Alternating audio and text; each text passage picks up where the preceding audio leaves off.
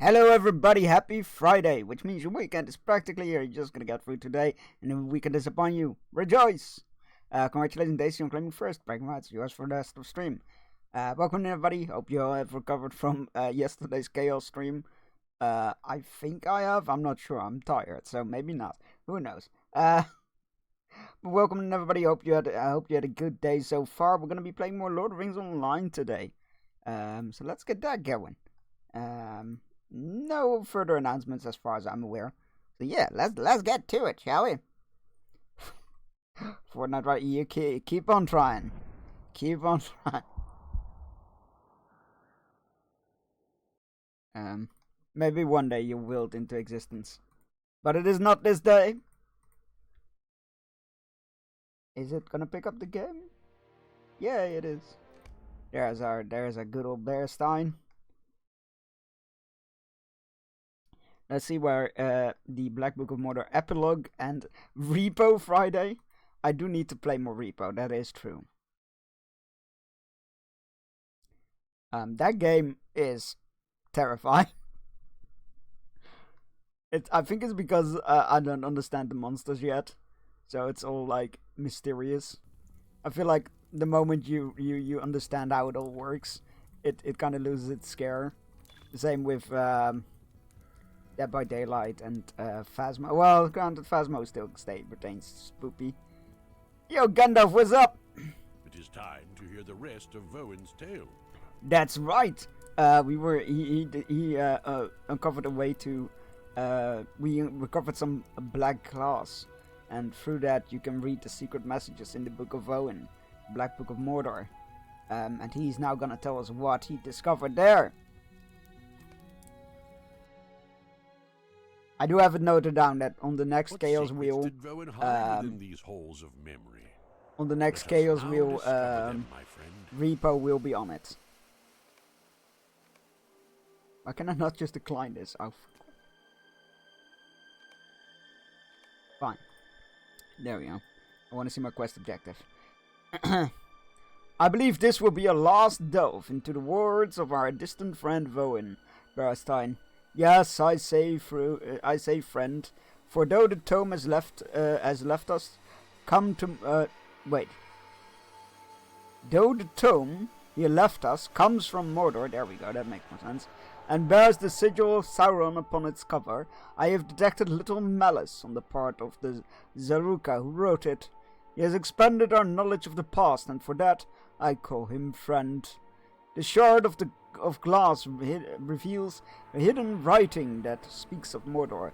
That is where Voin picks up the tale, and that is where we should follow in the wholesome memory.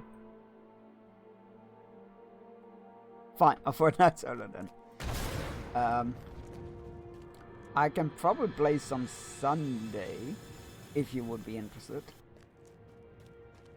Gotta raid tonight. Hopefully I'm just having a day to myself tomorrow.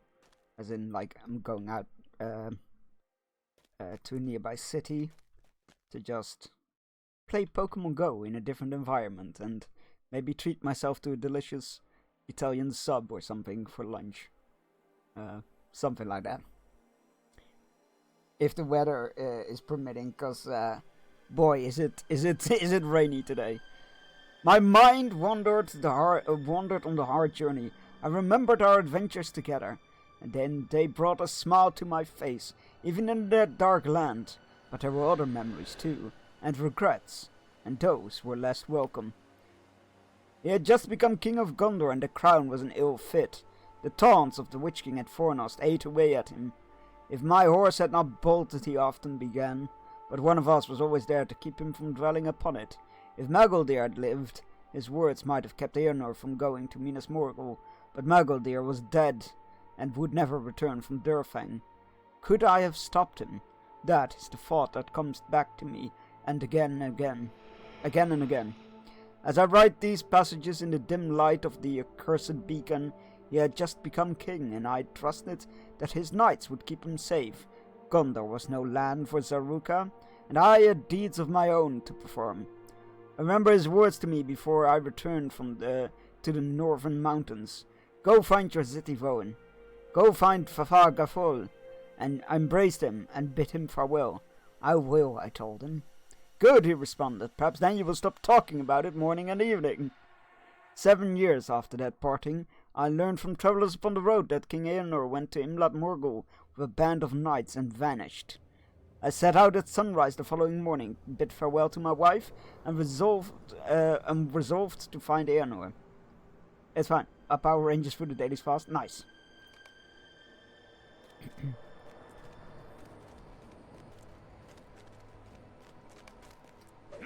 There's like one Fortnite skin that I would buy no matter what, and I don't think it's ever returning to the game, given recent lawsuits.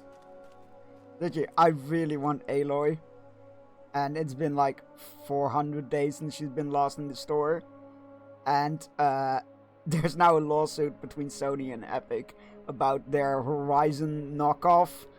Like we got their Temu Horizon clone that Epic is making, and so I don't think Aloy will ever be available again in the shop in Fortnite.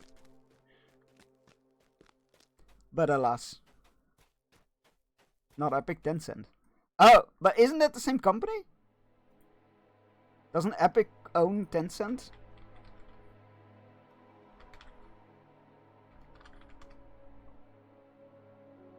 Or the other way around? I can't remember. Alright, maybe it still happens then. No, Tencent owns part of Epic. Okay, cool. Then maybe it can still happen. Yay! Fingers crossed. After many months, Gandalf reads, at last I found him. Wait, you found Eanor? In Minas Morgul? That's interesting. Hey, that's cool. Maybe it'll still happen then. Let me check what the exact amount of days is. Because there's a tracker for every cosmetic to see when it was last in store. Oh, I was wrong. It wasn't 400 days. It's 886 days. Last seen in the store on March 20th, 2023. Lego owns more of Epic, and Lego's still slimy. Alright, cool.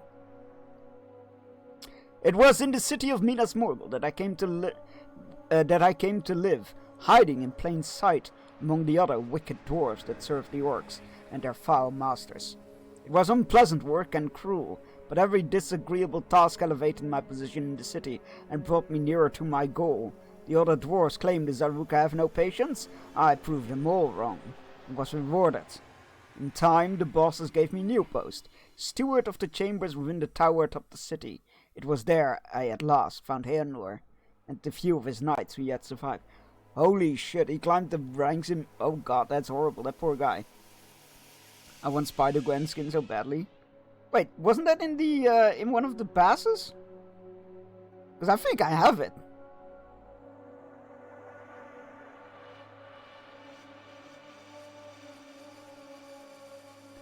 Right, continue to listen to the two. Oh my god.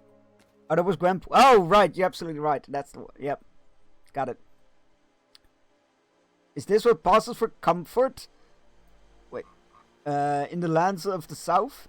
I think you could do better than this, Eanor. I see you still have your sword, which makes you more of a guest than a prisoner. You should have asked for better accommodations, I think. It's good to see you again, Vern. Wait, he is still himself? Oh, right, of course. He's, he turns into Mordorith at some point, doesn't he?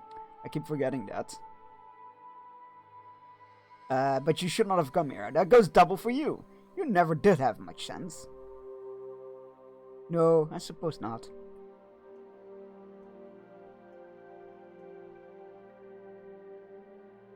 Well, take one last look around it, to remember the place, and then we'll be away. Nah, he won't come along. Is this how Voin dies? Why do you not follow?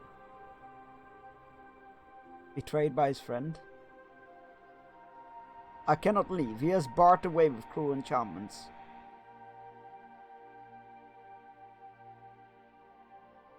There's only one means of escape, and I would not take it.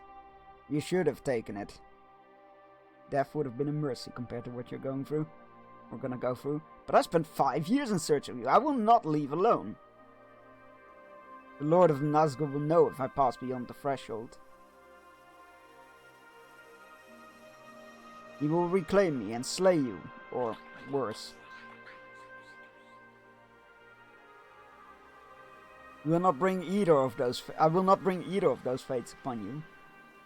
Oh, he does care about his friend. You're always the most stubborn of my friends, Eanor.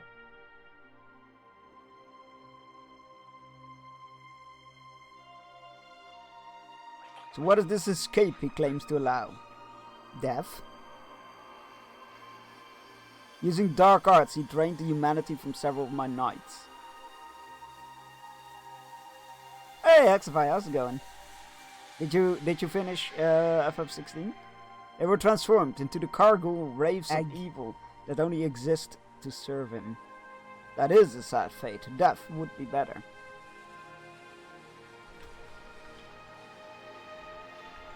So fought Calatur, but he did not have the chance.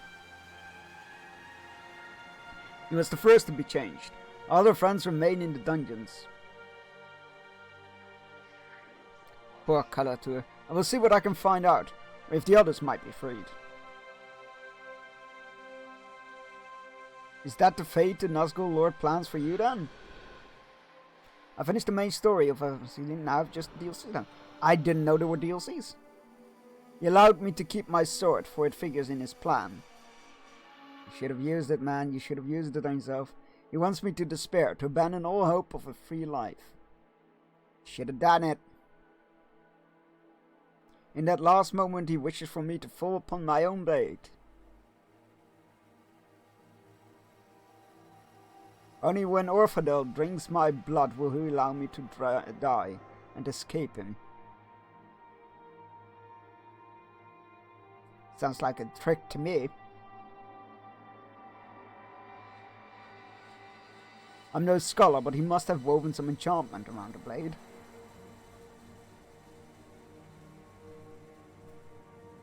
Letting it taste your blood will likely bind you to him in some unpleasant fashion. That could have been the case as well. It could have been a lose-lose situation. I've resisted for these many years, but it proves more difficult with every passing day. Echoes of the Fallen and Rising Tides. Oh, nice.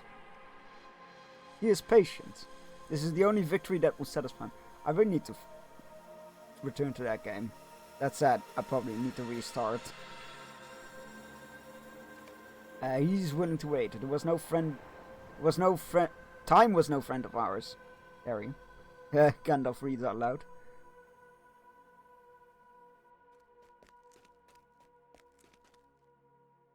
Hey, Mishribo, how's it going? Yariboru's banner is here. Awesome! A pleasant sight, most surely.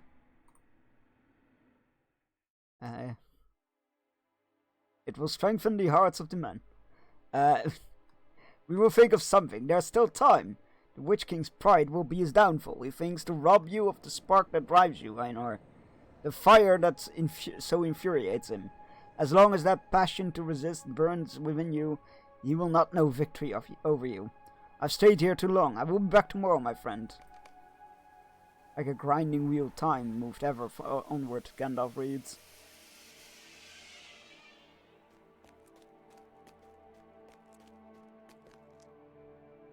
Think, Einar, think. There's still time, but there's less time now than there was. I've devised 100 plans, each of them less likely to succeed than the previous one. But that doesn't mean escape is impossible. Never think that. I do not want to worry you. You should know that Silmatar is no more. The Houses of Lamentation have claimed another of our friends. We shouldn't weep for him.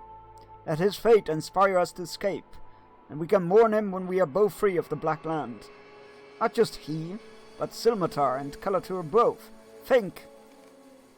But the grinding wheel showed no mercy. Time moved onward, reads Gandalf.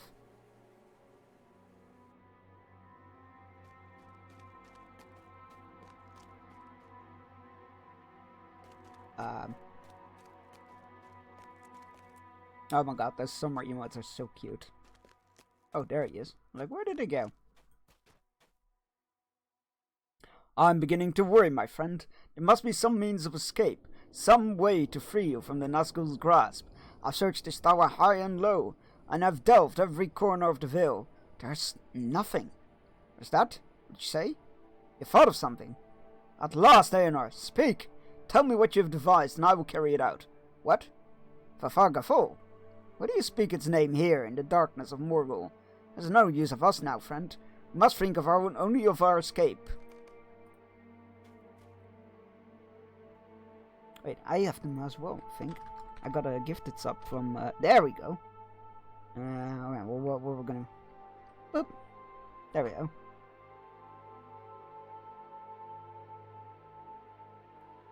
For all the time I've known you, Vaughn, you have dreamt of finding your lost city. I do not want you to waste your years here in the tower seeking to prevent something I know is to be unpreventable. Yes, I know my doom. Here in the heart of his power, I cannot hope to resist the Lord of Nazgul for much longer.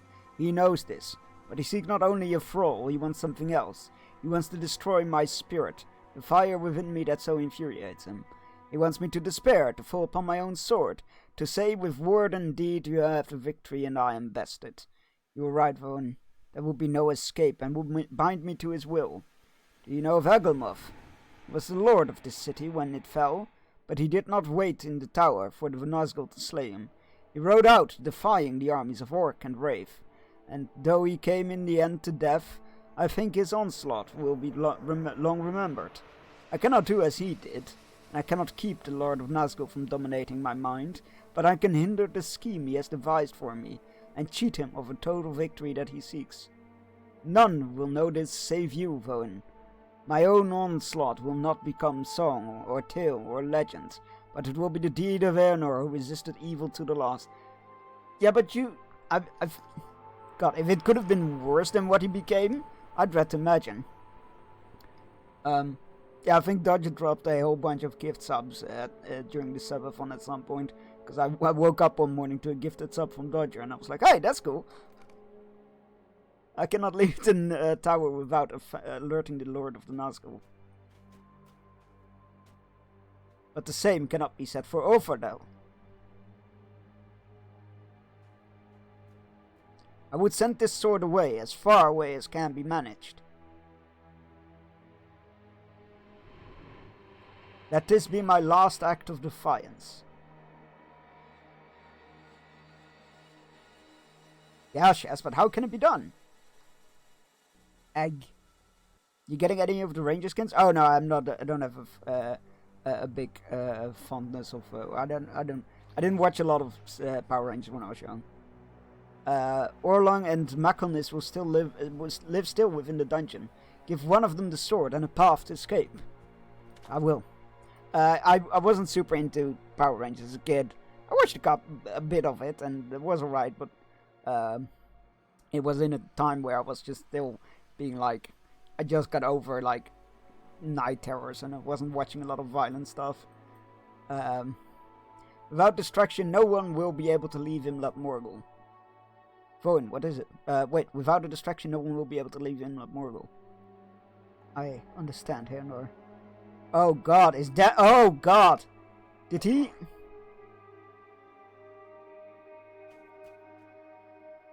Did he give in to the Witch King as a distraction? Maybe he was. Maybe he was defiant till the end. Yeah, I don't. I appreciate what they did nostalgia. They hold for other people, and that's why I'm always excited to see anything about it. But yeah, no, I won't be getting any of the skins myself. I'll just grab the one in the battle pass and. Gandalf turns more pages, peering through the glass at each one.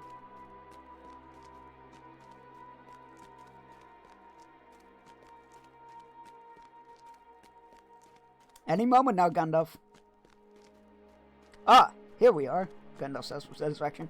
Thank the gods.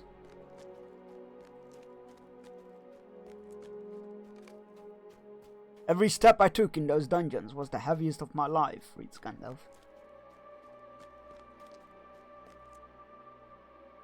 Voen, what news of Aenor? Tell me, he still resists the torments of the Nazgul. What? Escape? What has changed? I will not leave without Aenor.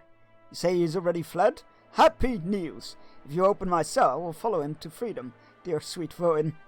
What of Makilnis? You go to free her now? Then I will away.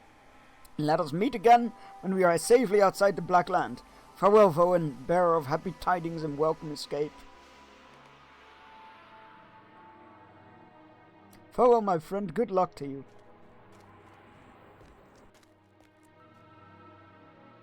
You fucking muppet! Excellent timing. Goodbye, Orlang. I am sorry. Congratulations on claiming second, Chemical Fairy. Dragon Ride's yours for the rest of the stream. Guard!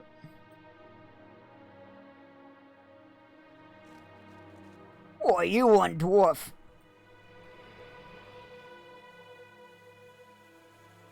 A prisoner's escaping. Eastward he went. Towards the bounds. Oh my god, that is the distraction? Hi everyone, sorry, I'm making a little Prince of Darkness in The Sims. Oh, you're making Ozzy Osbourne?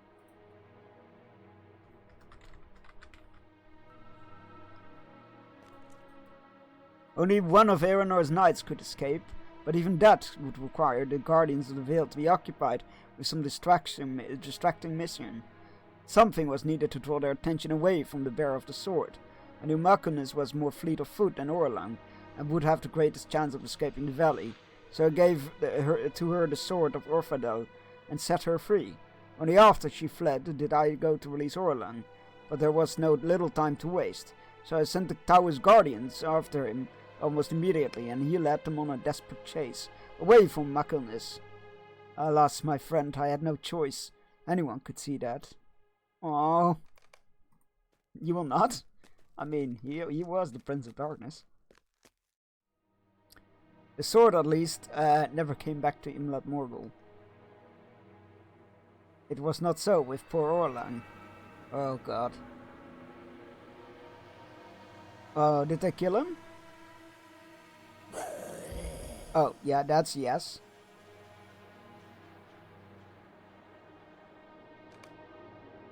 I miss Sims 2 and 3 in this aspect. The Sims keep smiling and looking around smiling like nobody. You gotta be depressed and melancholic. Nice. Thanks for the hydrate.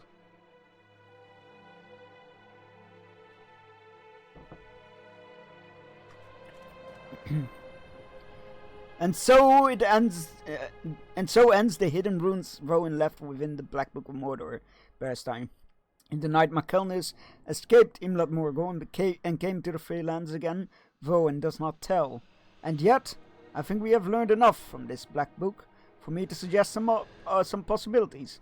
I believe Makelnis escaped the bounds of Mordor, still in possession of Orfadel, the Rising Star, but not without injury. For how long did she journey and where did she go? We cannot know for certain. But it seems she did not make for Minas Tirith, or word of her would appear once again, and it does not. I think she turned northward, in an attempt to put as much distance between herself and the Witch King as she was able. Did she survive the journey and live out her days in peace? Did she succumb to her wounds freshly inflicted during her escape? Or those she endured during her years of torment in the dungeons? Was she recaptured by a hunting party sent by the Witch King? Rowan never learned which of these came to pass, and I cannot say. But of this I am quite certain. Whatever may have been the fate of this Knight of Gondor, the blade she carried out of the Morgul Vale survived. Orfadel was of elf make and wielded by Magaldir, the elf, during the siege of Barad-dûr, and later by King Aenor of Gondor. But in time, history was forgotten, and its name was lost, so it became just another sword, handed down from bearer to bearer for many years. Somehow it found its way to the hands of a Dunedain, and became the heirloom of his house. That is how it came to the Ranger or Golodr, Berestein. Yes, though it endured much over the years, I think the sword would be remade in the Forge of Rivendell, and renamed Dunakar, was once known as Orfadel, and so the Rising Star became the Avenger of the West. They brought it full circle. I'm tired and hungry, but need to fast for Blood Wars Day. Oh, that sucks. But at least you have something to look forward to afterwards. Much that was obscured from us now seems clear. When the sword Dunakar was pierced Mordor's form in the throne room of Karn Dûm, the purpose of the Witch King was fulfilled. 1,000 years later, but not in the manner for which he had planned, bonds were made that day, and months later on the Pelennor fields before Minas Tirith they would be broken. He could not remember it, but 1,000 years later, Eornor's final act of resistance freed him from the dominion of Mordor. Gandalf closes the black book and looks up to you. Looks up at me? I don't think I'm taller than Gandalf, am I?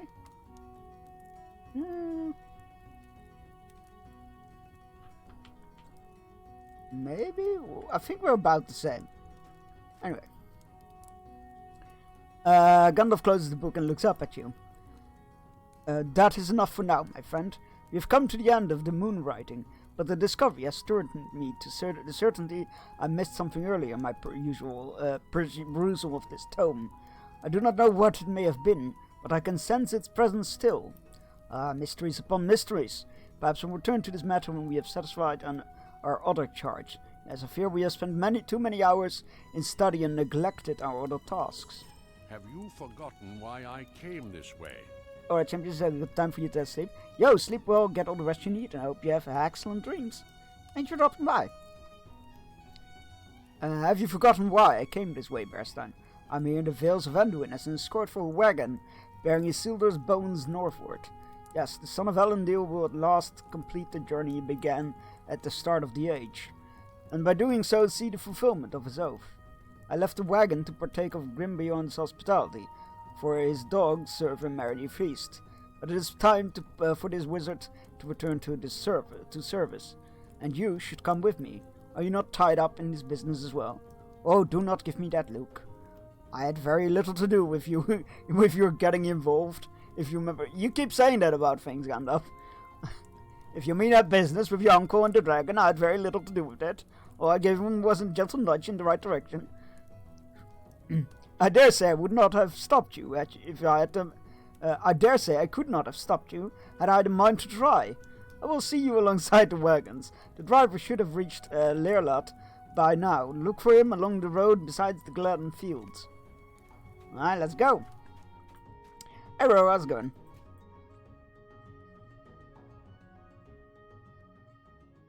Gandalf was always like, I have had very little to do with that, thank you very much.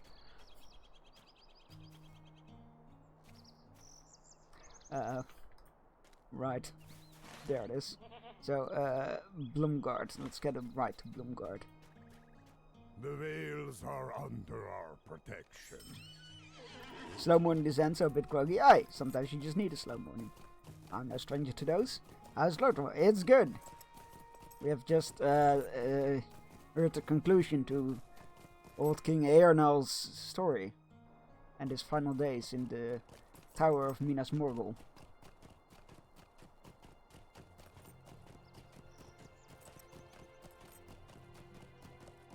And now we are about to rejoin the caravan that is taking the bones of Isildur back to Rivendell.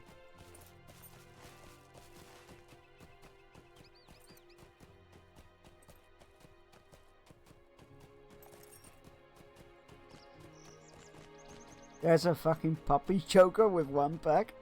A puppy choker? As in for Sims, not Animal Sims. And teenagers can wear it. Oh, like a choker. Right, okay, got it. That's, specific.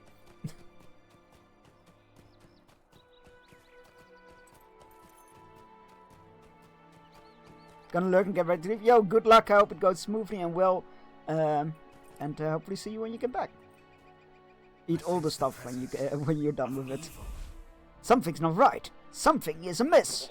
I do sense the presence of evil, actually. The dread in this area is suddenly very much rising. I sense the presence of evil, and I am beyond harm. Have I not suffered harm enough in these lands? But I would have no further injury to come to my remains. Whatever evil comes there, begone! Take thee from these lands and leave us be. There is a dreadful presence here, but I cannot see the source of it. I advise you to stand by the wagon and look for the source of this dread. It may be nothing, but it also may not. Oh! Vagari the Wanderer has come to this place. I remember now. I know, son of no blood. Has returned. The shade stares past you, glaring at the wagon, and the dread sensation intensifies. Then it abates, with only emptiness left in its wake. I remember now, the shade murmurs. It was lost to me, but now it has returned. I know what I saw, I know what I did. The shade grows indistinct. Wait, oh, that's gotta be the traitor then. I guess that was a loose end that I forgot about. The shade goes indistinct, wavering in your vision, and then reforms again and seems to take a great deal of effort, and leaves Vagari wary. I want to confess to you what I saw, and what I did. I want one among the living to know of my misdeeds. And then there is something I must do.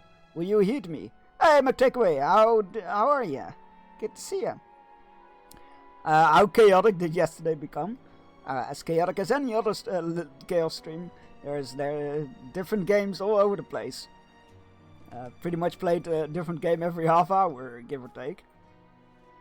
Do not forget this is a creature of evil, but I think we should heed it. The source of the dread has become visible to us and wishes to confess its crimes. I find this most peculiar, Bearstein, and I urge you to remain on guard. We must not forget this is a creature of evil.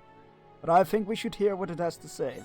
Let us hear what Vagari has to say. Did you enjoy yourself? Oh yeah, always. It's always a blast. It's it is a bit energy draining though.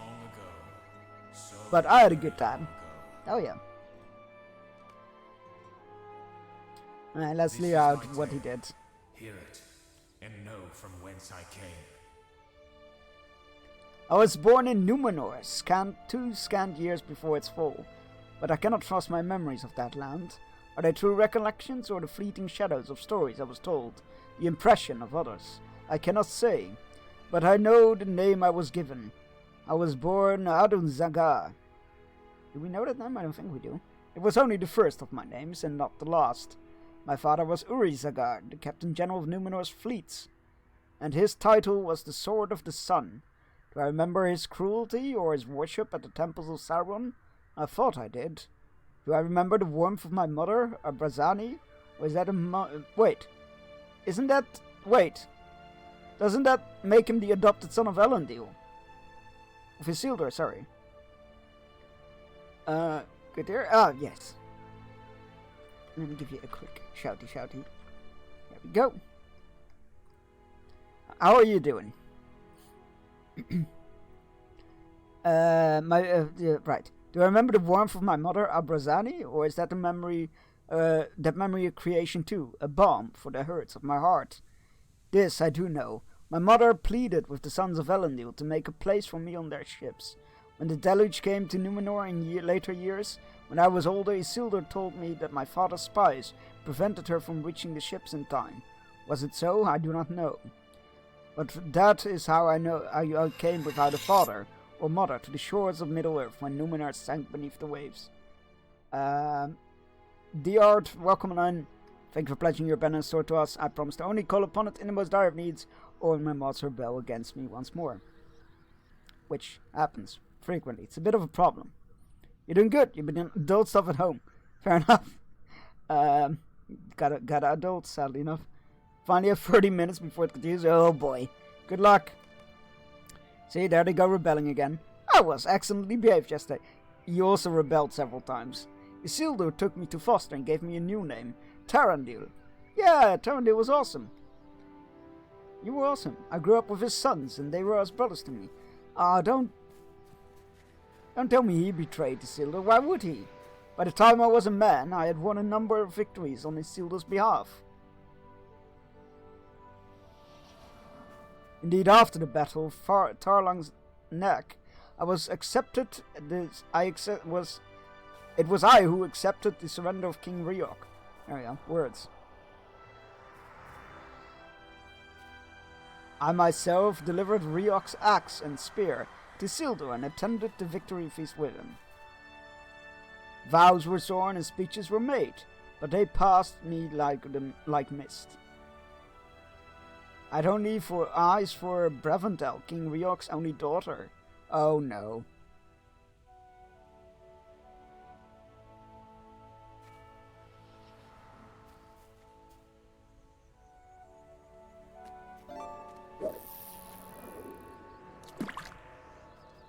I will never not be confused by that. I loved her at once, and she loved me, but we cannot speak openly of it. Once, and in my defense you left chat unattended. Squints. In secret we plighted our troth before the stone my foster father set upon Erech. Why secretly? King Ryok had pledged peace to my people, but he still hated the men of Numenor. Bravendel knew this, but the way of the heart are not those of the mind. Revealing the truth of our love would destroy the peace between our peoples, so we said nothing. But then Bravendel bore me a son. She named him Hill.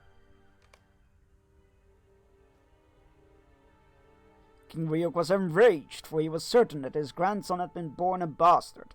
But Bravendel soothed his ire with reassuring words. She told the king she had married in secret, not to an invading Numenorian, but one of his own warriors who had recently been slain in battle with orcs. Hill was born of that union, she said, and therefore the stain of dishonor could not cling to him. Ryok's anger cooled, and he agreed to raise the boy as his own grandchild. I grieved that my son would not know his true father, but there was nothing I could do, so I stole gold from the treasury of Prince Eofor of Belfalas and sent as much as could be done secretly to Bravendel to provide for the boy. But then I was summoned back east to my foster father Isildur, for the host of Mordor had come down from the valley and overthrown Minas Ithil. Sauron's war had begun, and the kings sent word to all of their allies that it was time to honor their vows. It was then that Ryok learned the truth. Oh dear.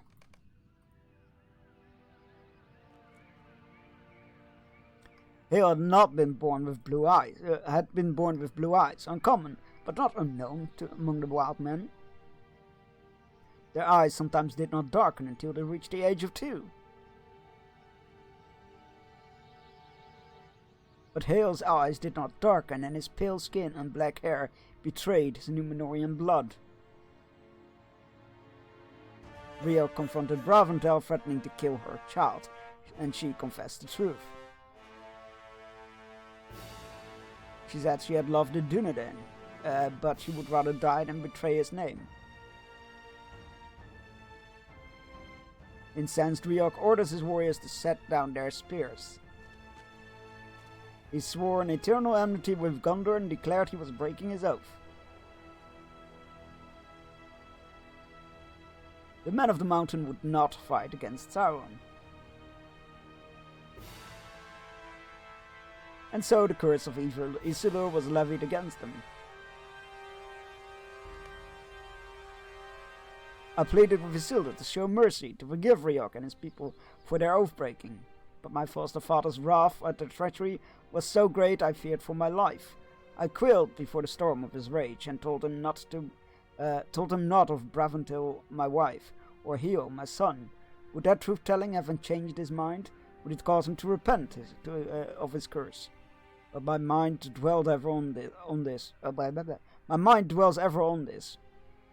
Not the earliest of my wrongs, but the first I regret.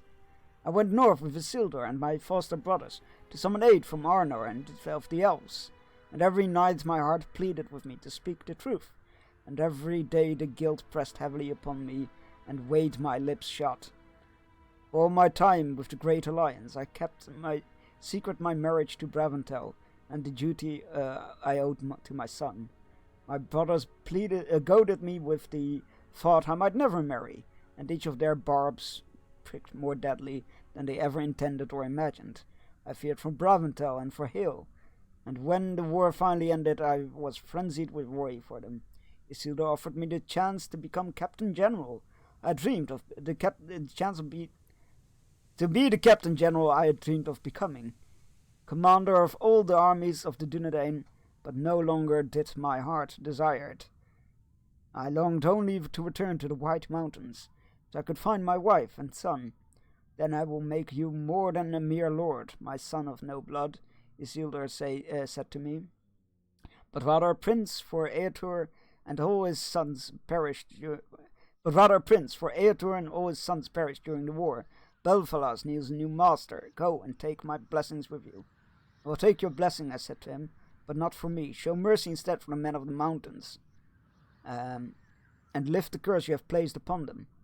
I will bring you their false king's head, and his people shall swear their oath anew. But he refused. Always did Isildur refuse me on this one request. I brought desperate search to the Vale of Warfront, but I could find no sign of the wild men.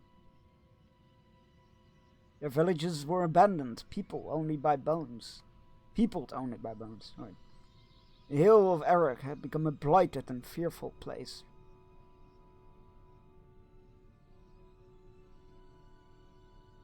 I followed the few signs I could find into the mountains, to the source of the Black Root.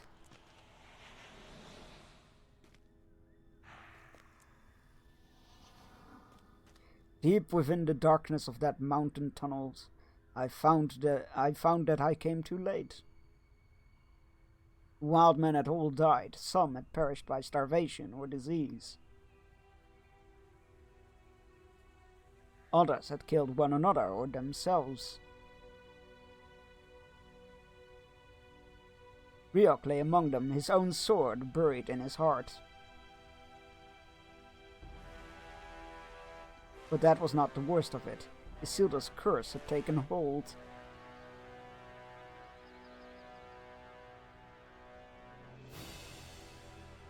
I was chased from those tunnels by the shades of Riok and his household. From the top of the hills of Erech, he howled his rage and fury at me. I know now who despoiled my daughter, faithless invader from beyond the sea. My rage will follow you forever. Though I remain bound to pass no further than Erech, you will never be free of it, for my howling anger will pursue you wherever you go. But that is the least of the daggers with which I will cut thee. This will be the sharpest. There can be no escape for my daughter and our child. You will share my sorrow, this detestable thief, for she and her child will remain with me forever. Not really, they got let go of their curse, so you can go now. The Shade of Tarandil says nothing but dwelling upon his old sorrows. Oh man. The pieces fall into place. Now I begin to see the sad road that brought the Shade of Tarandil to this place and this state. Could he have journeyed? Could he have turned away from his course and prevented the evil he would cause? For I guess at the ending, and it is sorrowful. Still, we must hear it. Tarandil's confession has not yet ended. If he will say more, we must listen. I have more to tell, though it cause me pain. Never before had I known such despair. I remember little of the days and weeks that followed. I wandered in the wilderness, mad with grief for my wife and son, lamenting their doom and an eternity of pitiless unrest.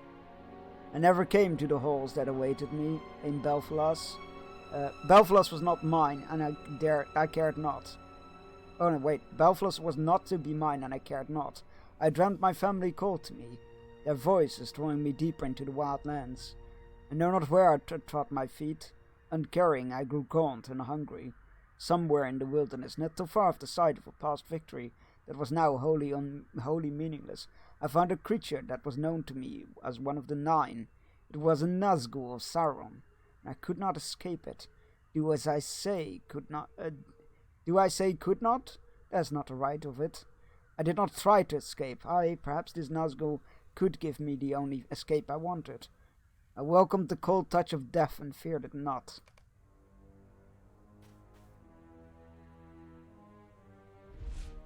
Men of the West, whose sire once hallowed my master, I offer thee the chance to redeem thyself. My master is unhoused, but yet unbroken. I don't know, I feel like you got on pretty good well up there. If thou aidest him, thou bringest him back to power. He can grant thee thy greatest desire.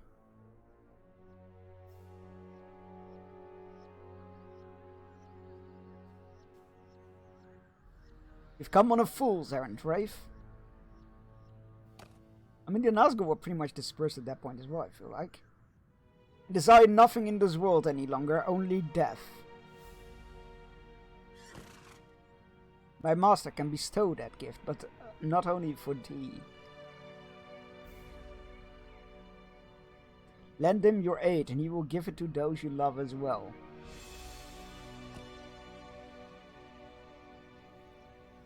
I knew of the power of Sauron.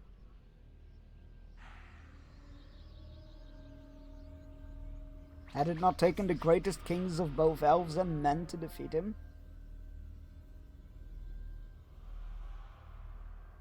And even then, the effort had taken both of their lives. If any might have had the power to end the suffering of Braventel and Hio, might it be Sauron?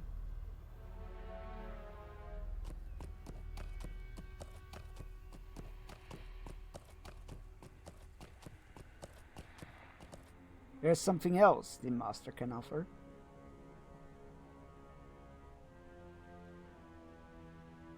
Something to satisfy a yearning so encompassing you no longer take notice of it. What yearning? For what? Vengeance against those who deserve it.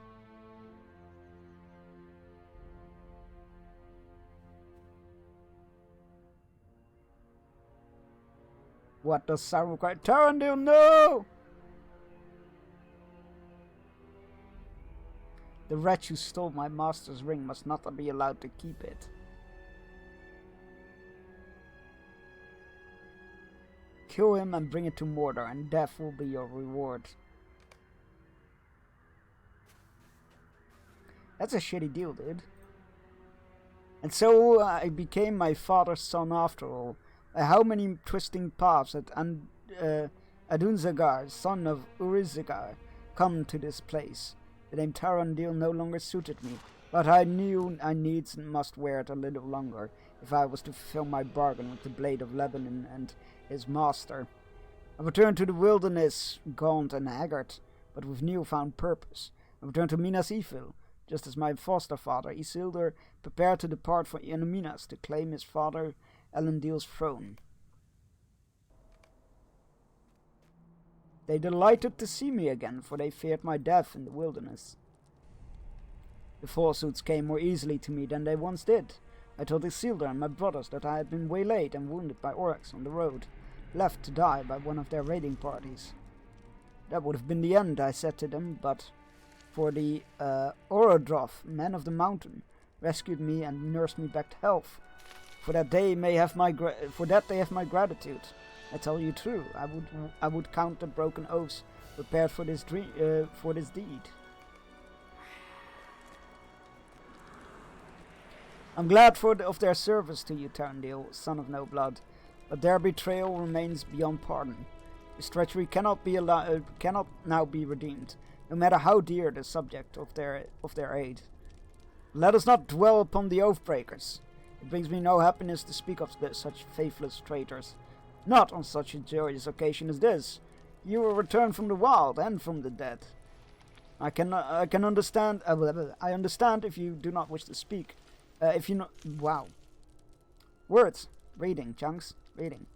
I understand you do not wish to take the western road again so soon. The change of heart that brought you hither to Minas Ithil is understandable. And if it is your wish, I will not push for you to return to Belfalas. Come with me instead to the Northern Road, if you are hale and hearty enough for the journey. What say you, Tarandil?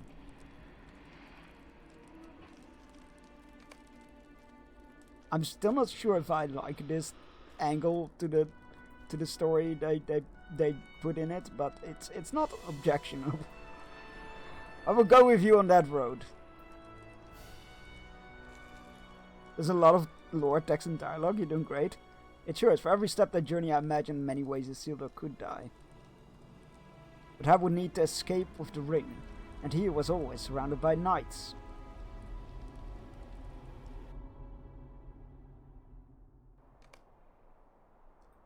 That was when I saw the orcs. At dawn, I crept from the camp and slipped away. You're more reckless than others of your kind have slain, but there is something else too. A shadow lies upon you, deeper and darker than that of any orc.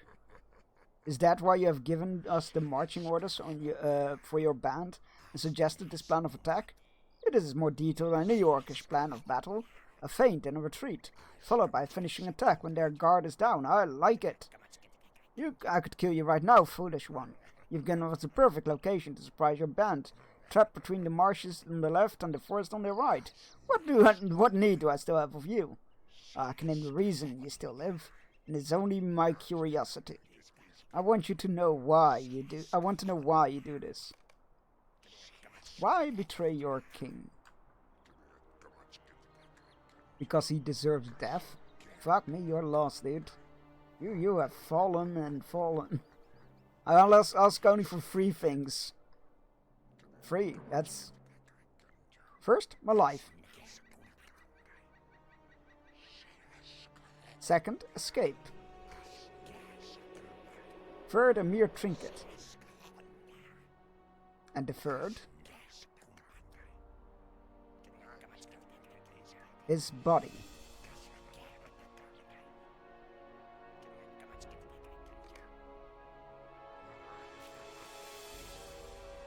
So be it, I will give you these 3 things for which you have asked. My crow feeders will get first crack at your marching men, but I will send word to the other raiding parties within range of us. Bloody Moon and Twisted Neck will want to be included, but my crow feeders deserve the greatest share of the treasure, and they will get it. But I warn you, traitor, cross me and you will keep your life, but only so you will know the torments of the likes which you have never... Calm down, Pinhead.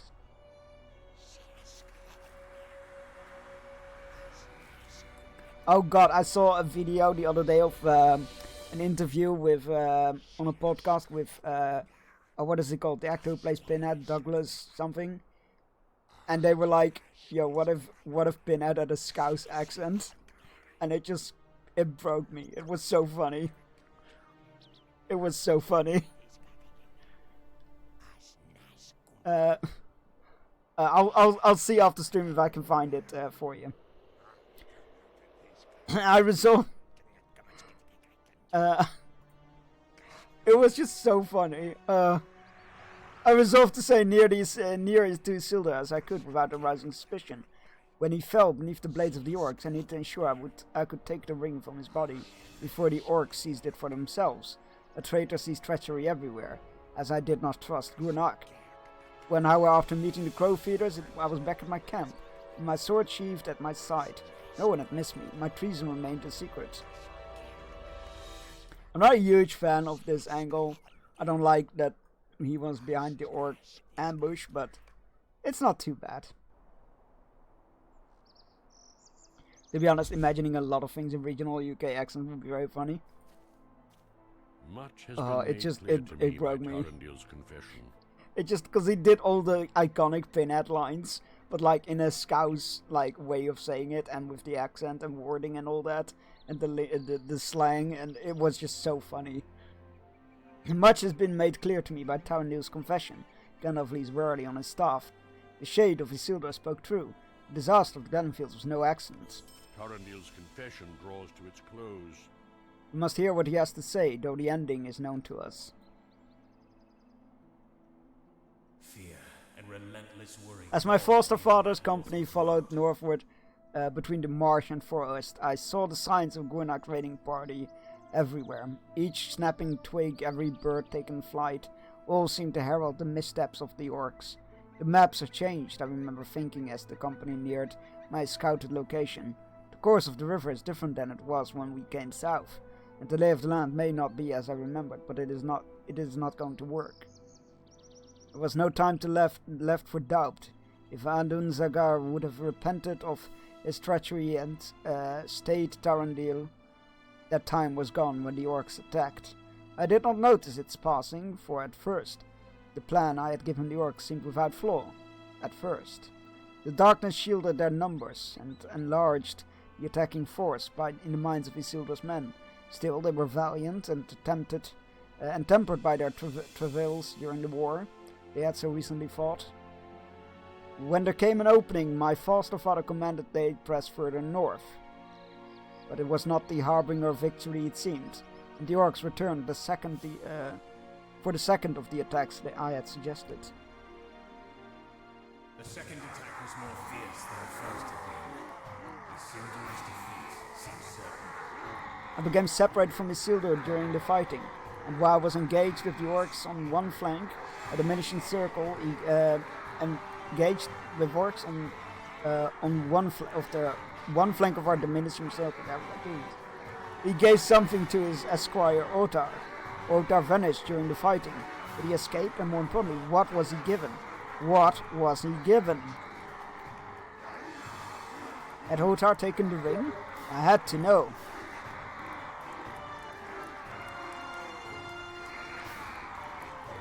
Pandil, you have to keep fighting. You're going to get through this. What did father give to Otar? This is not the time for this, brother. Keep fighting. There are too many of them. Oh no!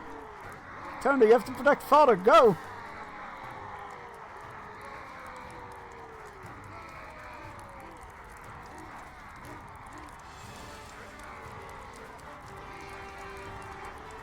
The orcs are too many. Tarandil, you're alive. Thank the Valar. Things go ill for us, brother. Father sent his esquire away before the fighting. Fighting became too thick, and trusting Otar to bear the shards of Narsil away from the battle. But I fear I did not give him the object of the orcs' desire. If we do not do something, they will seize it. Father, you have to escape. You must bring it to... Stand tall, my son. Oh, they're dead. Father, wait! During confusion, I lost sight of Isildur. Where had he gone? And did he still have the ring? If he escaped now, my bargain with Nazgul would become to naught. Riverbank. He must have escaped to the riverbank.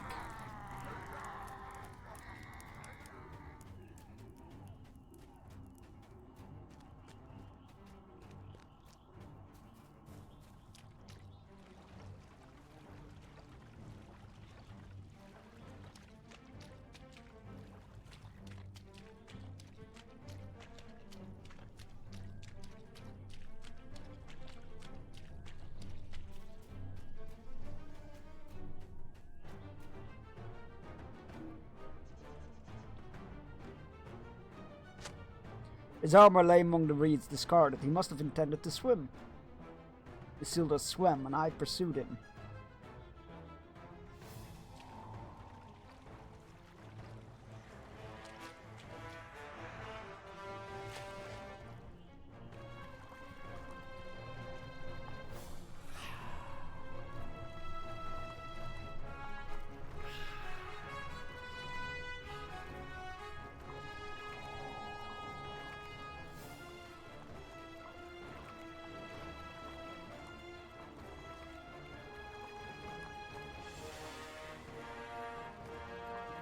I found him at last, but could make no sense of his expression.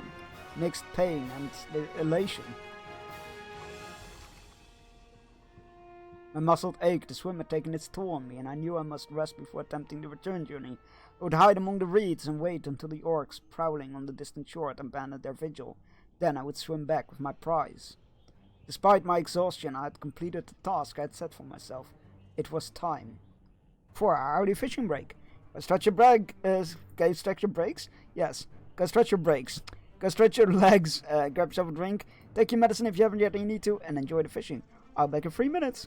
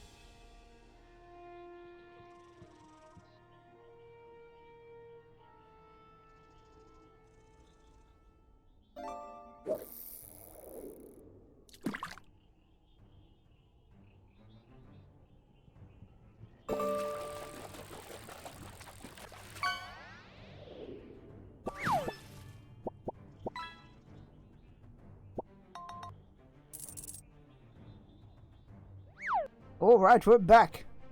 Congratulations on your catches, even though they were not technically fish. Right.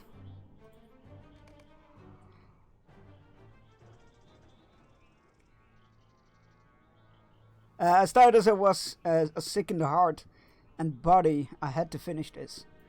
Thought that I used to have it. Thus the ring remains safe. It is gone. It left me in the water. I am forsaken and I am free. No. No! Turn, what is the...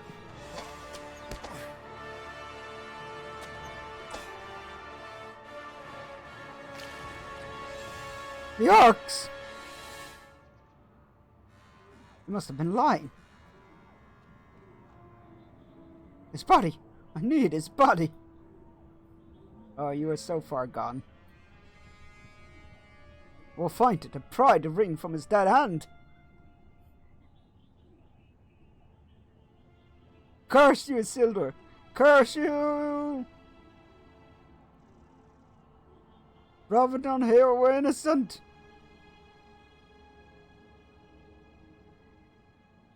You're gone with the current and the ring with you. All is lost, all is in ashes. 1,000 curses upon you. Without the ring, I cannot fulfill my bond. I cannot save my family, Bravendale Hill. I tried, but his descendants still freed them. Oh, you innocent. Oh, he killed himself. Didn't see that coming. For men such as me, death was no escape.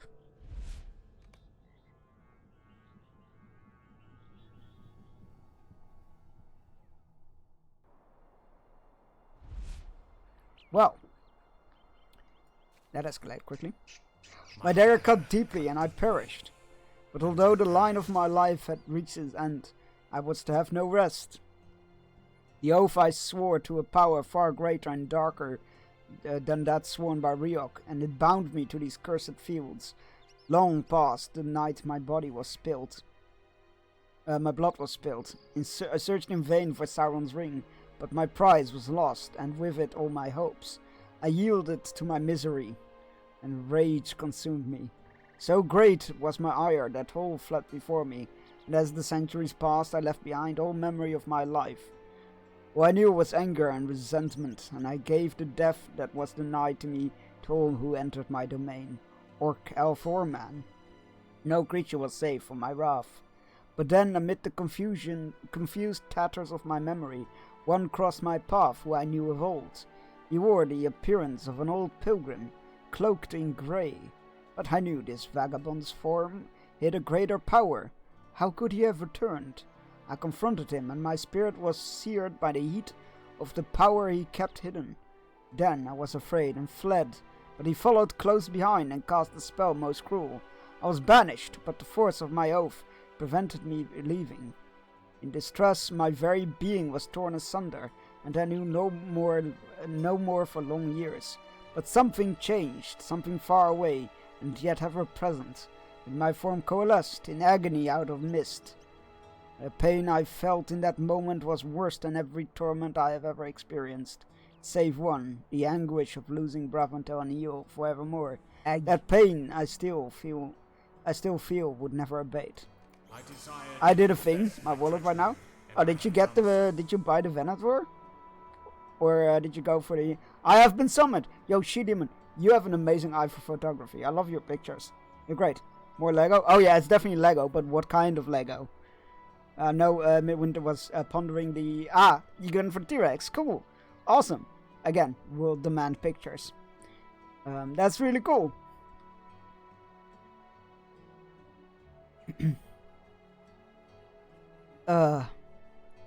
Poor boy. I desire to confess my treachery, and I've done so. There remains but one thing for me. I will seek for my... No, she's gone! They're gone! They've been let go! Oh, you stupid... I saw the likes. Yeah, I always feel awkward, like, liking too many pictures, because I'm like, well, this is gonna come across as like somebody just went for your entire feed, but, like, yeah, you got a really good eye for pictures. I really like your concert pictures. They were great. Really nice with the light and everything. The Venator is really good looking and all, but there's another coming for cheaper price soon. Oh yeah, that's true, yeah. I will seek for my wife and child, for Bravendale and Eel, no matter where they may be. I would suffer any hurt to see them again, and to know their fate, whether it be doom undeterred or rest finally achieved. Do they still linger in this world? I have to know. For if I must consign myself to mindless oblivion in the effort, so be it. I face it without fear. Terendale's form wavers uncertainly, and he addresses Isildur for the last time. Father, I do not seek your pardon. I know I could never be granted, and I would never ask it.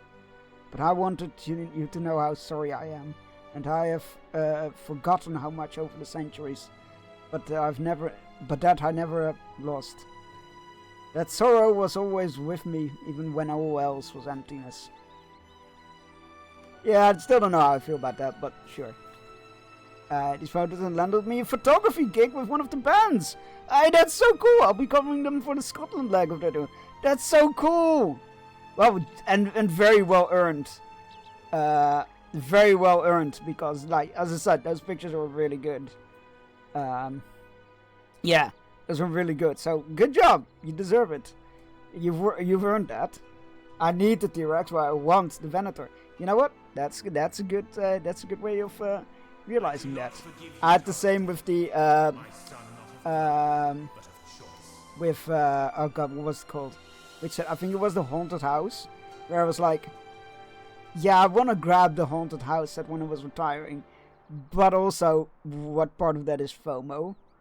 And then I was like, oh, I actually rather would get this set instead. So it's, you know, it was definitely FOMO. I do not forgive you, Tarndale, my son of, not of blood, but of choice. But I think there was a time when these sorrows might have been avoided, had you spoken freely to me in life. I set aside my vengeance. There is no suffering I could impose that you have not inflicted upon yourself. Go then and endure your punishment. You earned the punishment you created. Be gone. The shade of Tarndale bows his head and fades from me. Yeah, I'm not entirely sure how I feel about that angle Hearing of the story, but sure. Tarndale in its fullness fills me with both satisfaction. Funny thing, they were just with my phone, not even my gear. Yo, I've seen, like, we were in the zoo on Wednesday, and I had my mirror reflex digital camera. From, granted that it is a dated one, but yeah, I had that with me, and I was taking pictures. And my sister was taking just as good, if not better, pictures with her phone. So I'm like, you know what? Technology has come a long way. Kinda hope they make a Triceratops full skeleton for next year's April. That would be cool. Hell yeah. I think I'll stick to the skulls. This is the little smaller skull sets. Granted, I only have the T-Rex one so far, but it's a pretty cool one. Plus, these are better than most non-digital cameras. Oh, I do have a digital one, but and it is really good quality images that you get with it. But like, it is a thing that you carry around with you. Hearing the tale of Tarandil fullness fills me with both satisfaction and regret, Bearstein. For the responses in it to question long unanswered, but the second for my own part in the tale. The evil deeds he performed cannot be excused, but if I had known the full extent of the Shade's story, I might have stayed my hand. Farewell to Tarandil and Bravantel, and hail whatever their fates. I mean, if they were dead in the mountain, they would have been part of the army of the dead, if you will, and they would have, like, found peace and rest after Aragorn held their oath fulfilled. So, our journey must continue, Bearstein. One oath may yet be fulfilled. We must continue to Rivendell.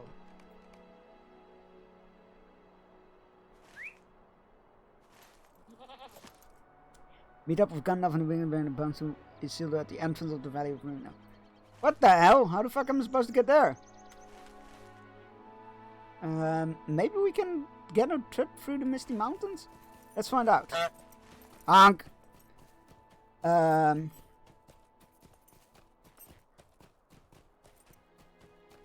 think it might be coming because the T-Rex have sold out twice so far. Popular set. Memory unlocked. I went to the London Museum for Natural History 2 years ago, and a little kid looked at the teeth on display and said, Dad, look! Mastodon teeth? Glorious. Oh, that... I've been a long time ago.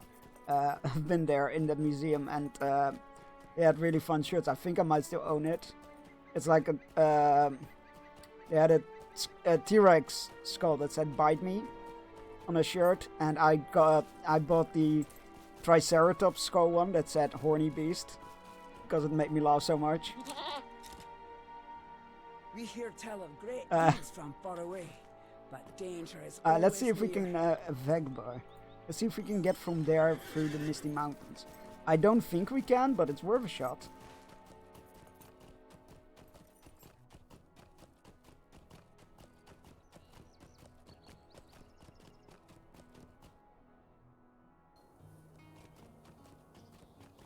Looks up the Triceratops ship from my demon carrot cosplay. Do it. The mountains Give belong in to to your us, feelings. not to those. Oh, foul the Misty goblins. Mountains. Remember. Oh, Rivendell Stables. Let's go. We can't just get to Rivendell from here. Nice. Excellent.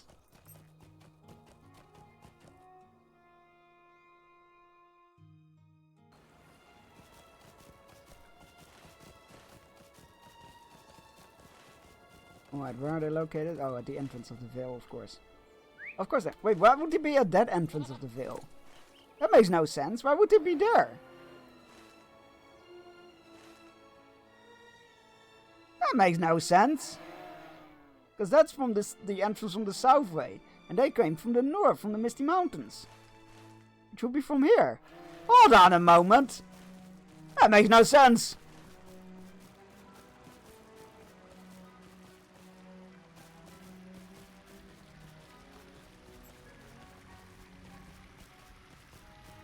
Shenanigans are afoot.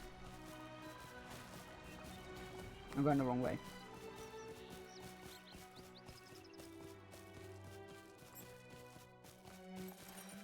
They shouldn't be there, they should be here! Like, there's no logical reason why they would be coming from the south.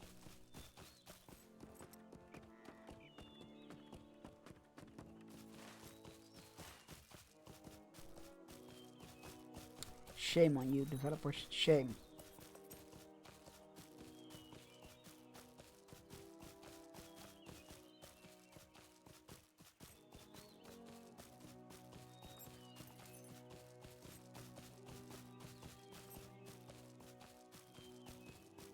Yeah, I don't feel how I feel like, I don't know how to feel about, like, Isildur's adopted son taking after his parents' heritage.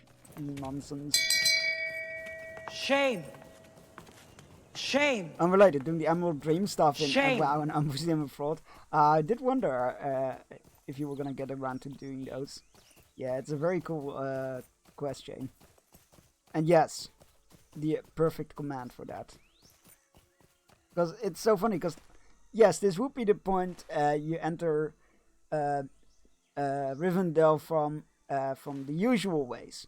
But they specifically went up the Anduin, following the route that Isildur was gonna take, which was here, and then cross with the Misty Mountains, which means you would approach it from the north, here, which is from the Misty Mountains.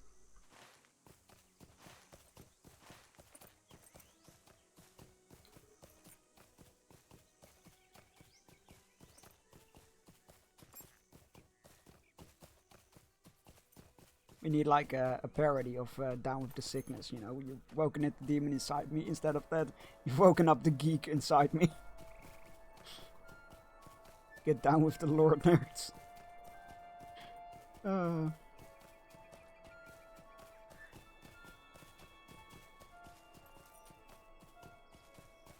Exactly. The wagon bang the bones of Isildur has come a long ways and from Gondor. And so have you. After the passage of so many years, I have come at last to Rivendell, as was my vow. I can now know rest. These long centuries later, never did I think this day would come. The great shade, the shade of Isildur wavers before you, shimmering in and out of view. With a great effort, he remained to give you his final words. The tale of Tarandil has stirred something in me, and I can dismiss it no longer. I know the struggle he faced, the conflict that caused him such distress, and I find I can understand. I do not forgive him, but I understand what caused him to fall. He was my son, not of blood, but a son all the same. Some measure of his wickedness must be traced to me, for was I not the man he would strive to be? The shade of Isildur wavers again, his attachment to Middle-earth made tenuous by fulfillment of his ancient vow. My thoughts turned to Eärnur Bearstein. Tarandil fell to darkness through the arts of the Blade of Lebanon, one of the Nazgul, and not the greatest nor the most evil. But Eärnur fell to the Lord of the Nazgul himself. Eärnur spoke of the torments he endured in that dark place, and I dismissed them.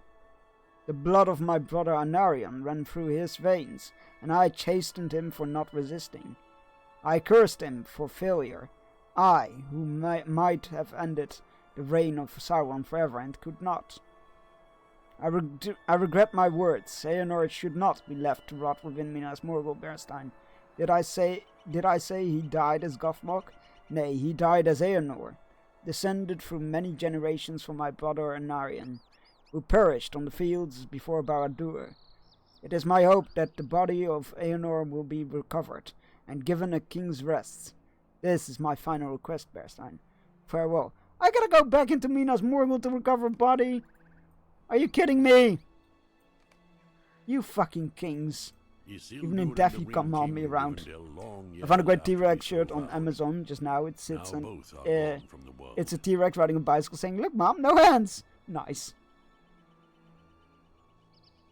Both Isildur and the ring came to Rivendell, long years after he so vowed, and now both are gone from the world. It has been an eventful journey, but there is one more thing I must say to you, my friend. Gandalf's eye twinkles merrily, and he lifts the Black Book of Mordor from his leather strap. I spent the latter half of the ride to Rivendell concerning what I might have missed within the Black Book, Berstein. The glass shard from the beacon of Barad-Kûran revealed no further secrets to me, but I felt certain there was more to learn. Had I overlooked some trick? At last I have determined my error, and while I am ashamed to admit it, even the very wise will sometimes make mistakes of this fashion. I was so focused upon the writing of Owen that all else was obscured, as if I were blindfolded. That is how I missed it. Owen's handwriting is very distinctive, and as I scoured it for any further clue, I quite ignored the drawings, which decorate the margins of several pages, near the end of the tome. I saw no meaning in these pictures, for I thought them mere embellishment, and yet, hidden among these illustrations, I finally recognized further dwarf runes. I did not see them during my previous studies, because they were not written in Vowen's hand. Someone else wrote these runes, hiding them in plain sight. I'll try to translate them, Berstein, and can properly tell you the ending to Vowen's tale. Are you ready to finish our study of the Black Book of Mordor and close it for good? Safety chubby unicorn, picture of a rhino. Nice. These runes were not made by Vowen's hand. They were made by another. Oh, these were made by another, Vowen's wife, Bozina. She was the one who finished the Black Book of Mordor. Hear now her words, and you will know the end of the tale therein contained. One last book dive, let's go! What secrets did she add to the holes of memory? I wonder. I am named Bozina, and I am of the Zaruka. I met Vowen, who would be my husband, when I was young, and my beard was but a shadow of what it is today, and I did not count him much of a dwarf. It was only with the passage of years that he earned my love, and now we have a son. Tazgo is his name, and I already have filled his ears with the stories of his father's adventures. But he is so young. And to him, tales are just tales.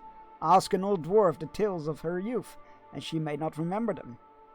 So I do not entrust this story to Tazgo, though he is dearest to me in all of the world, and I will raise him to be all as Zaruka should be. It was Vowen's wish that I recorded the end of his tale in the tome he brought out of Mordor, and this I do now. It was in the year 2051 that Vowen went south in search of his vanished friend, the lost king of Gondor.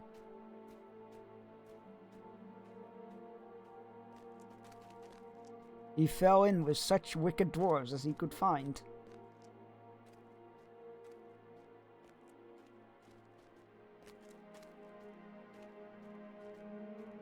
In their company, he made his way past the bounds of Mordor.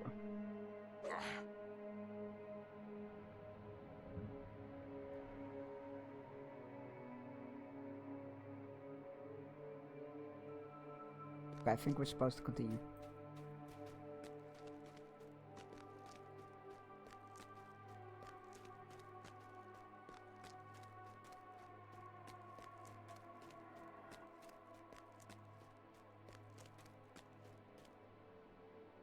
For 12 years he remained in Mordor, and when he finally returned he was not the same. The time he spent among such wickedness in the Black Land and the citadel of Minas Morgul took its toll upon him. No one could have survived such an experience unchanged, but by my beard I can say none could have done so better than my Voin. I miss him every day. Oh.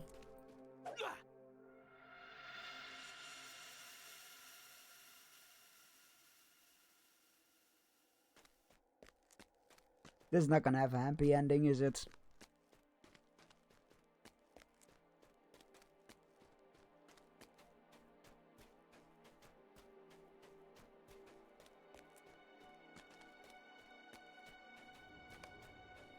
He spent 3 years in Minas Morgul trying to free his friend from a cruel fate. But it was not to be. The torments of the Witch King proved too severe, and in time Eonor's resistances fell, as he knew they would. He had told Voin this day would come, but my husband refused to believe it. Alas, the depth of evil in that place had overmastered Voin's hopeful heart, and the words of his friend proved true. The day Voin feared came at last. The Witch King's domination was complete. Eonor was given a new raiment and a new name.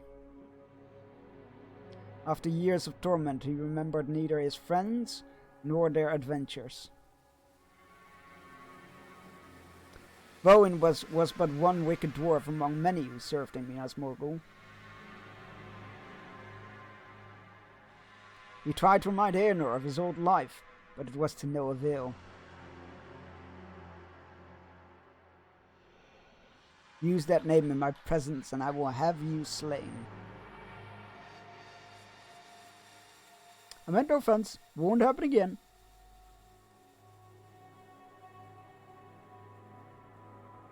See that it does not. Tell my master I will join him presently at Barn near Neff. The Mistress of Lamentation has a task for me.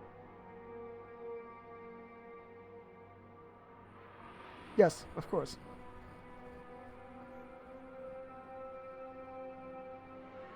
Thank you for your mercy, Morderith. I know it was painful for him. Voin knew the time had come. He ascended the stairs in the tower and came to the very highest chamber, where resided the great beacon. He broke a shard from its reflective surface, and using the secret arts of our kind, he trapped a ray of the moon's light in that glass. Sitting in that high place, my husband took from his satchel an empty tome he had taken from an archive in the city. The accursed sage that governed it never knew the book had gone missing. In the light of that moon, Voin wrote the tale of his years, and left nothing out. He wrote of Magaldir, the elf, into whose life my husband came so only near the end, and wept to not have known him longer. He wrote of the knights of Gondor, with whom he adventured in Gundabad and everywhere else. Hopeful Silmatar, courageous Kalatu, swift Malcolnis, and loyal Erlang, whose death grieved him for the rest of his days. But most of all he wrote of Eonor, the lost king of Gondor, and his dearest friend. It would be the only record of the man Eonor had been before he fell into the net of the Witch King. When Voin could find no more words to write, he found a plain coffer in the city and fashioned 2 keys to open it. One of the keys he kept, the other he set beneath a hammer and broke the end. You had to lurk? Yo, hey Simfer, how's it going? Happy lurking. And thank you for the first button. Yes.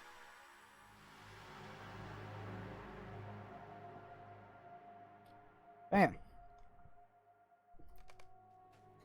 He presented a broken key to the Wraith, who had once been his friend. Oh, how did that go?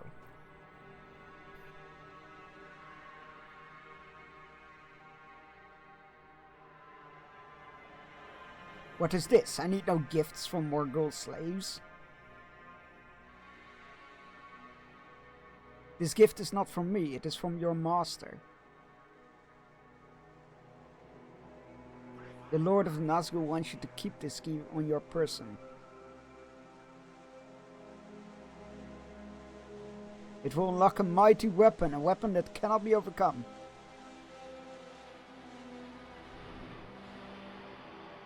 The key is broken. There is naught it can unlock. The tests of your Nazgul master are no concern of mine. I've done my duty, Morderith.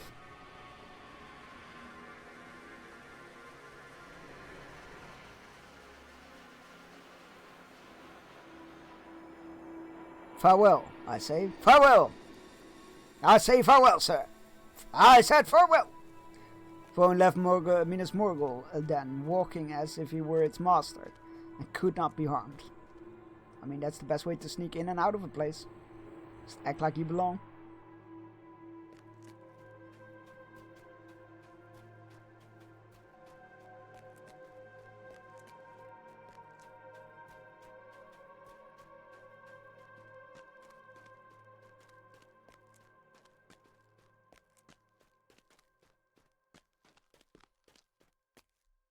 He did not stay in Mordor. After 12 years my husband returned to me.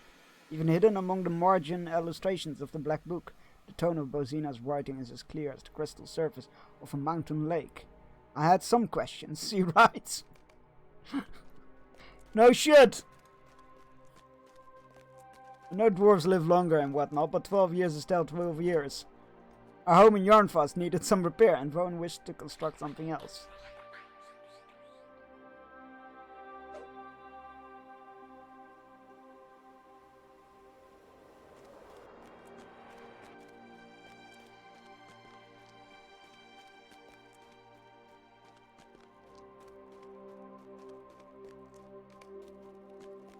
Voin wanted to build a secret chamber in which to hide the book he had written.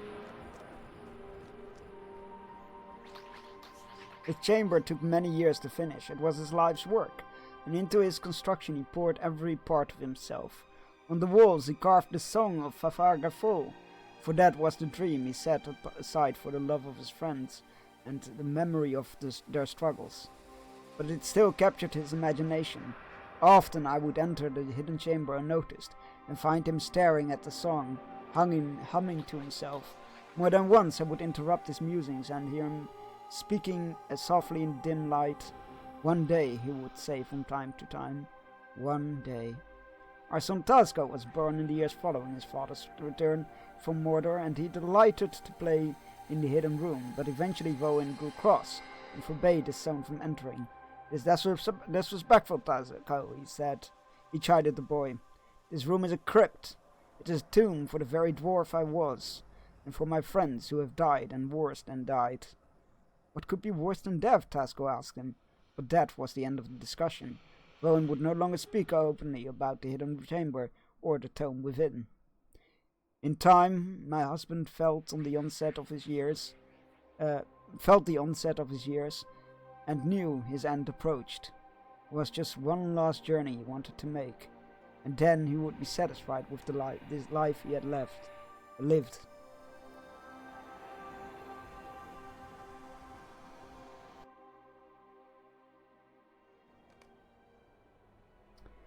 And then I said, "The Ring of Power? I thought you said the Ding of Hour." The what? What does that mean? Hi, Zay, how's it going?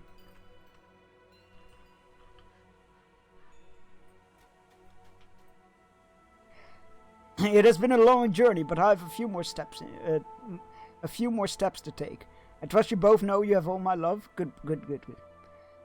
Keep the deeds of the Sarluka close at heart, Tazco, and live by their example. You will be a strong dwarf and brave. Stronger and braver than I have been, I expect. I'm proud of you, my son. Take care of your mother, and see that she wants for nothing. Bozina, you are more dear to me than you know, and these years have been better than I deserve. Take care of Tazco, and know that I will bear the memories of our time together wherever these steps take me. It was a lame joke. It wasn't your best work. Is he really going to find Fafar-Gafol? What do you believe, Tazco? I hope so. I think so.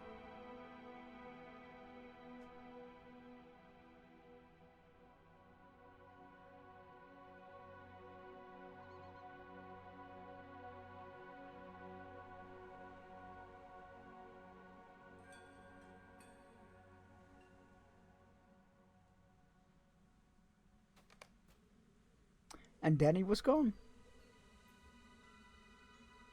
We returned to Yarnfast. My husband was right. Tasco grew to be a fine, strong dwarf, and as the years passed, he proved an able help to his mother and the rulers of the Iron Hills. He spoke often of the great deeds of Zaruka past and present. Voen would have been very proud of his son. I placed the tome my husband had written in the hidden chamber and sealed the door. I entered that secret room less and less often as the years went on, and in time I stopped going inside at all. Tasco does not remember the journey we took from to the Grey Mountains with his father, but every now and then he asks what I think what happened to him. He found the lost city of Fafaragafol, I tell him, and he smiles. And why should he not? Voen survived Mordor and Minas Morgul, and defied the edicts of the Witch King himself. I think if anyone could find that lost city, it would be my husband. Now I feel the passing of the years as Voen did, and I know my time is nearly ended. I have come to the hidden chamber one last time, and I will write the conclusion of my husband's story in the manner he wanted. My friends defied evil, he said to me, and I do not want them forgotten. I promised to conclude the tale, and now that I have done so, I will set this book down upon this table, and sing the song my husband carved upon the walls. I will leave the hidden chamber and seal the door, and then I think I will sit for a time, and think of Voen. If any should find this book after a year, or 2, or 10, know that Voen and Bozina and their son Tasco were happy with their lot, and despite the difficulties of their life, they knew they were given that even a hopeless night must come to an end, and they would always be good-hearted folk, ready and eager to greet the dawn.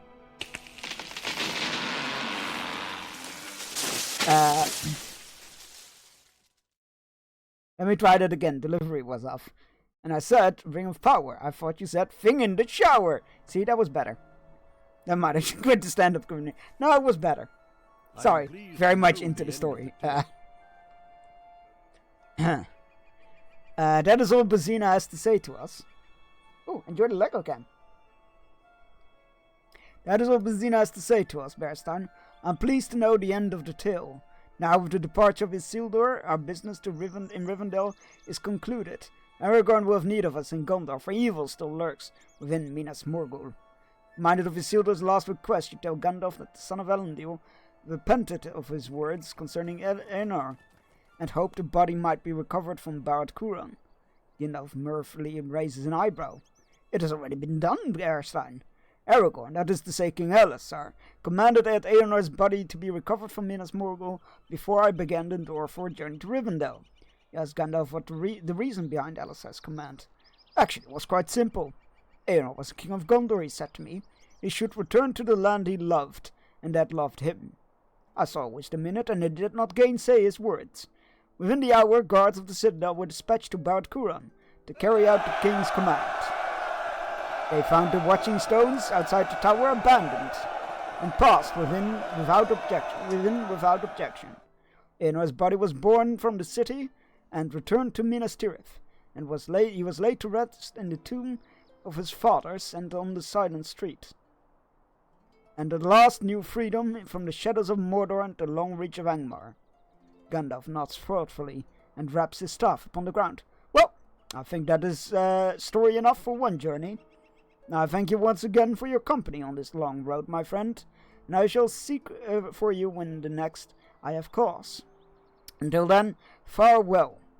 Should you have need of me before then, look for the lodge of our good friend Grimbeorn, whose hospitality cannot be measured. I still have no idea what set that is. It was a gift with purchase somewhere in the autumn or winter 1 or 2 years ago. I can rotate it a bit.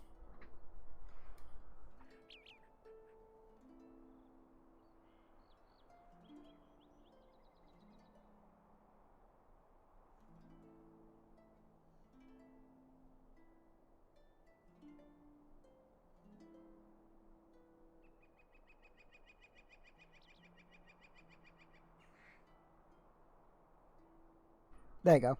It also has an inside. There's a little kitchen. You can't see it, but oh wait, maybe I can zoom it in for you. There's a little piece of cheese on the counter in it. It's great. Where is it?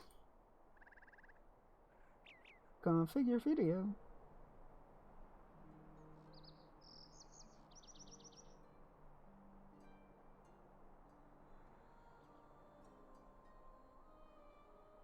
Ah, it's the cheese.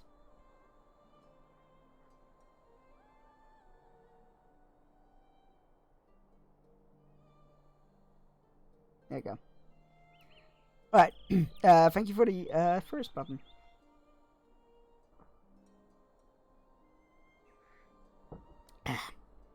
Right. After a brief rest, the wagon will return to Gondor. Can I hitch a ride? I actually don't know where the next quest is. Let me have a quick Google.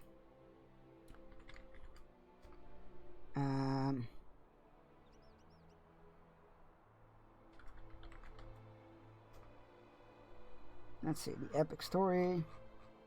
Oh god. Oh, wait. Black Book of Mordor. Epilogue. Next up is the Legacy of Durin. Where does that start?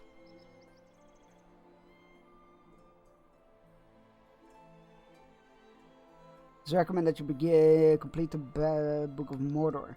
Alright. Starts with Durin in Scarhold. Okay. We're going to Scarhold.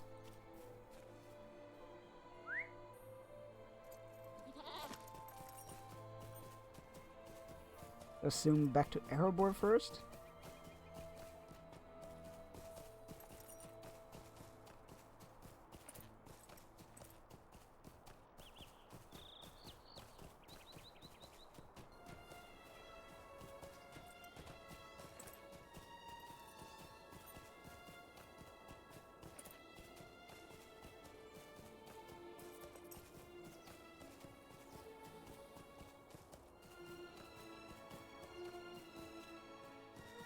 Yeah, we're going to... I think this is the question that goes to the story that takes place in... oh god, what is it called? I know exactly... I know the lore of the place. I know exactly where it is. I can't remember the name. Gundabad. There we go. This way for the stables.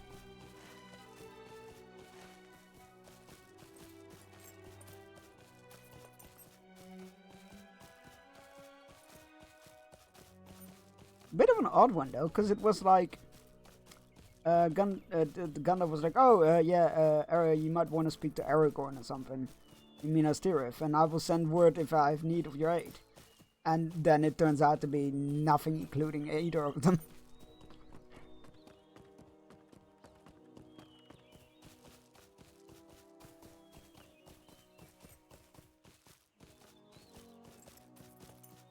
All right.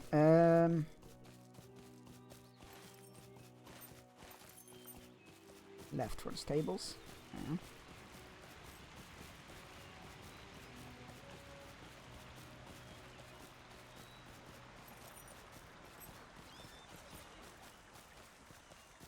All right.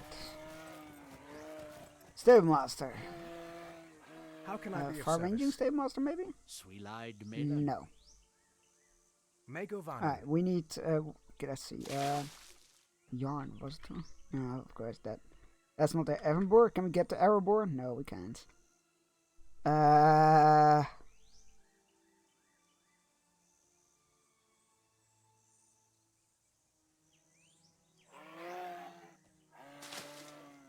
Oh, we can go through, the Vales of Anduin, and then we can go to, from Mirkwood to Erebor, and then from Erebor to Iron Hills. Yeah, that should work.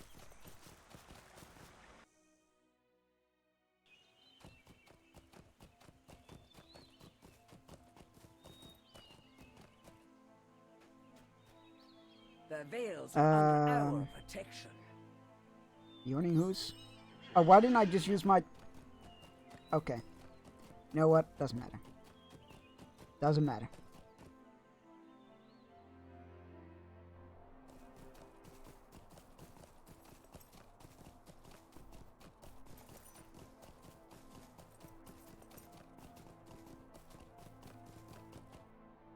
I would like to go to Erebor. Can we go there from here? Once made safe the Riverlands. We cannot.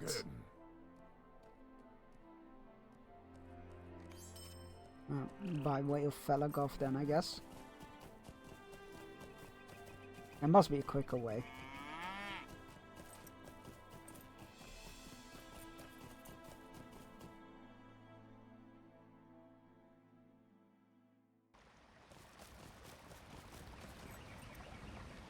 What do you need? Right. Erebor. Yeah, we can't get to the Iron Hills from here, so Erebor it is.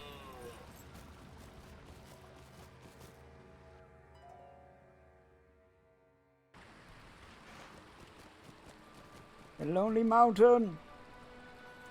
Beautiful. Alright. What do you need? Now we should be able to get to Yarnfast. There we go. It's so weird that we didn't get a pop-up going like, hey, you should go here now.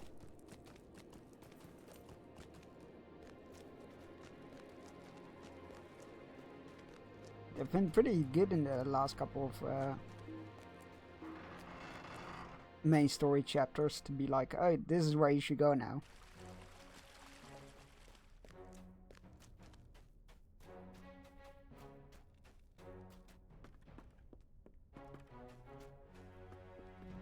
Alright, Dane, he will be in the front room, I imagine.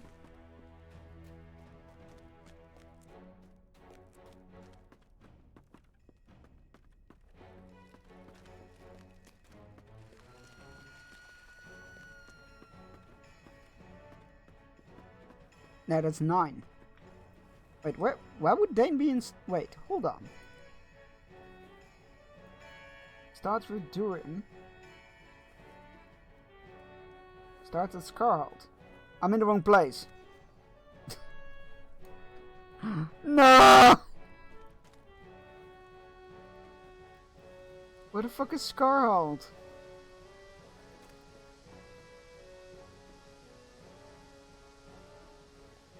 Oh, it's in the Grey Mountains.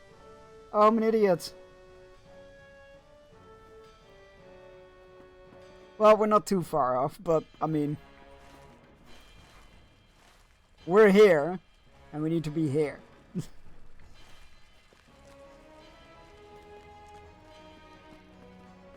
So we're on the right side of the Misty Mountains, and in the right northern hemisphere. And that's where all the similarities of, like, at least we're in the right direction ends.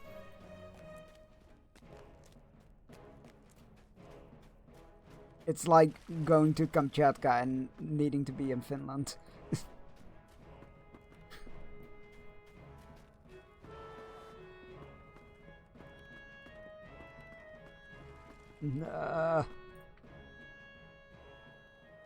Alright. Back to Erebor, I presume. What do you need? Yeah, looks like it. Oh no, Scarhold! We got a direct ride from here. Ah, it's not too bad then. He said, trying to excuse him being entirely off. Durin! Where are you?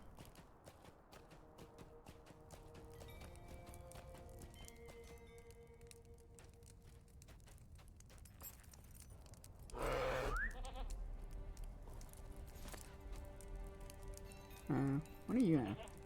We seek Oh no, that's fine. It Oh, there's Durin. Hello, Durin. You have returned, my friend. Right, Black Book of Mordor completed. Excellent. You have returned, my friend. I did not know when your adventures to the south might release you, but I am pleased it was sooner and not later. It is good to see you. Durin claps you heartily on the back, and then he lowers his voice and wearily eyes the courtyard. For the exchange game, nice try. Not today, though. I mean, you can, in theory, redeem it by gifting enough subs to clear the battlefield, but it's about the only time. I'm really proud of never done a dick. Why is that a quote? I I don't even remember the context for that, and it was recent as well. Because that's 351. That's like really recent. Wait, this was like last week, wasn't it? When everybody was quoting anything with the word dick in there. Fairly sure that was. I'm back, I'm Chunks. Classic. Truthfully, things have not been going as well as I might have hoped. I've been trying to ease the tensions among the dwarves that have come to Scarhold. It's not been easy. Longbeards, Haruk, and Stoutaxes here all take exception with each other, even on trifling matters of little importance. All of these free dwarf companies suffered grievous losses at the teeth and claws of the Frost Horde under Karlsgard's direction. But we have seen no sign of the worm since you departed. The Weeping Warrior himself has not reappeared in that time. Do you know anything about that, Berstein? But now it falls to me to get these dwarf clans working together, and that is not an easy thing. Perhaps you can ask members of each family what they think I should do on their behalf. Stoutaxes, Zaruk, and Longbeards up the stairs here at Scarlet. Make sure to give you their opinions on this matter, and it may help me decide on how best to proceed. Oh boy. We still have a bunch of loose ends in Mordor, though, which is quite interesting. That was when you asked about what shapes you've done for the battlefield. Bless your memory. I would have not remembered that. Yeah, that was it. That was it. Durin wants to know what is to be done. Ha! This Stoutax has a recommendation or two, but do not think he's prepared to hear them. I'm a Stoutax, Berstein. Of all the dwarves in this Middle-earth, we have endured the greatest trials. I dare you to say otherwise. Many were the torments of Sauron devised for a great king, when Drazza did not submit, and his people were enslaved. But we kept our honor. Though we toiled without end in Mordor, now that the Dark Lord has gone, the Stoutaxes have emerged to take what we will and what we deserve. So I say again to this dwarf princeling, ha! What authority has he to command the Stoutaxes? He fought against the Frost Lord, so did all of us at Scarlet. I count his deeds there no better than any of ours. You need a dozen of such victories before he's even matched the least of my own. You know, the whole taking what doesn't belong to you, but what you want, is what got you in the whole mess in the first place. We should learn from history. They took away all my nuts! Durin is no Jeruka. That much is clear. If Brotus Frostblood was still alive, he would not ask such a thing. He would simply tell us, in no uncertain terms. Woe be to the dwarf who did not comply with his commands. The Longbeard Prince is green as spring, and spring in the lowlands. He would do well to keep to himself and leave the Zaruka alone. We are not his to command, though he must inhabit Scarl together for now. That will be for a short time only. Durin will soon tire of this adventure and return to his father's halls beneath the lonely mountain. You will live well, while we Zaruka remain here, sleeping on the cold stone and dreaming of Gundabad, the home that has been kept from us. He knows little of the Zaruka and cares for us less. I find it distasteful for him to pretend otherwise. Shots fired.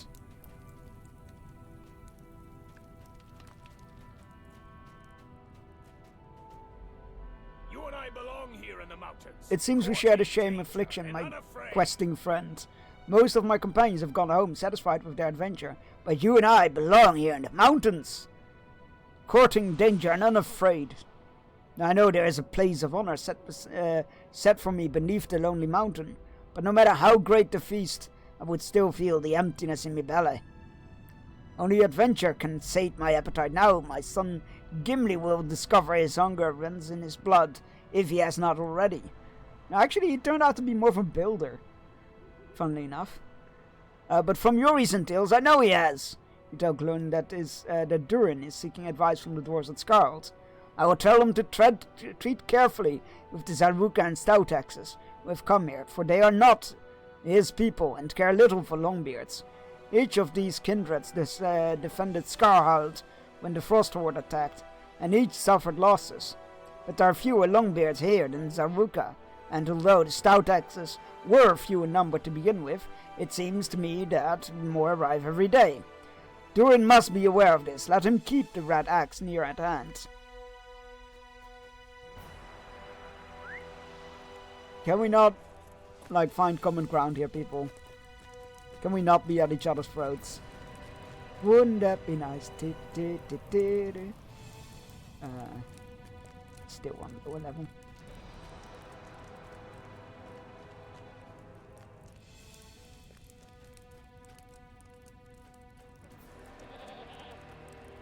Have you heard, my friend? As grim as I fear they will be. Durin listens to your report of growing unrest among the stout actors and Zaruka, and of Gloin's concern, and his face falls. He halves the red axe thoughtfully. I came here too hastily, Bearstein.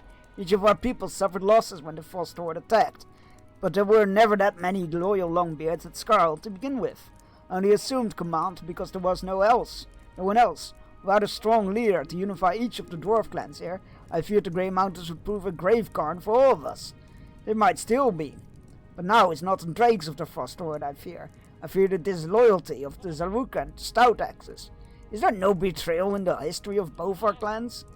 In the history of both clans? Oh no, here. So it begins.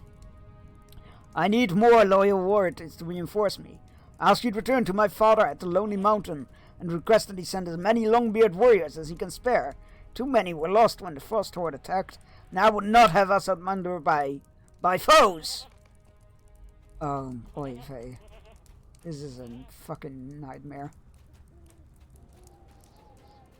I don't agree with any of this. Where's the bloody stable master? There he is. Greetings. Tyr Erebor.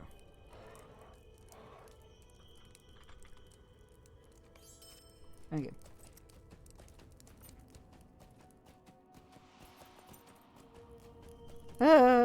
You could get along. You could try to get along. But no.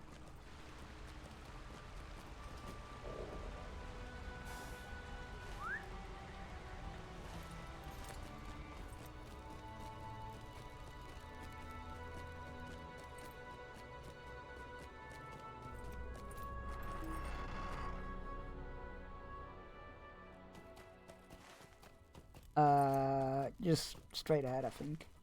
The throne room was. Hole under the mountain. Yeah, I think that's it. Yeah, because these were the mines, these were the living halls and whatnot. The throne room should be ahead.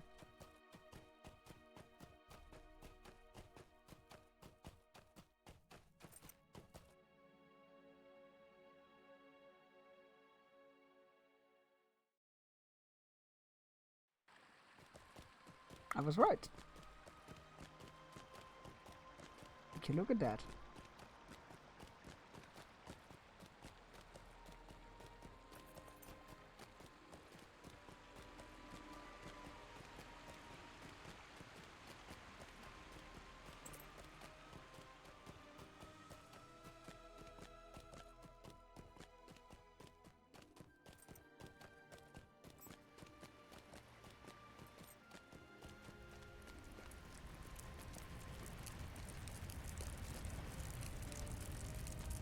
Hello, 4 in the third. Really to disturb you and all that, but your son, it's just Welcome back, my adventuring friend. What news of my son? What news do you bring of Durin? Has he brought healed the Saruka and that travelled without leave across my land? I do not like this at all. Not every dwarf clan is good-hearted. Not every dwarf clan is good-hearted and treacherous. Wicked dwarves have troubled the Longbeards throughout history. Our cousins in the Blue Mountains could speak at length about the exploits of the villainous Dowerhands. Oh no, not them again. And theirs is not the only name of ill repute. Durin will have his reinforcements. I will command the assemblage of a Longbeard army, the like of which had not been seen in 70 years. It's time for our early fishing break. Go stretch your legs, grab a drink, take your medicine if you haven't yet and you need to. All those good things. And enjoy the fishing. I'll be back in 3 minutes.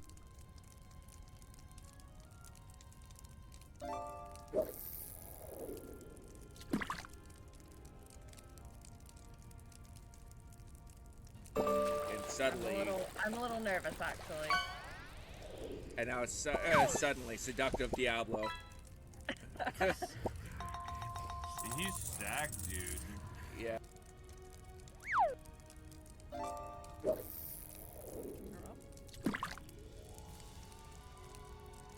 is happening? Oh, she's being Mori. That's what's happening.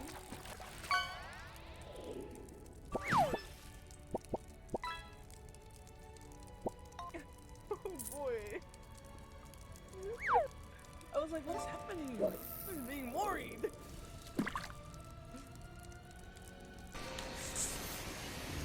Oh, got it! I finally did it! I did it! Mom, are you proud, Mom? Mom?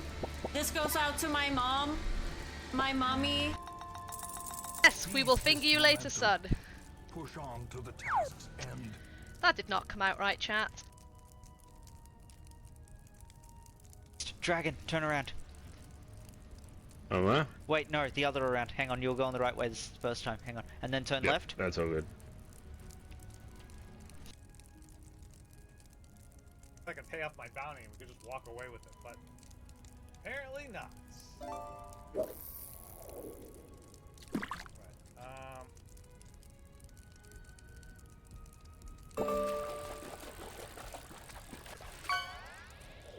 Oh!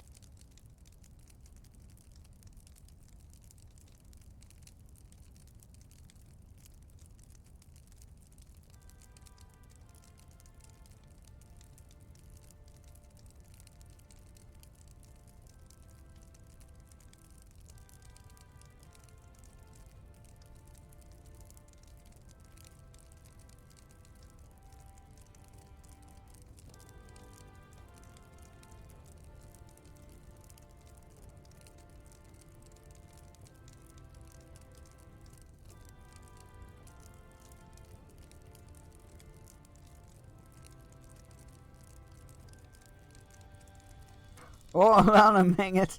Hang on a minute. That's where I left those. Nice. Congratulations on flipping up, fishing up a flip flop. Jesus, words. Do you think it's unnecessary? I assure you, it's not. I will not allow my son to be outnumbered by Zaruka or Stout Axes. The Zaruka have long quarreled with my people, and the Stout Axes have not remained thralls to Sauron's for so long without affecting them deeply. Remain unconvinced? Go then to Nabgun Maz... That was rude. That was pretty. We have one of your golf boots earlier. Yes. Crap. Who was it? Can't remember who it was, but somebody fished up one of your boots. Oh no, I'm a dirty. Egg. The spoon thunders down with relentless, merciless, soul-shattering fury.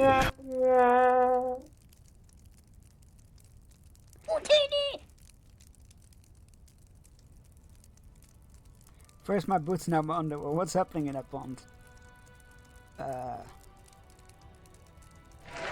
Fishy stuff? Fishy business? Where's my dirty girl gone? One gone. It played. It's just quieter than the rest of them, I think. I think it got drowned out by the egg and hunk. Pancakes! You remain unconvinced. Go now then Nabgun Mazaru, the home of Stali, you were southwest of the entrance of the dwelling halls, and ask him about the grey moles. He will see the importance of caution, even among dwarves, especially among dwarves. Muppet!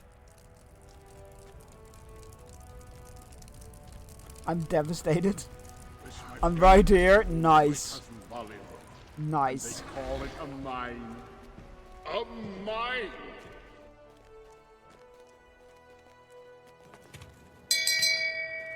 Shame.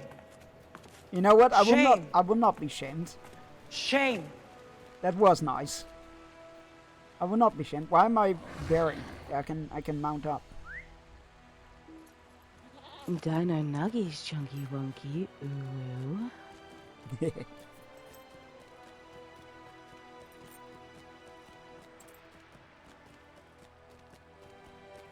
Not to mortar. I am the god of jits and wine. Apparently. Right. Dashu, home Stardy Hur, southwest of the entrance to the dwelling halls of Erebor. Oh wait, it's in Erebor. Oh. And yes, how about that weather? It's pretty shit here today, not gonna lie. It's pretty dark and grey and rainy. I hope tomorrow won't be a repeat, because I was planning to do a bit of traveling tomorrow, but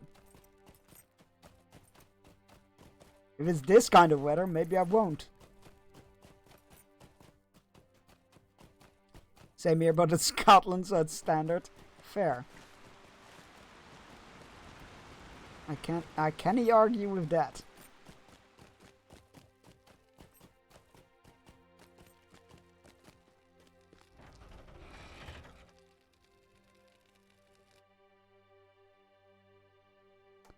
Alright, where is he?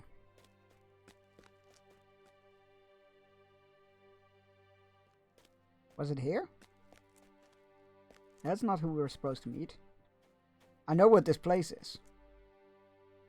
Find the home of Stali. Not Gunmazaru? Is that where we are? No, we're not. It's a different place.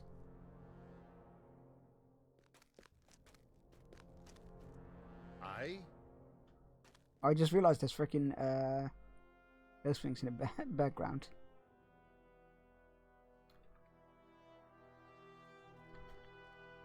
No, okay, it's not in there. Different place. Alright, different place.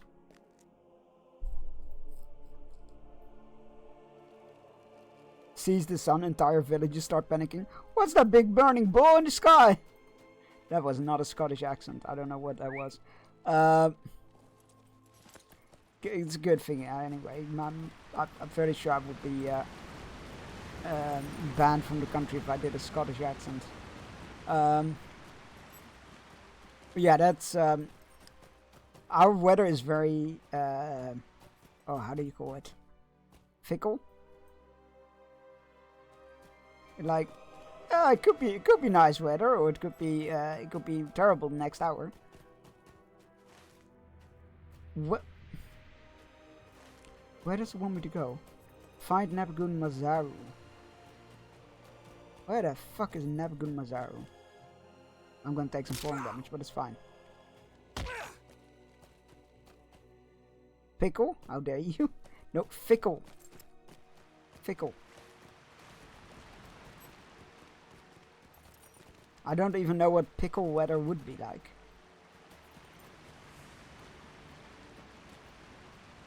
Oh no, what now? I have important advice for you, Chunks. Oh, important advice. It was passed through my family for generations. It has helped me through so much over the decade and has changed my life forever. The all-important advice, never trust a fart, because you never know when it will be a shart. Life lessons from Zalox. Oh, we found it.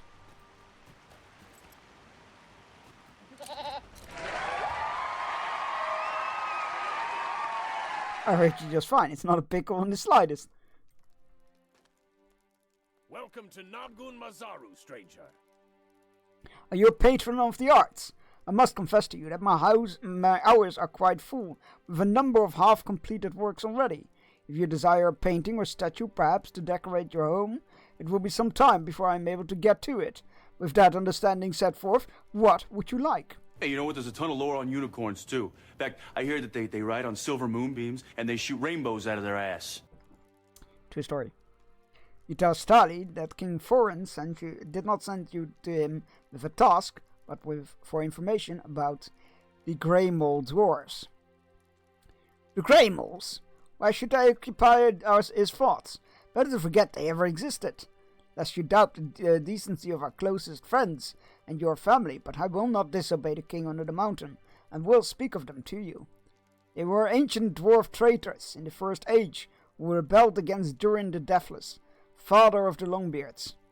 Their leader was named Mozog, and he led the Grey Moles into a bloody uprising against Durin. For a time, the Grey Moles ruled during his holdings, but it was not to last. Durin returned and put Mozog to the death, and the rebellion was quelled. I have been restoring a mosaic of this very event. I would like you to see it. It is over there, against the wall. It was damaged during the residency of Smaug, and once I have finished repairing the stones, I will return to the hole where it once stood. It will once again serve as a reminder that treachery is always rewarded with justice. Thank you for the first button. And a posture check and stretch. Oh, big stretch. Shame! Rainbows, not shards. Shame! All important information. That's because unicorns never trust farts. It all comes full circle. If you say so. I cannot argue with your ancient family's wisdom.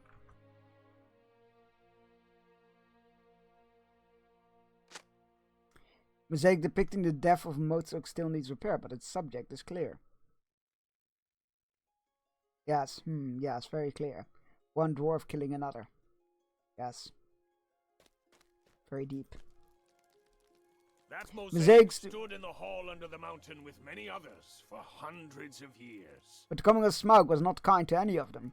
Many of the stones were lost, and it's been a time-consuming process to recreate the mosaic as it was. But when Stali the Hewer commits to such a project, he sees it through to the end.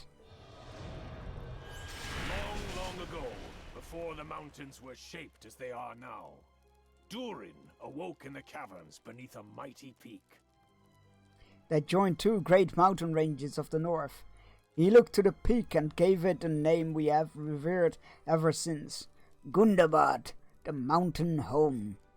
The fathers of other dwarf clans began to awake elsewhere in Middle-earth, after that in pairs, but he had awoken first of all the dwarves, and alone, and we revere him as the father of Longbeards. We are Durin's folk, and our claim to these lands spring from he who first awoke beneath Gundabad. In time other dwarves awoke to accompany Durin and to serve him, but his closest friend was a mighty warrior who helped delve the great holes beneath Gundabad. Legend tells us this friend was also the first dwarf to brew mead. And you don't like mead? What the fuck? Don't boo mead in my chat. Have a great rest of your time zone today. Thank you for dropping by and causing your usual brand of chaos. I very much appreciate it. And for the words of wisdom, we shall never trust a fart, for it might become a shard. So deep. Right.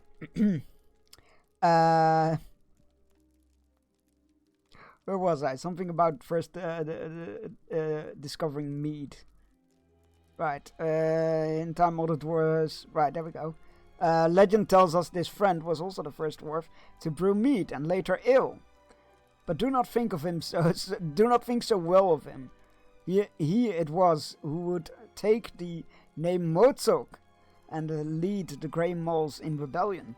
But that was still some years away. The servants of Morgoth in those days were a constant threat, and together Durin and Mozog fought bravely to defend the mountain home from them.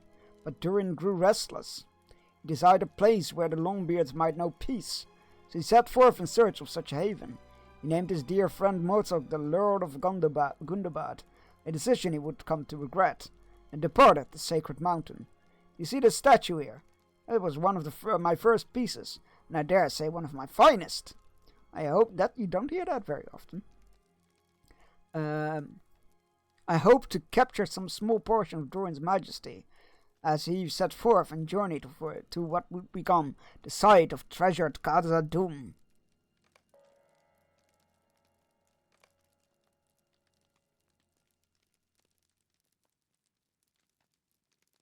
I'll accept them. I made room in my quest log anyway.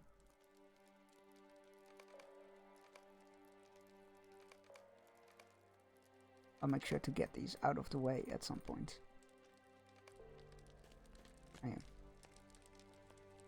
Ah, it's a good statue. You're right. It might be one of your finest works. Yeah, it could use a bit more work, but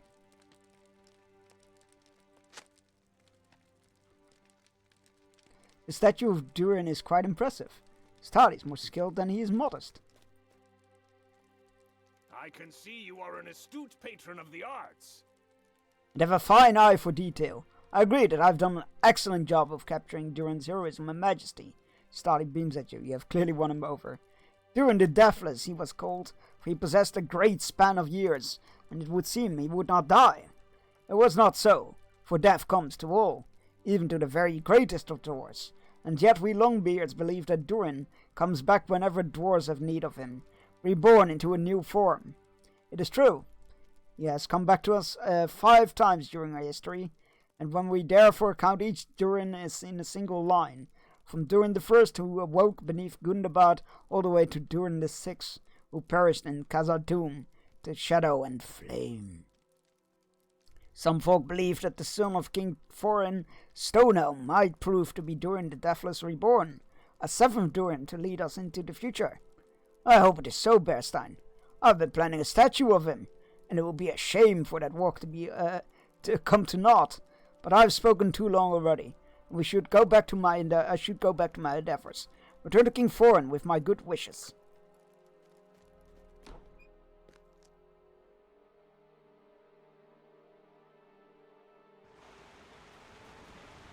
Right, let's go back to Thorin.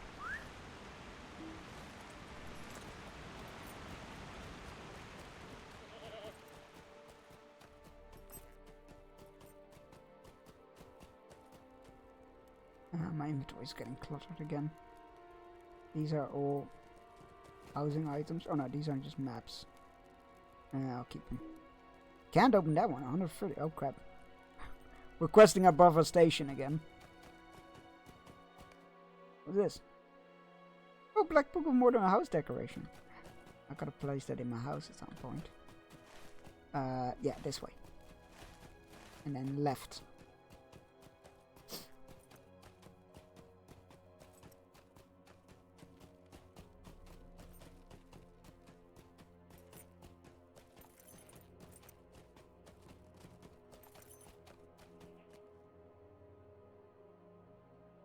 I'm such a loot hoarder. My inventory Skyrim is always at way too much. I relate to that a lot.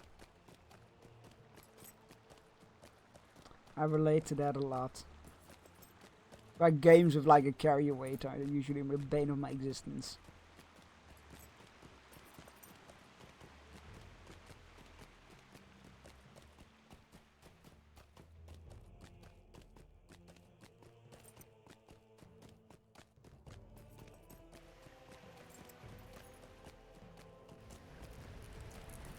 As I said, ABL. As I always say, ABL. Always be looting. My friend Varen is a loot hound running off in the opposite direction to get loot. Look, that's just sensible. If the game tells you to go right, you go the opposite direction left. Because that's where the loot is gonna be. True story. Spoke to you of Mutzog and the Grey Maul Rebellion? Now you see how every good seeming friend can turn traitor. And why it is so important that my son to be surrounded by Longbeards he can trust. I've commanded a great force of loyal warriors to go with you to join my son in the Grey Mountains. Durin will have his reinforcements. I judge that you have an eye for strength and capability. I'm back. Welcome back, Cam. How did it go? I hope it went. Hi, back. I'm Chunks. Right, for enemies left for stuff. Yes. Hope it went alright, Cam, and I hope you can get some food in, you know. You've proven yourself a being of great courage, Bearstein. And I'm a bear, not a cow. And I judge that you have an eye for strength and capability in battle. You measure your fighting prowess against some of the dwarves I've chosen to join this Longbeard army.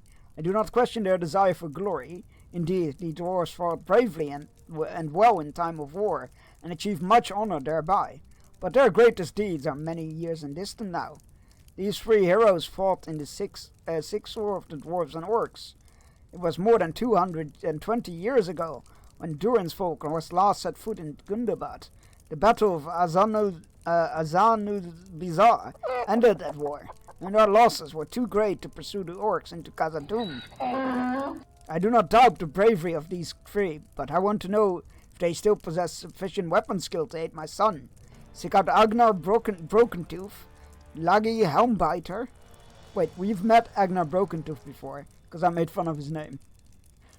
Lagi Helmbiter, and that's unfortunate name. Are they related? Is that how the Brokentooth name came to be? Because they were biting helmets? And Wraithwald Red Ember. Now that's a good name. In the passages to the dwelling halls and to the new loads, and challenge them to battle. If they still desire to join my son in the Grey Mountains, after testing his skills against you, they shall.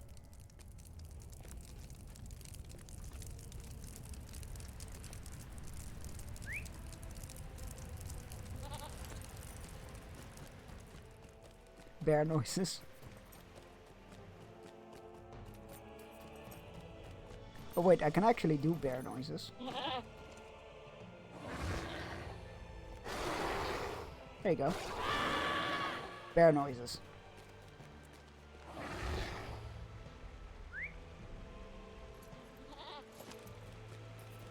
Oh, speaking of Batman, I'm so excited for the new Lego Batman game. Have you guys seen the trailer? I'm so excited. It's gonna be based on all the like Batman movies, and it looks like it has like Arkham Asylum, like, or the Arkham franchise combat. It looks great. Can't wait. Apparently releasing next year somewhere. It just says 2026, so fuck knows when. Very, very exciting. Well, what's the time? Fuck it, let's go watch the trailer.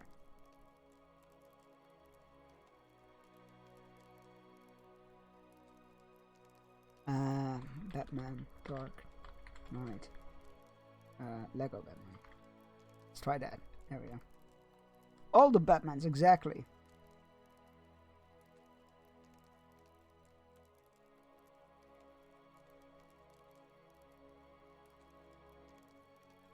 Let me just set it up. There we go. Boop.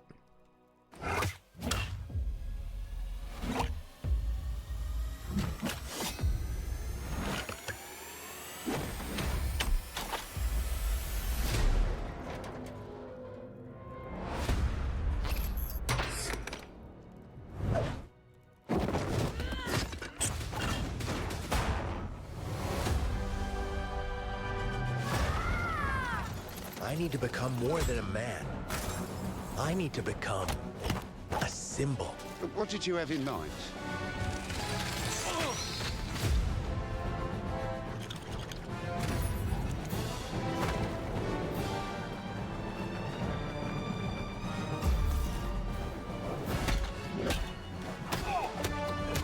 It's very reminiscent of Arkham stuff.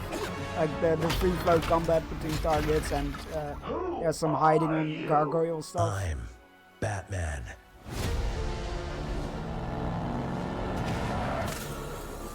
Why so serious? You want to get nuts? Let's get nuts. I'm allergic to nuts. Who's the man behind the mask?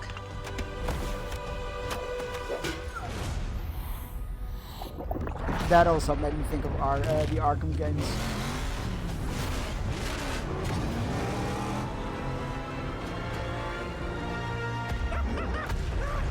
I got you!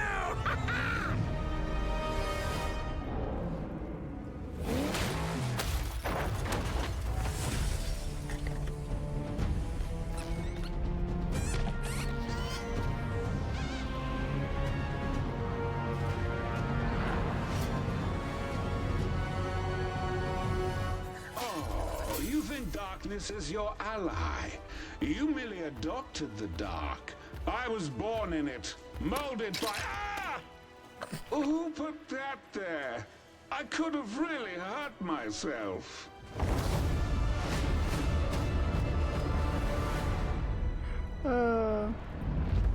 So good. Can't wait. Can't wait. I thought I heard Mark Hamill in the too, but I think they got... yeah, no, they probably just hired somebody who does a good Mark Hamill. Like, it could be, what is it? Is Troy Baker, who did him in one of the games, who voiced the Joker in one of the games. He did a really good job. Yeah, now Mark Hamill retired when... oh god, I forgot his name.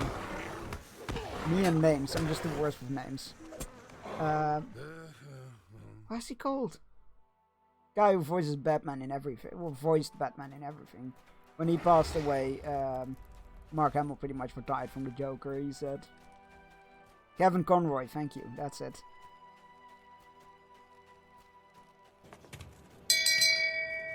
Yeah, no, I deserve that shame bell. Shame! Shame! Me and names, I'm just the absolute worst.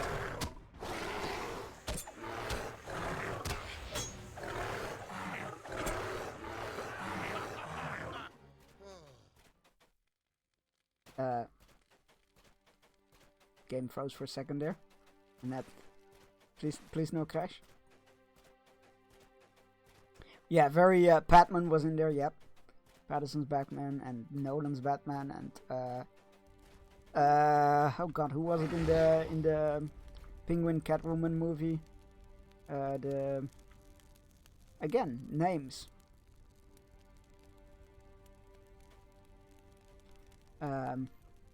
He was in there as well. Oh well, that storyline was in there as well, or those characters rather, those iterations of characters. Right, yeah, Broken Tooth, got him. Oh, that was Keaton. Couldn't remember it was Keaton. But yeah, Keaton's Batman arc is in there as well, from the looks of it. And I read something about like all the way dating back to the 60s, so I'm guessing Adam West stuff is in there as well. It's very exciting. Although it does sound like it's going to be another huge game, which is cool, but I still haven't 100%ed the Skywalker Saga yet. I really need to finish that up.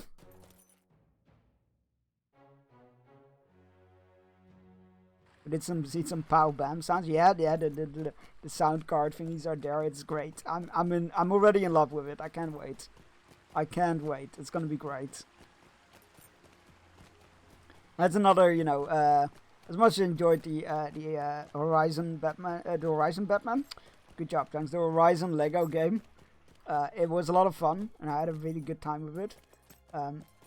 I definitely missed some like bits from like you know, the TT games, Batman Lego games rather, and it's nice to see them do a game again. But if it's gonna be another one that's like so flooded with like things to do like Skywalker Saga, I think I might give up on trying to 100% it. I enjoyed Skywalker Saga on stream, lots of fun. Oh yeah, fucking loved the game, don't get me wrong. Absolutely loved it, but it used to be like, I got a Lego game, I played through it, and then I played through it with all the completion stuff, and that was pretty much usually it. Like 100% it, got all the achievements, got everything unlockable, and there is so much now. There is so much in Skywalker Saga that I still haven't 100%ed it yet, even though I've sunk fuck knows how many dozens of hours into it. So it's like, it feels like this is the other extent, like this is too much content. I had to disappear for a moment while the customer call. Oh no! I hope it went alright. Godspeed to you dealing with customers. I could not. We watched the trailer for the Batman Lego game because I felt like it. I'm really excited for that game. Those three remain eager for battle? I don't really expect otherwise. That I thought it best to make certain. Thank you for indulging me in this bear's time. May their greatest heroics may remain ahead of them, in service to my son Durin. Well, kinda hope that isn't the case, considering their greatest heroics would have been in fighting evil, and we hopefully have vanquished said evil. So let's hope not. Oh god, here we go. Go now to the mountain fortress, where waits my son. Bring him his mighty force, and tell him his father knows he will bring glory to the Longbeards for as long as there is glory to be had. You will automatically travel to Scarhold with a large force of Longbeards when you accept this quest. Oh boy, here we go. I'm sure this will go over well. I wonder if the Zaruka eyes the large Longbeard force with a suspicion. Oh boy. Where is... Oh no, where is he? Oh, that's not good news. Why have you brought all these Longbeards here? I'm offended to see so many. Zaruka were offered a home in these mountains, but now it seems Durin's folk think to once again stand in the way of what they offer. I mean, to be fair, you didn't ask permission to cross their lands, and pretty much kidnapped their son, his son. So you know. What other meaning can there be for such a great force? The son of Foreign Stonehelm thinks to cheat my people of the lands that were promised. Now this is a fighting force. I do not suppose my son Gimli joined the company. No, I do not see him. He is far away, having further adventure of his own. A pity. I mean, he's probably bringing dwarves back to Gondor to help repair the gates at this point. Unless we're a little bit later, in which case he's founding a new dwarven colony in the glittering caves behind Helm's Deep. He also is somewhere in between the gates and founding that colony. He's doing a little road trip with Legolas. So there's that. But look at these warriors. Why, even Agnar Brokentooth has come. There's Luggy Helmbiter. These are truly great heroes of my people, Bearstein. I fought alongside them at Azanuzil Bazaar. And, you know, I was among the youngest to stand at that battle. Not so young now, am I? What a wonder it is that I have come to the aid of the prince at the Grey Mountains. Where's Durin? He'll be pleased to see so many fighters. I was speaking with Hylar some time ago, and the two of them went away to the northeast. Have they not returned? Oh no, I got a bad feeling about this. Glowin's brow seizes with thought and worry. I do not like that Durin has not yet returned. He did not say where and he and Hylar were going, but that they were heading northeast when I last saw them. There's not much in that direction unless a dark shadow passes across Glowin's face. That is the way of the Anvil of Winterstiff, Bearstein. You do not think they would be going there, would you? We must hurry! Glowin looks around grimly. And bring the army, Bearstein. We cannot be too careful. I just need a Lego Andor game. Oh, yeah.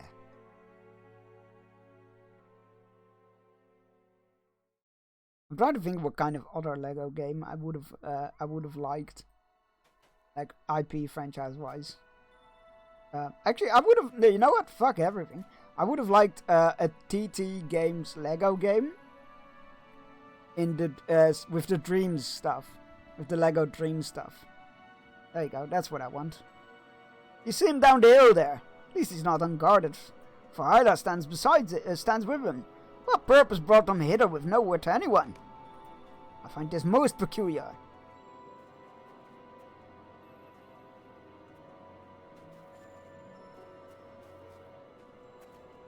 He appears to be unarmed. May it prove so. There's no cause for worry.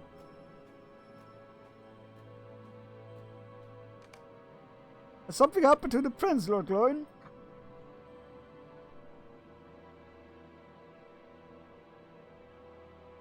I see no foe here about. Why, has he need of our swords? Let us hope not. Go down to him, Bearstein, but approach with care.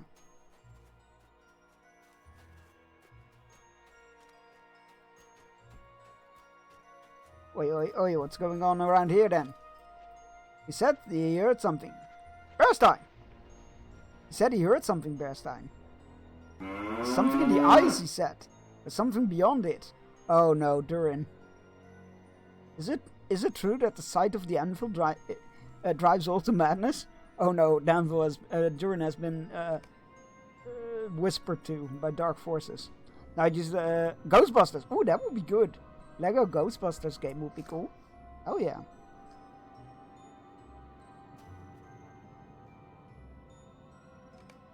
Is someone there? Bearstein, when did you arrive? I brought friends. Just a couple of dwarves. This is Winterstiff? What am I doing here? Durin shakes his head to clear it. His eye don't like the sound of that.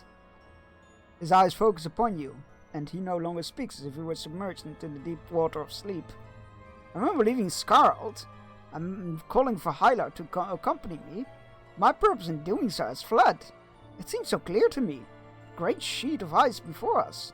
But now it's clouded over and hazy. It's lost to me. There was a voice, that much I remember. It drew me here. If you had not disturbed me, I might have learned what it wanted.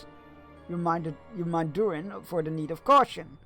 Remil Frostheart dwells somewhere beneath the ice, sealed within the anvil of Winterstiff, and its speech of dragons is known to have strange power.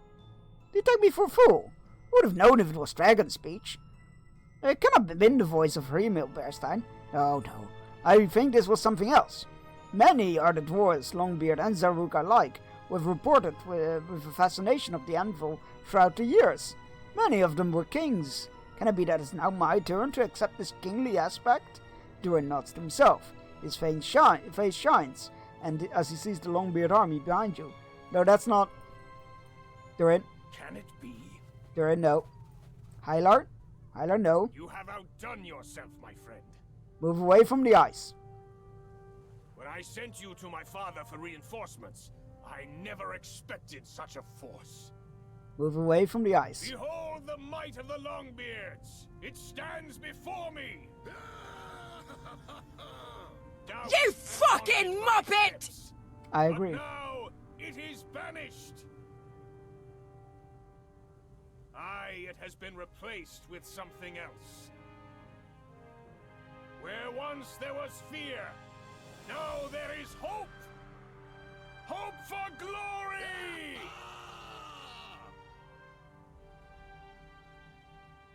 I heard a voice beyond the ice.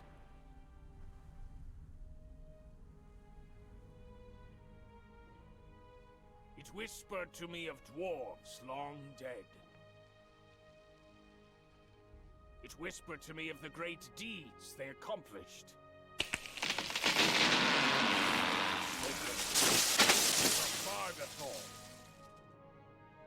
Prince of the Longbeards, do not be a fool! What? Who said that? Who speaks so to me? Bring him before me.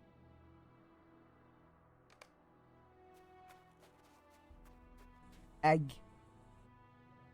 I followed this great array of Longbeards here from Skarld.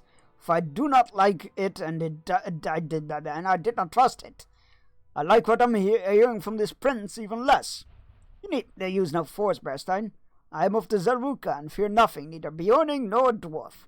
Nor do I fear kings or princes such as he. The Fargathol has long been the doom of This, my friend, people. is the home of my cousin Balin, and they call it a mine. A mine. Do not let it become yours as well. Listen to him, he speaks wisdom. Aye, Zaruka. It is not my turn to seek the Citadel.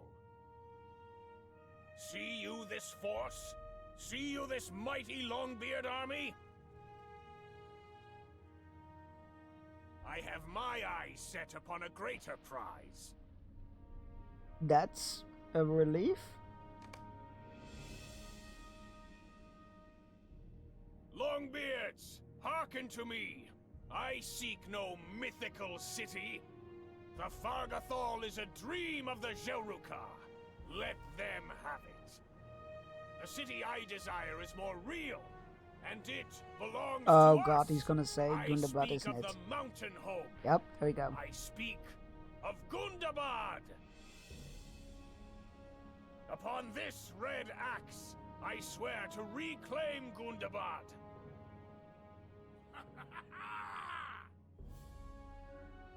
You know what? That might be even We will drive every less clever than last finding a orc mythical from the city. sacred mountain.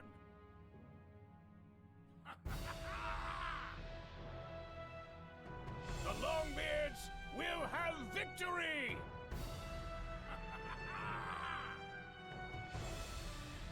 Look at Gundabad! Heidman. How are just going there? Gundabad!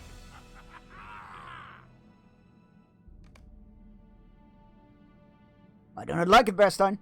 I fear the prince's words on this day will echo throughout the mountains until they reach unfriendly ears. Who can say what evil might be done as a result of this Longbeard's newfound course? Well, can you not feel the power in the air, Bearstein? My warriors will not know defeat, and soon, yes, soon we will walk in Gundabad once more and cast out the orcs that fill it. I think you need a bigger army. Not gonna lie, I feel like you might need a bigger army.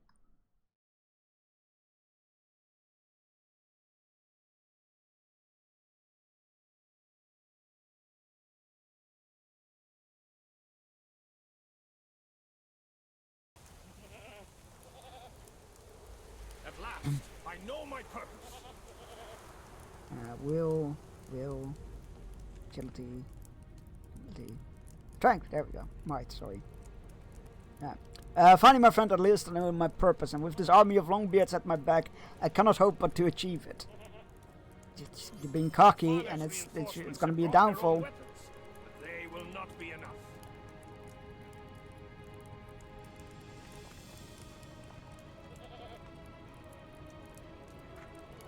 My father's reinforcements from the Lonely Mountain have brought their own weapons, but those will not be enough.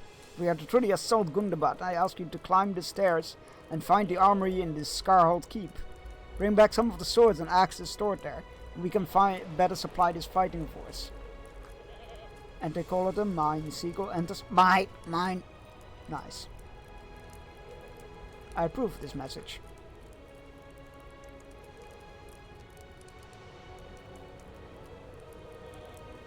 Just quickly chucking this in there.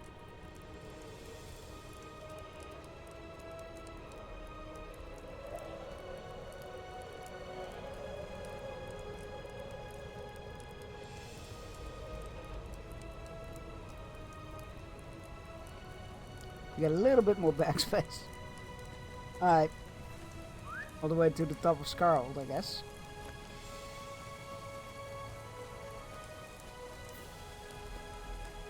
You're gonna need a bigger army. I'm not sure how to sugarcoat it. You're gonna need a bigger army. This army ain't enough.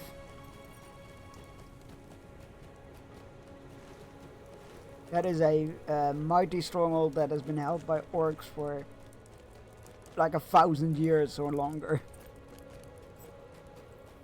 Probably much longer, actually. You're gonna need a bigger boat, exactly. Bad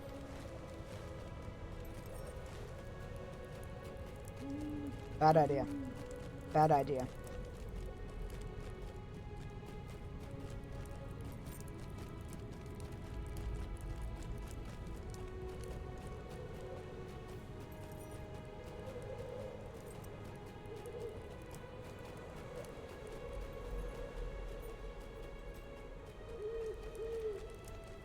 I'll be lurking.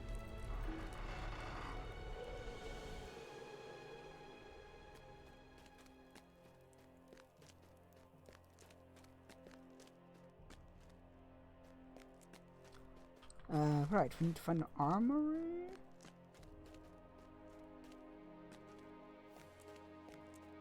Assume this isn't it. No, I've already been here. Black weapons from the Western Armory. Up the stairs. Is a ladder, so I'm not sure if that counts.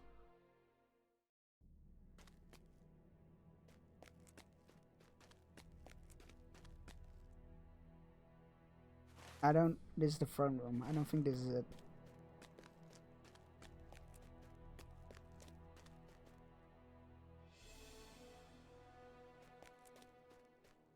Up the stairs inside Scarnot Keep. I mean, I think these are the only stairs, so I think it might be there anyway. After all, rather. Because it's not there, it's not in here. It's not in there. So it can only be here. Why would you have an armory in the throne room? That seems weird.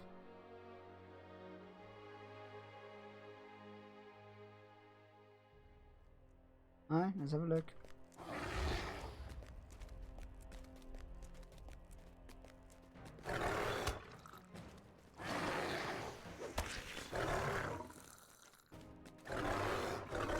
I mean, this looks like an armory.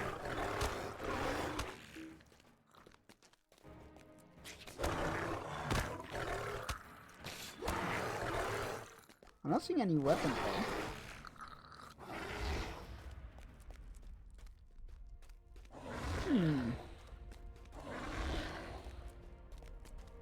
That is closed off. This is the throne room.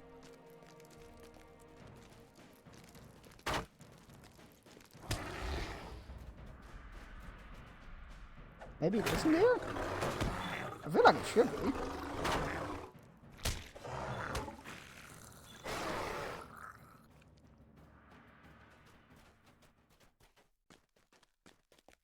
Yeah, that's the tunnels. It's not gonna be in there.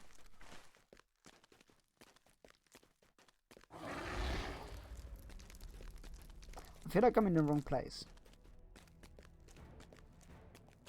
Can you stop attacking me?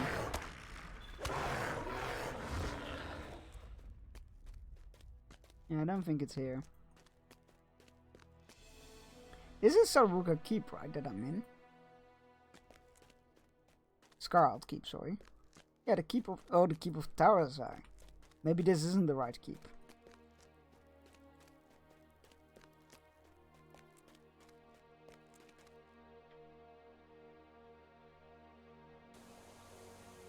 Oh, it seems to be.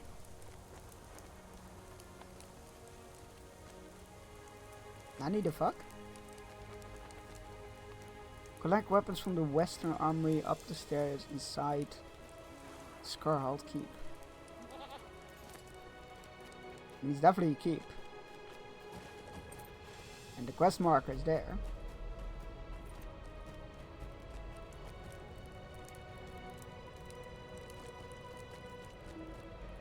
Maybe it is in the tunnels?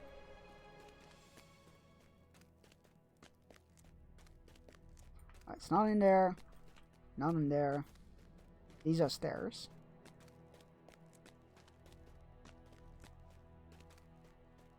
Are they in here? The armory has been picked clean of weapons by persons unknown. Great! Okay. That's why I couldn't find anything.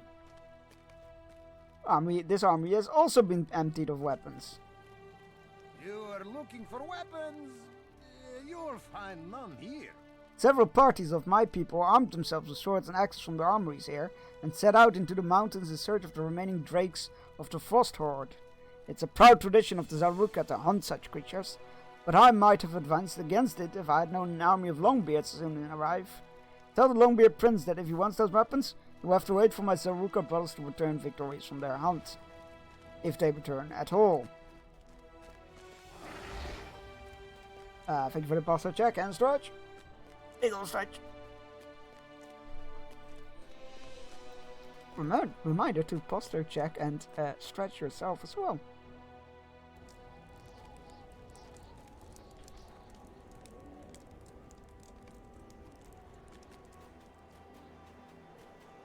Alright.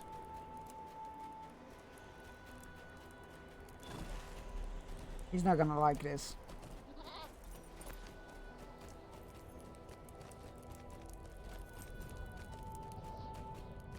No wonder I couldn't find anything. There wasn't anything to find.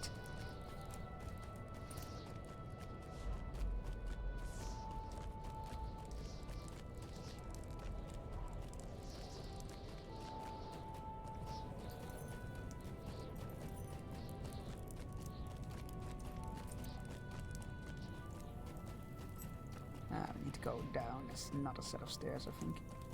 Yeah.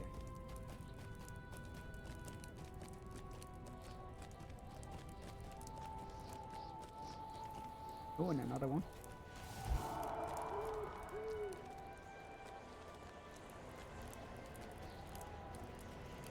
Duran. Shall Rukar have gone to hunt drakes? Ah, we need those weapons. I would say let them go and good riddance. But we need those weapons. You better go after them, Bearstein. Save them from their own foolishness. I want them alive so they can hear my reprimands. But more importantly, I want the weapons they stole.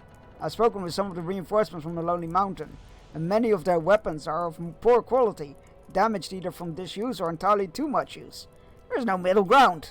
Find the Sarvuka hunting parties. I mean, that's just... You should blame your dad for that.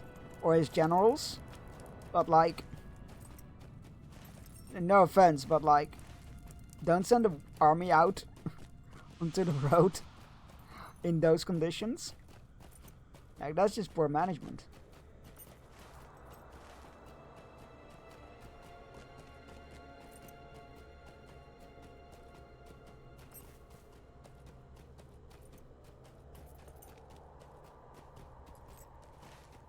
Let's see if we can find some doors here.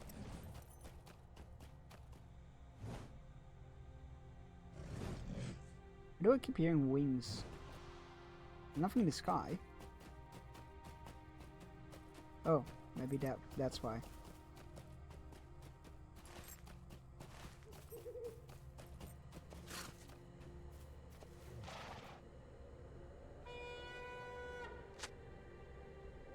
Oh. Okay. We're helping them kill dragons. You know what? Sure, why not? So we got cheered a victory. Well fought, let the drakes fear us. Thank you for your help, friend. We returned to Scarhold, but there was another party of drake hunters with us. They have not yet come back. We've heard their horn blowing some time ago, but it stopped abruptly. It continued to the northeast. Of course. This would have been too easy if it was just you guys, wasn't it?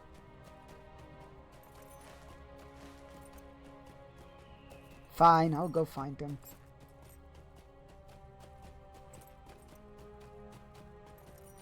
Oh, I think I found them.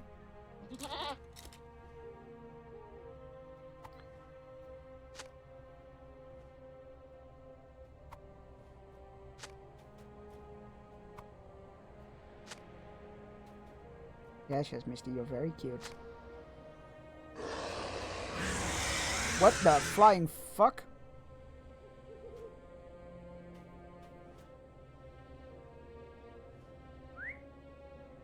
I don't like that I heard the wings and the roar, but saw nothing. That makes me very worried. I'm getting the fuck out of here.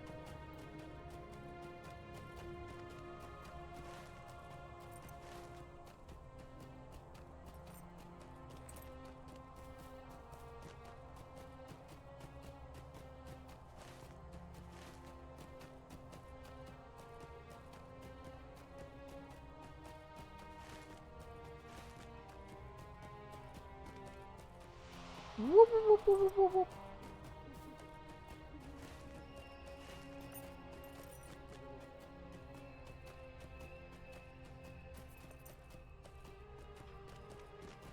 I love how it says borrowed in quotation marks, as if they didn't have all the rights to use those weapons.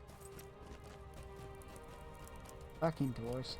Actually, let's put a return point here.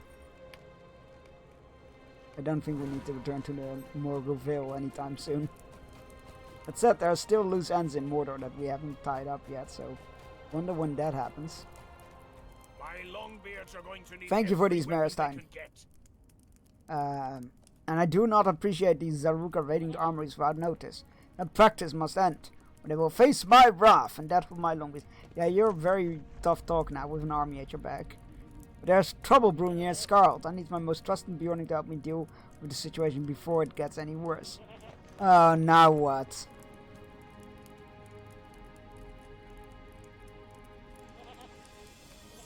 While you were away, a brawl broke out on the upper level.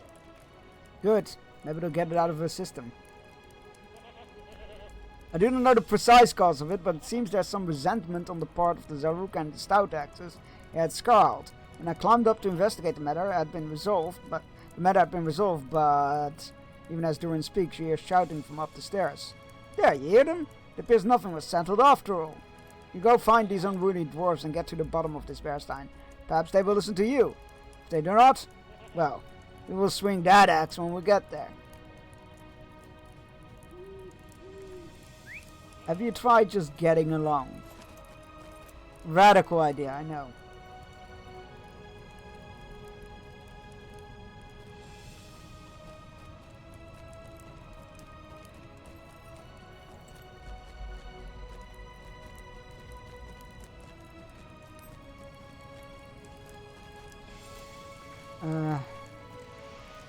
Up another level, so this way. Or at least another level. Maybe more. Yeah, it looks like another level. Never mind. Silly me thinking it wouldn't be as high as last time.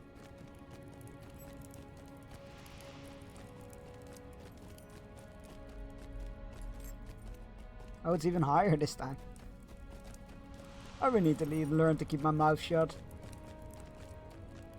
So I guess it would make for a poor stream. Up, up, up, up the stairs we go.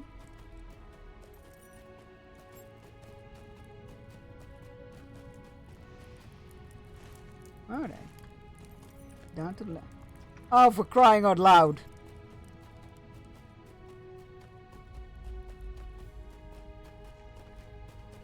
Is it that annoying to reach part of the base?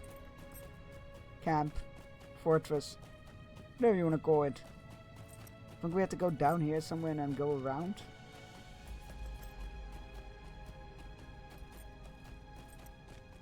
Oh god! Well, we lived.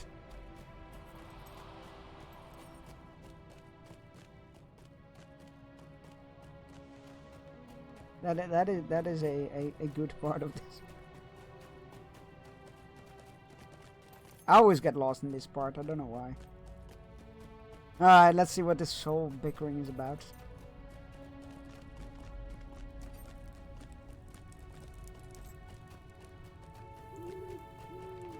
Watch there be a shortcut that I totally missed.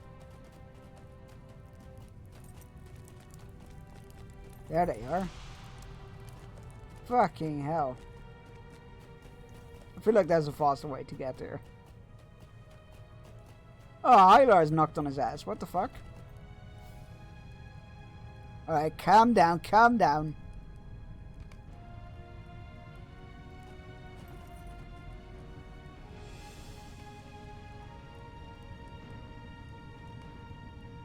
Hylar does himself off and scowls at Emak. Another call this time from a colleague who was stuck.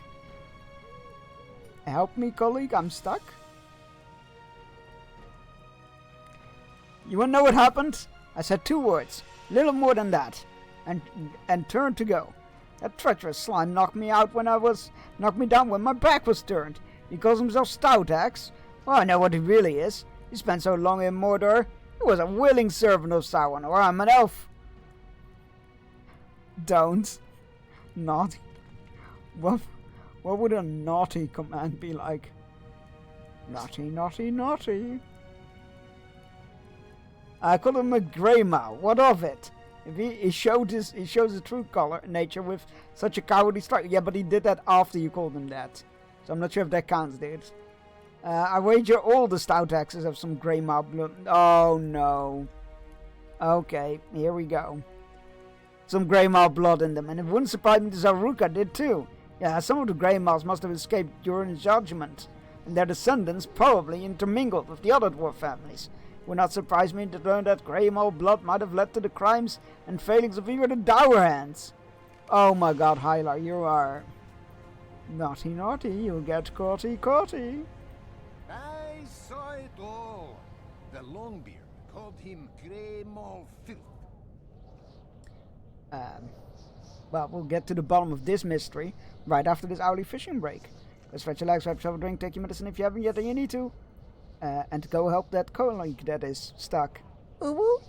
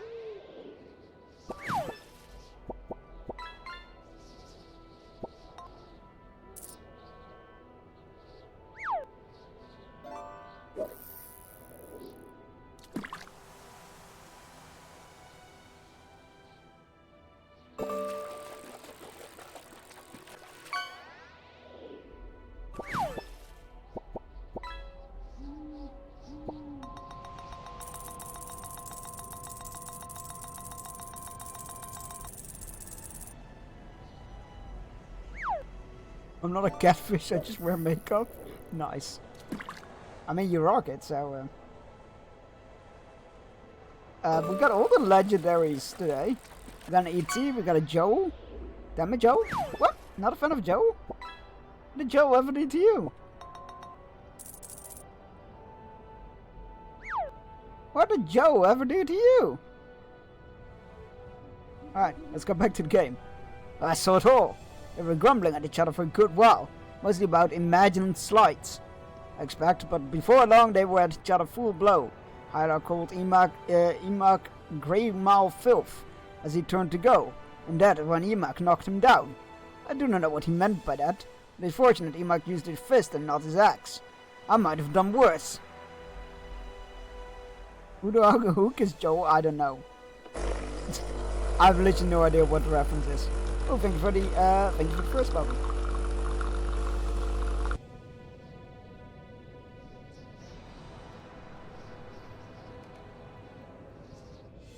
I don't know anything about these Greymaws mentioned, but his tone of voice was very clear. He intended for it to be insulting, so I was insulted. The story of treacherous dwarves must have been some fable of the Longbeards. We stout axes have our own tales, and no shortage of villains to which I might compare such as he, who speak without thinking. He would do well to remember the force of my punch, for if he says anything of the sort again, he will face my fists once more. and this time I will hold nothing back.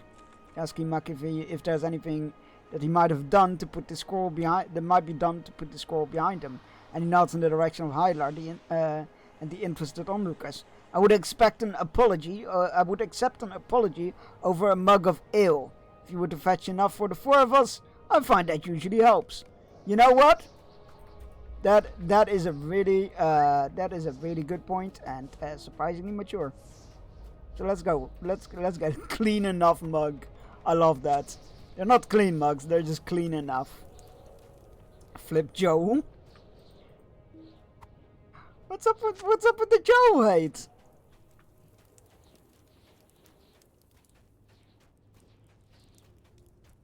Poor sturgeon, just living in the pond, getting fished up.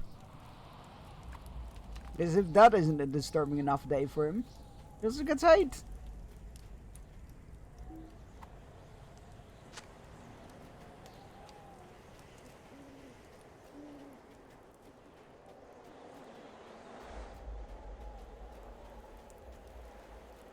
Keg of, am I just picking up a keg? Oh no, I'm filling mugs. Let's say I'm not picking up an entire keg to bring with me, right?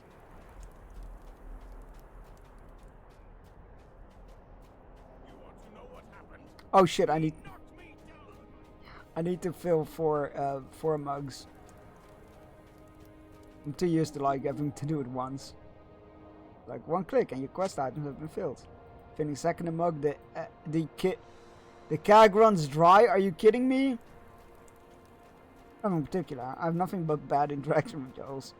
You know what? Fair. I can see why you wouldn't like fishing one up then. But hey, maybe this one is nice. It gave you a lot of coins.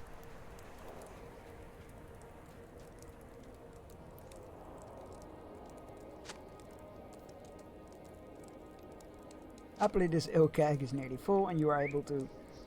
Oh my god! Really? Really? Fine. Whatever.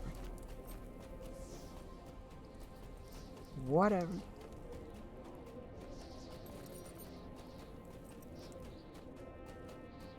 I don't know if I've ever met a Joel. I do not know anything about these. You pass out the mugs of ale, and the dwarves set aside their differences for now. Voice was clear. Okay, well, that's been done. Let's see if there's a quicker way back to where we came from. Oh my god, it's right here.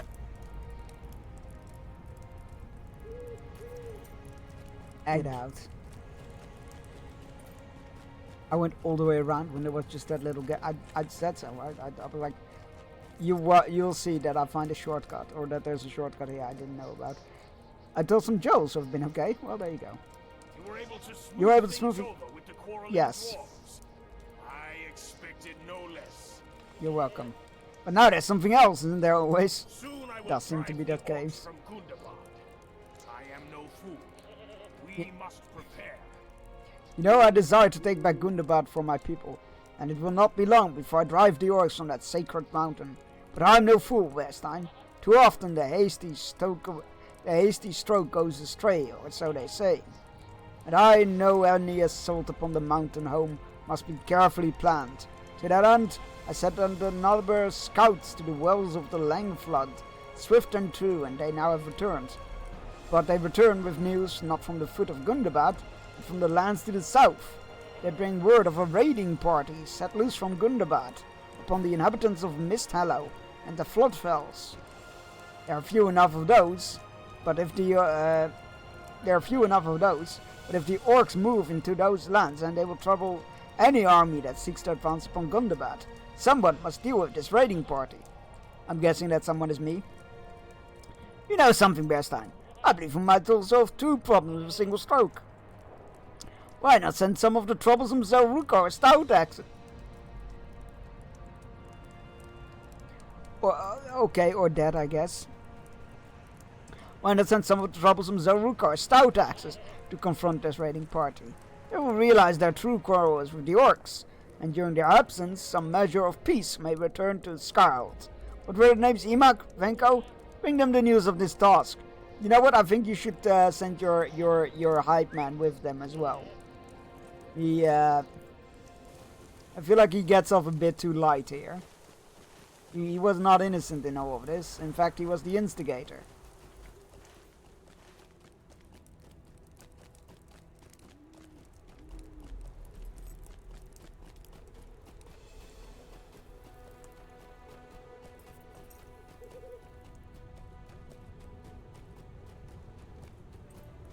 Imak and Venka stop drinking as you approach.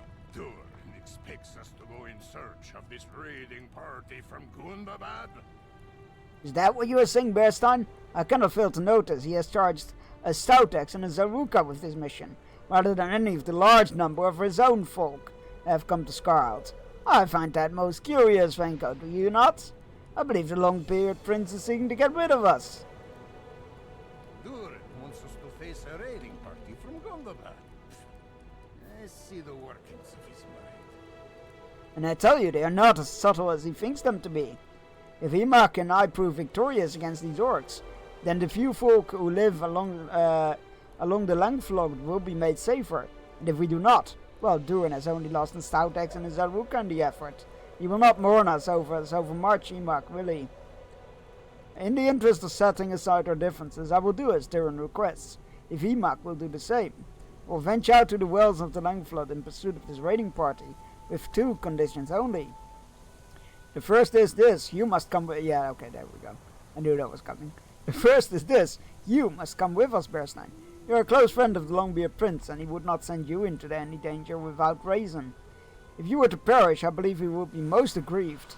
So I ask that you come with us in search of this raiding party. My second condition is Durin sent a Longbeard as well. Why should Stoutaxes and Zaruka go into danger when Durin's folk remain behind in safety? Those are my conditions, bring them to Durin with haste. You know what, that's fair. And I think that Longbeard that should come along is Hylar. That seems fair.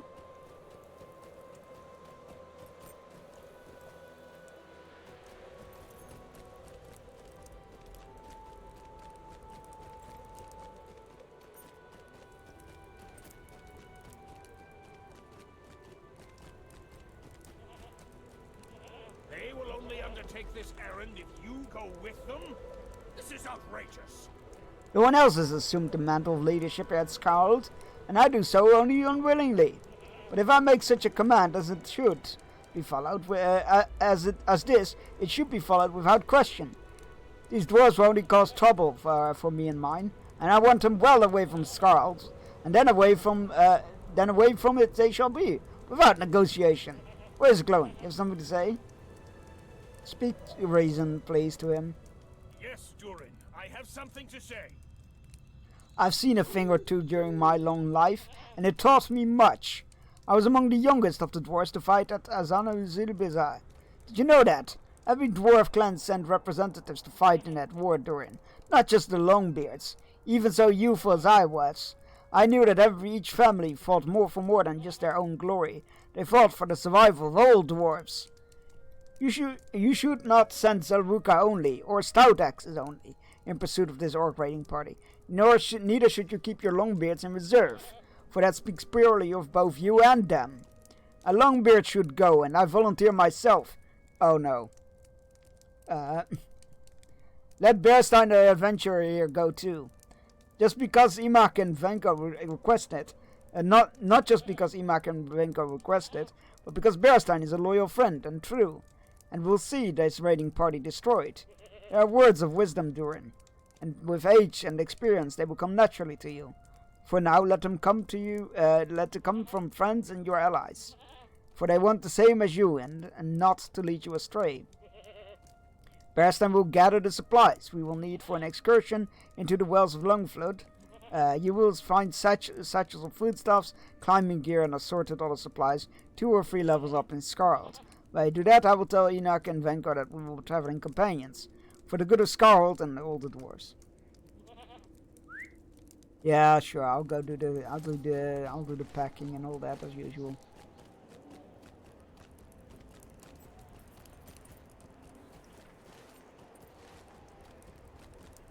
Again, 3 dwarves and a Bjorning after a raiding party. How big is this raiding party?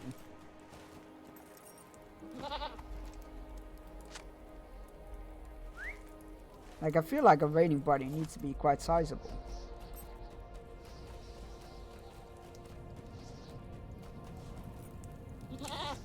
get the camp supplies, we get the food stuffs. Now we just need the ropes and, you know, climbing gear and all that.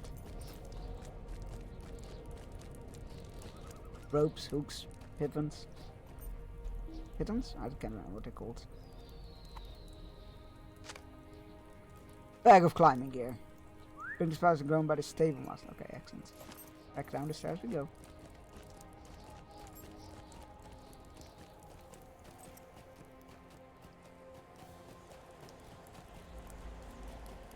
Where the toxic stairs? They're there.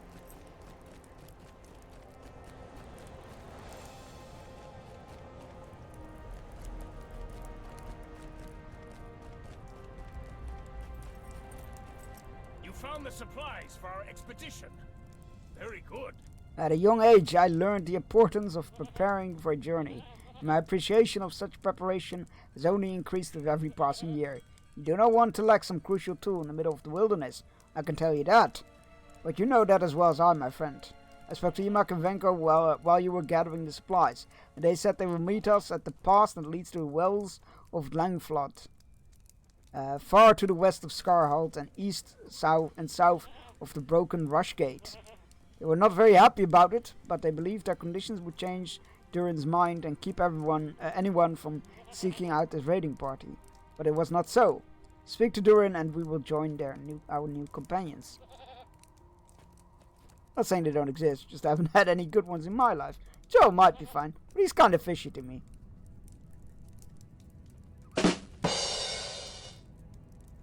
So, are you ready to depart for the wells of the Langflod?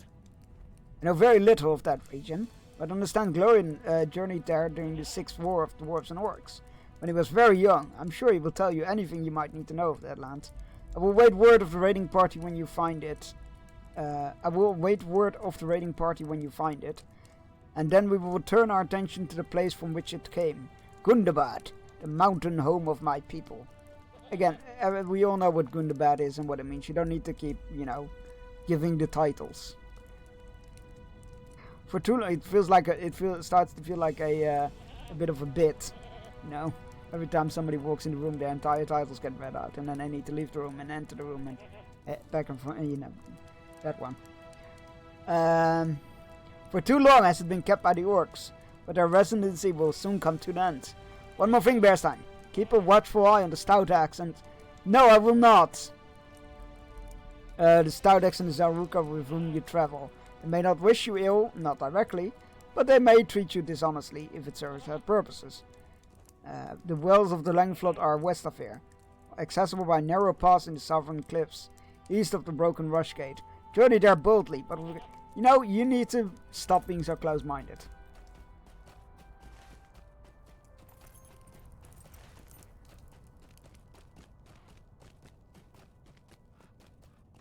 It's funny how certain names just give you the ick. Oh yeah, for sure.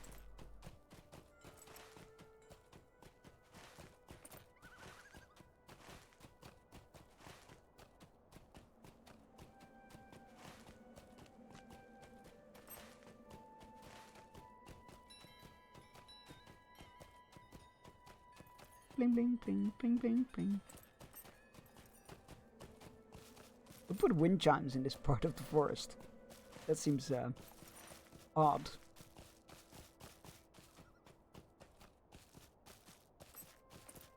Very pretty forest, though.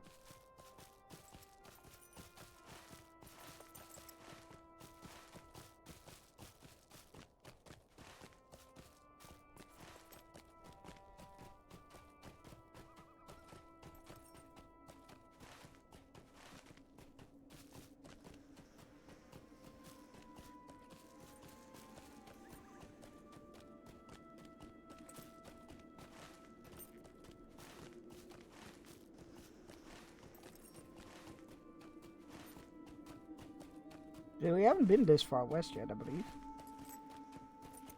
Really like it. I know it's a bit spooky with the fog and the, the bare trees and whatnot, but I really like it. Very nice. I can practically hear the crunch of the leaves and pine cones and pine needles underneath my feet.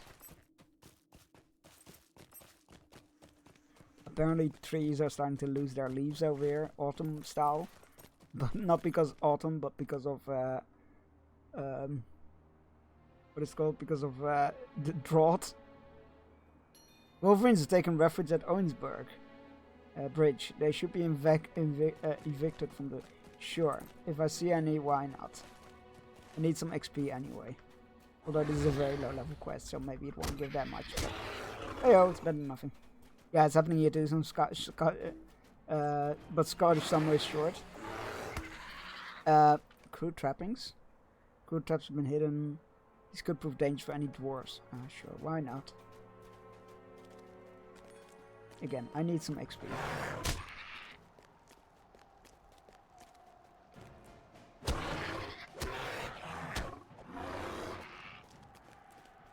Yeah, Alvira, it's apparently it's because we having or still having quite the drought.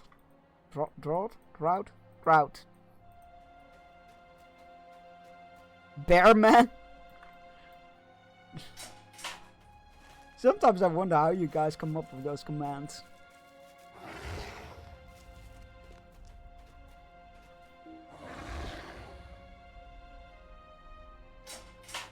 Although you should know that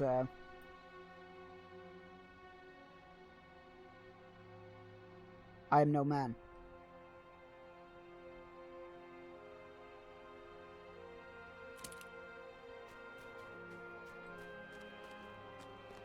Beerman, also known as dwarf.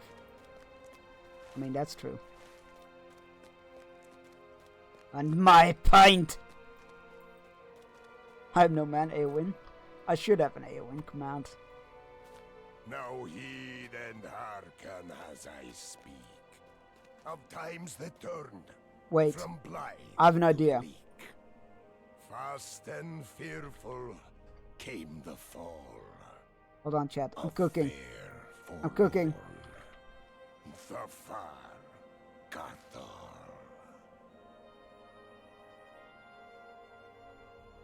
I'm cooking.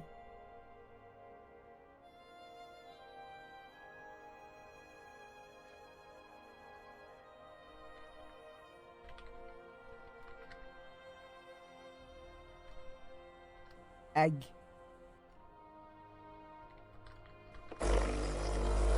I like rusty spoons.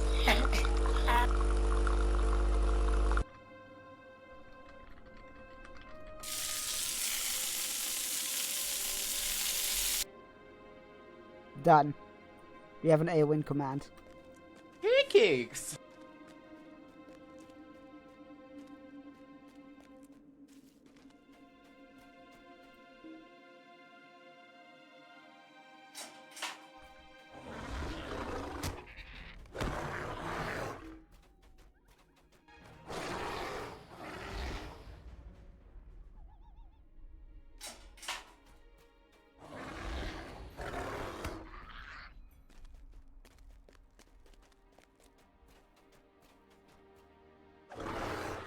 Those are a bunch of random letters. I don't know what that means. Are you okay?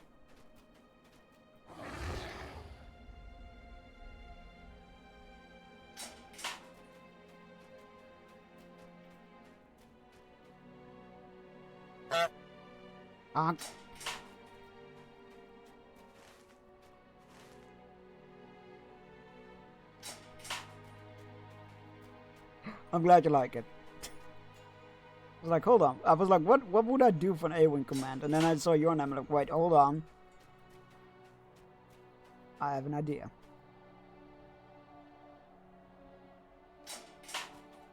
Right, crew trappings. Done. Nice. It's not a lot, but it's honest living. It's 11!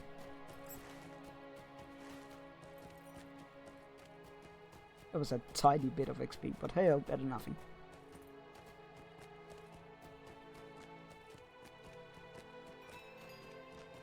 Again, who put up wind chimes in the forest? Weird, weird.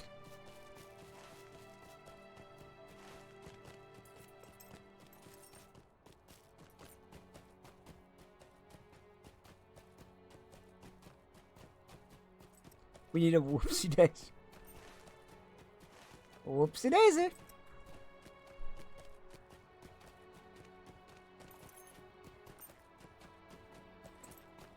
Oopsie Daisy Commander, you get sent this link. Do I dare open that? Is the fucking Rickroll? That would be funny. Oh, it's not. It's a music video. I am not familiar with that. I'll keep it open in a tab for you to check out after stream. But I'm not familiar with it, so I'm not gonna put that in there right away. Also, music is tricky because I don't want my vaults to get muted or copyright struck. Which sucks. It's song made by the voice actors of and Takamaki from P5. Oh, that's cool.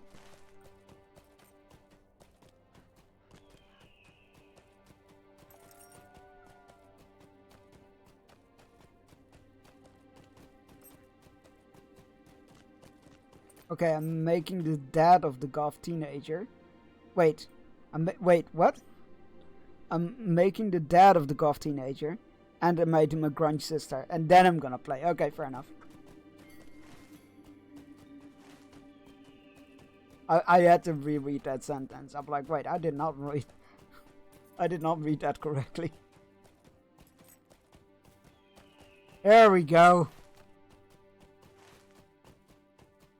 Where? Can we link music? Does that go against Twitch? Oh no, you can link it. I was talking about playing it or putting the sound in a command. Oh, I guess the link isn't a sound, so that's fair. But I will need to listen to it regardless, because I'm not gonna blindly link a song in a command that I'm not familiar with, because it might not be something I enjoy. We're all arrived, but yeah, friend. no, links should be fine. Just I was more talking about playing it or having it auto play, stuff like that. That's what I was thinking of. I think I'm gonna make it so the dad can get pregnant, so I can do a surprise baby later. The Sims 4, glorious. You arrived, my friend. This is the path that will take us to the foggy basin of Misthallow, for which runs the tributaries of a family river. The folk in these northern lands named it Langflood, but you would call it Great River or Anduin. Wait, what? Is that the same river? I thought we were... Oh, are we here then? Oh, it is. We are here-ish. Oh, I thought we were way further north. Interesting. But you would call it the Great River or Anduin. King Anduin? Rin? That one? The raiding party from Gundabad was spotted somewhere near the wells of Langflood. That is where we must go. Okay.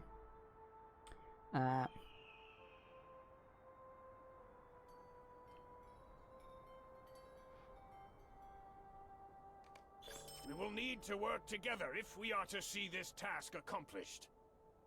Imak Vanko, do you not agree? At least he's asking for their opinion, I guess.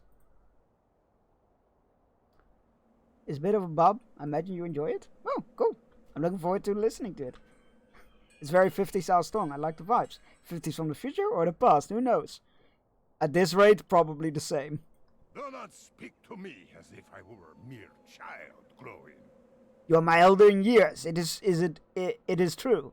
And your beard is white. But you spent no time in the dungeons of Sauron as I have.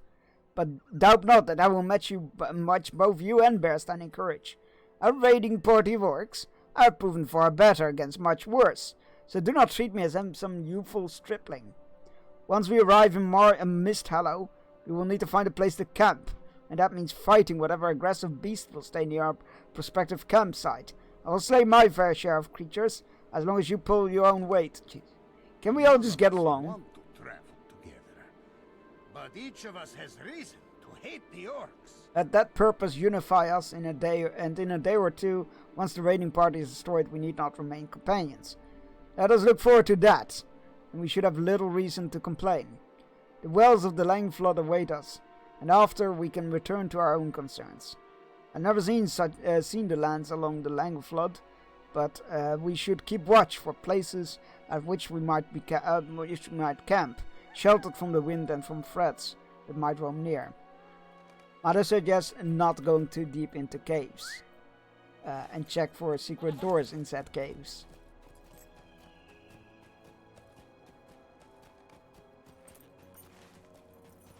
I don't want a repeat of Goblin Town.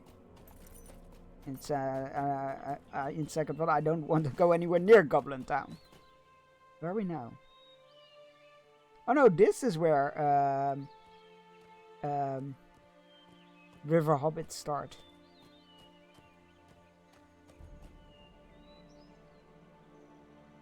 I had it confused earlier. A while ago. The companion suggested you might find a safe place to camp. Oh god. We're gonna need to do a lot of scouting apparently.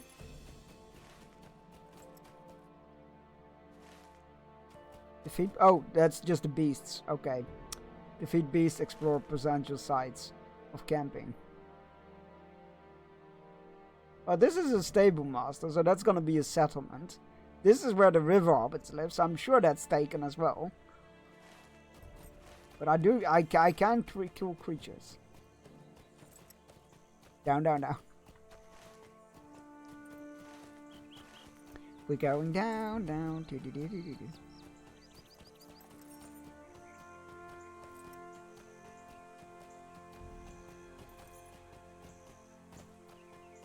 I really need to clean up my inventory at some point. Wait. Oh, I can use that.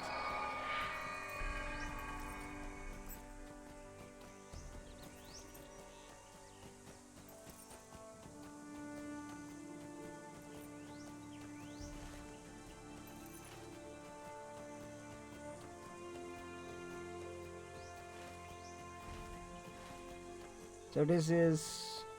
Yeah, to the south is the Bjorning lands. To the south of here. We are further up north. North.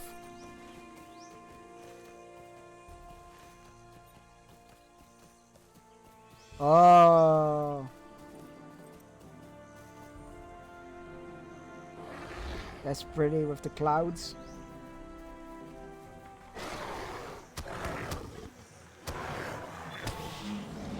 Up, up, down, down, left, right, BA. Somebody unleashed the Konami code.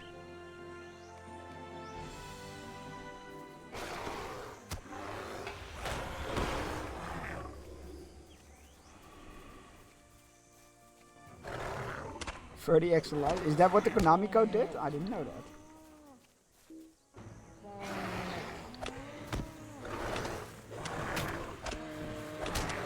I'm trying to remember the... I don't remember the GTA 3 codes that I used. I do remember the... in Age of Empires 1 you had Big Daddy, which gave you a car with a rocket launcher, if I remember correctly. And then I think it was Moonraker for the astronauts with laser guns.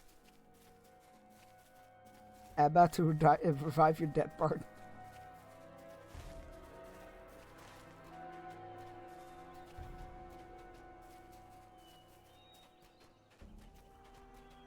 Are you sure that isn't the code to summon the rains in Africa?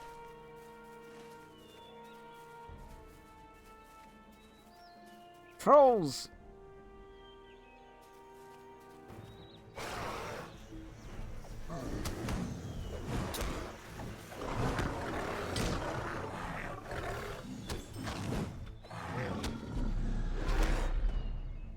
James Bond Lego video game would have been amazing. Yes, but also no. Because like I feel like it should be accessible for children. I don't know how accessible James Bond is to children. But yeah, that could be fun. I'm quite excited for the next year's James Bond game. That looks like a lot of fun. I am definitely looking forward to that. Indiana Jones is the kid movie, but they're still Lego. Yeah, but I'm talking about a game. Like, this is about a game, a video game. I guess Lord of the Rings isn't necessary. Like, it could be made that way, more about the gadgets and action than misogyny and violence. Yeah, that's fair. Alright, let's see if there's a campsite, a place for us to camp here. It looks pretty alright. Campsite location is shaded by dense vegetation, but it might serve. Now, I think that's a pretty good spot. Hidden out of sight and all that.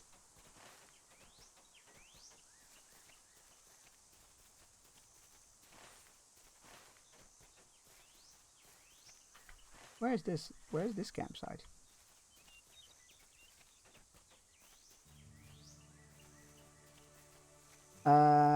Like the kid show from the 90s with James Bond Jr. Wait, that was a thing? Campsite is sheltered on the sheer by sure. Yeah, but the other one is as well. It depends on where you place your... You know what, I'm not gonna question it.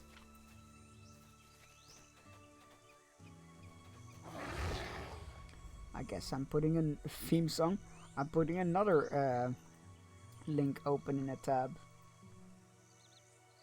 Well, after the stream.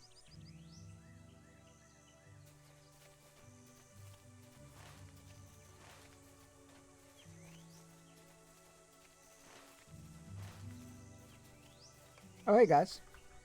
Imagnauts appreciate my thing. This will do. This is the worst out of 2 spots. 3 spots. Oh, fuck it. Aye, this place will do. Let me find my tinderbox and I will start a fire. You have no doubt heard of the quest for the Lonely Mountain, have you not? Understand our burglar wrote quite a tale of our adventure. I mean no disrespect to his skill with a pen when I say they likely cannot compare to the real experience of the thing. I don't know, I feel like it inspired quite a lot of people. Of course, we spend most of the time being either wet or cold or both at once. And it is the nature of memory to sand off the rough edges until only the glory and excitement remains. Still, that was an adventure. I don't know if Bilbo recorded it in his book, but my brother Owen and I were responsible for getting the fires going whenever we stopped to camp. Our tinderboxes saw much use, and in far bleaker places than this one. While I see if I still have the skill, I suggest you help our companions unpack their belongings. We'll rest here for a while before we set out in search of the raiding party in earnest. Yes, very well. If you Anyway, wish to make I think you will agree, Midwinter. I was saying that I personally would really like a Dreams game. Yes, very well. If you would wish to make yourself helpful rather, do not let me stop you. We will not rest here long, but I would welcome the chance to adjust the contents of the satchels. They have settled uncomfortably and caused me some discomfort while we walked. If you unpack that bag for me, I will rearrange the contents while we rest. But expect no thanks for it. Jesus, you guys are all very unpleasant.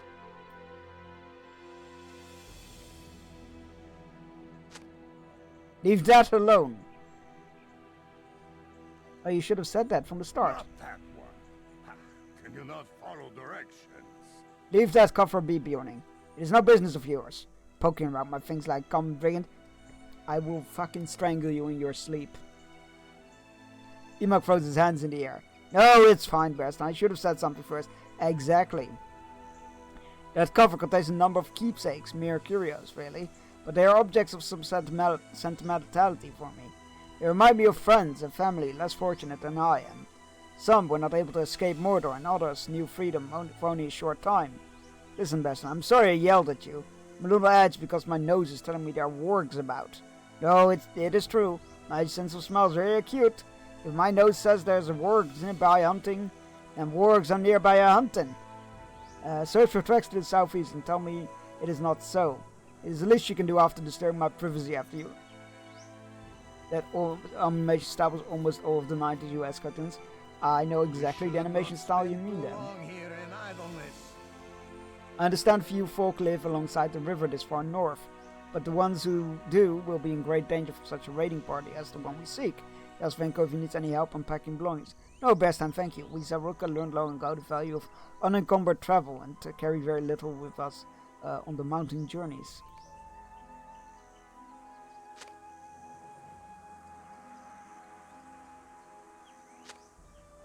Leave those alone.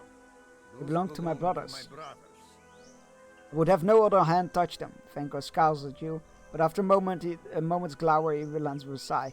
I'm sorry. Do not think I'm rude. Do not think me rude.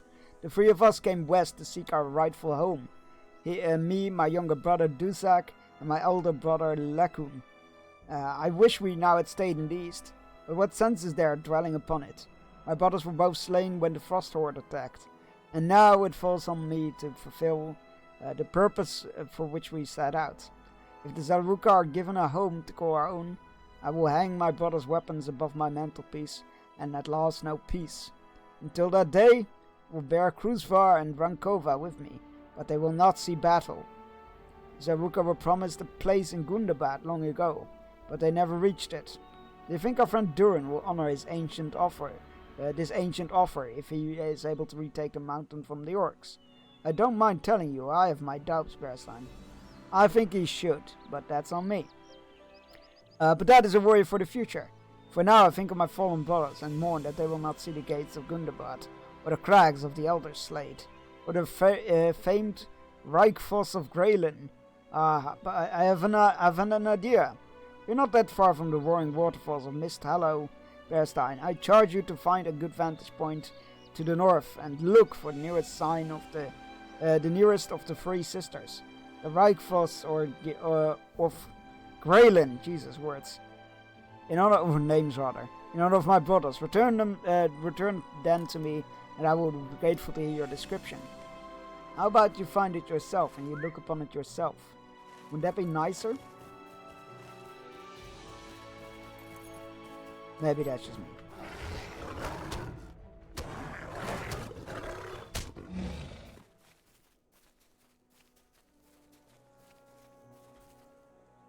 I was right, there's work tracks, which for some reason I cannot track or study in bear form. Suddenly hunting work is upon you? Where? Oh, there. Hello.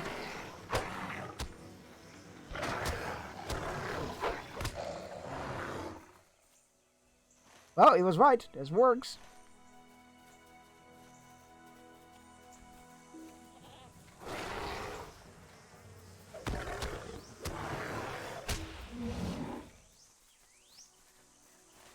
Alright, we're gonna head north to see that vantage point.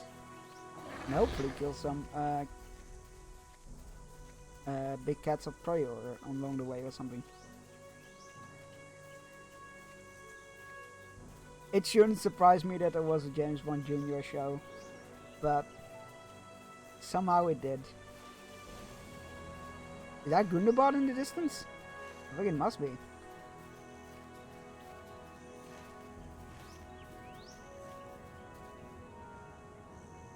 No, it can't be.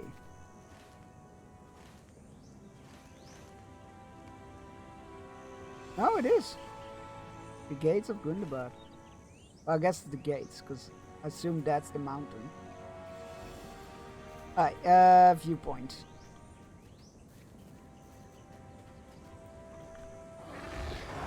Oh god. The most vicious of all creatures. Badgers.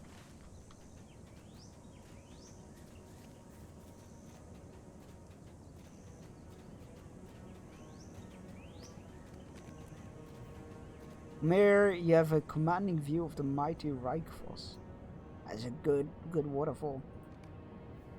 We stare in silence as the waters of the Reichfoss cascade from the heights. Ooh, that goes a long way down.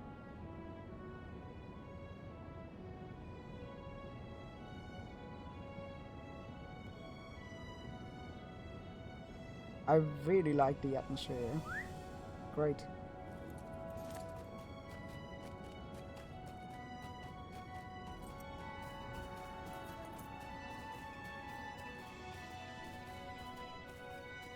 A lot of animals, but not the ones I'm seeking.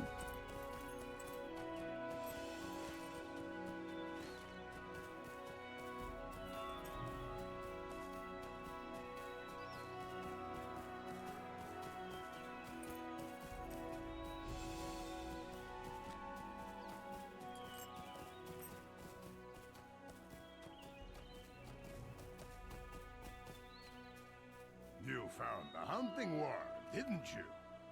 No need to say a word, Bearstein. I know it's true. Emac nods with satisfaction, a pleased smile creeping onto his face. I've always had a heightened sense of smell, but in Mordor it became a matter of survival. I developed a nose for danger.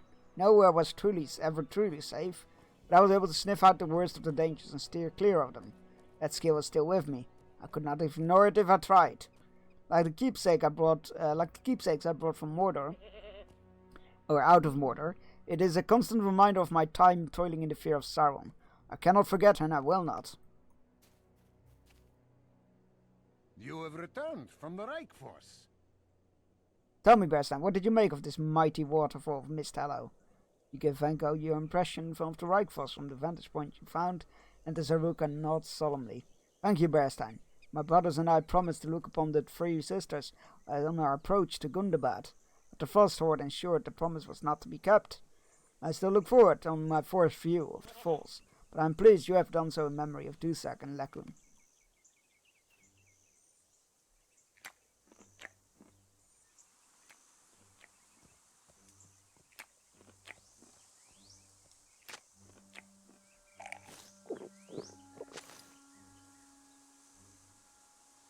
Emac endured much during his captivity in Mordor.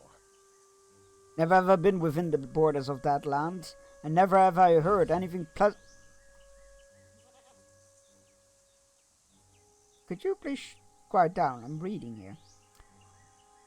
Emac endured much during his captivity in Mordor. Never have I been within the borders of that land, and never ever heard anything pleasant about it. I do know this. Well, I can tell you something pleasant about it. It is predictably very dangerous. Yeah. That's all I got. The views are beautiful. Very nice volcano. And mysterious lights. I do know this. I would not wish to have a heightened sense of smell in that place. For that Emac has my sympathy. It seems that Longbeards and Jelruka know the same sorrows.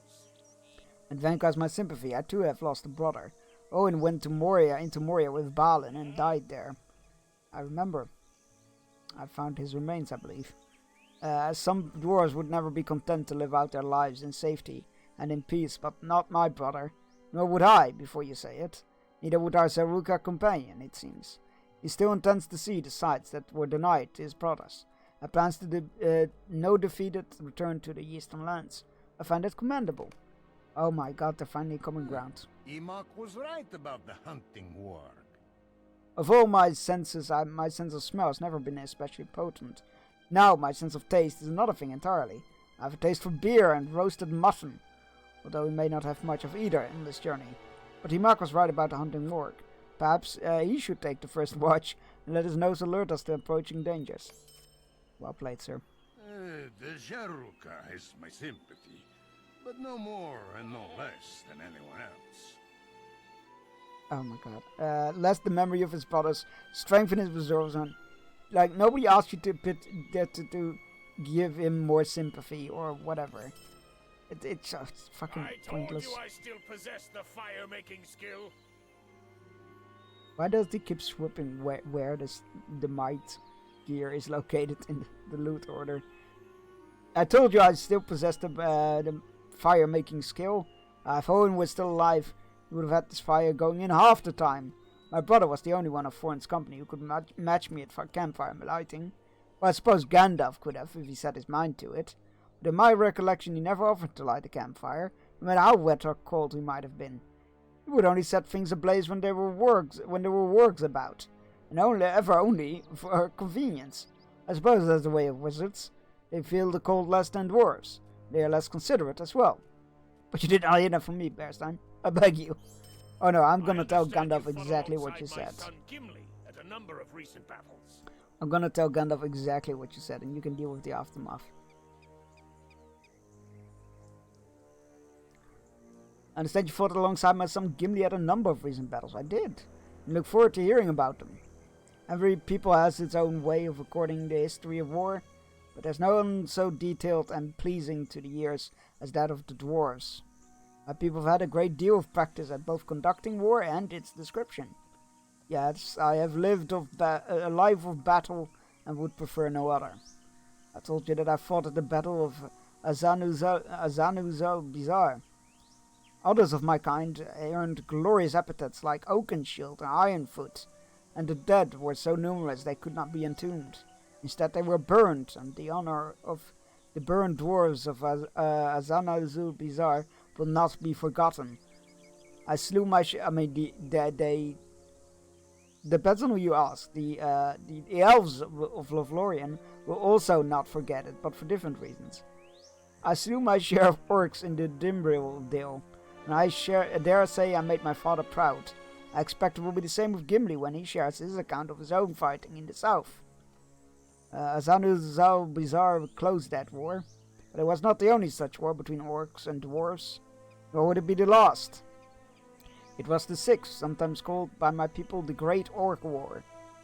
We held Gundabad again during that war, but only briefly, and after the losses at Azanuzal-Bizarre, King Thrain had neither the hearts nor the warriors to reclaim it. The Longbeards became a people in exile. Loin speaks as if only Longbeards fought at Azanul-Bizarre, but it was not so.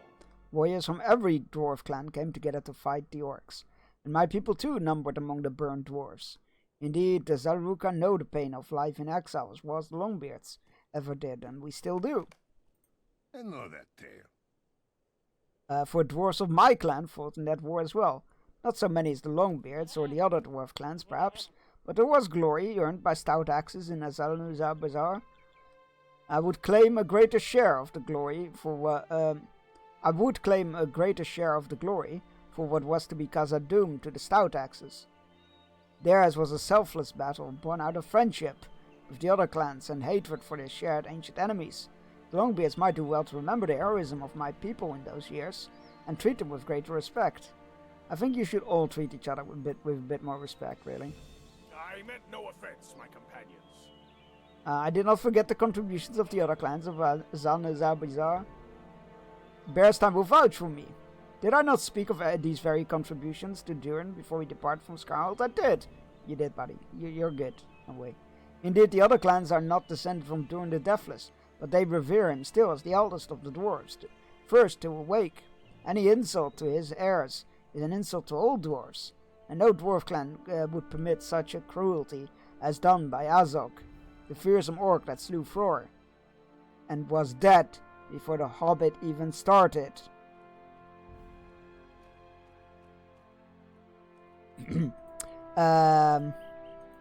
Azog, the fearsome orc that slew Fror, the father of Thrain. Each of the clans responded, and so it was that Azog met his doom. Yes, because he died there. It was good enough for all of us. Of course there was, and triumph, not just for Durin's folk, but for all. You know that to be true. I did not mean to offend. The conversation ebbs once again, and your companions eat and drink in silence.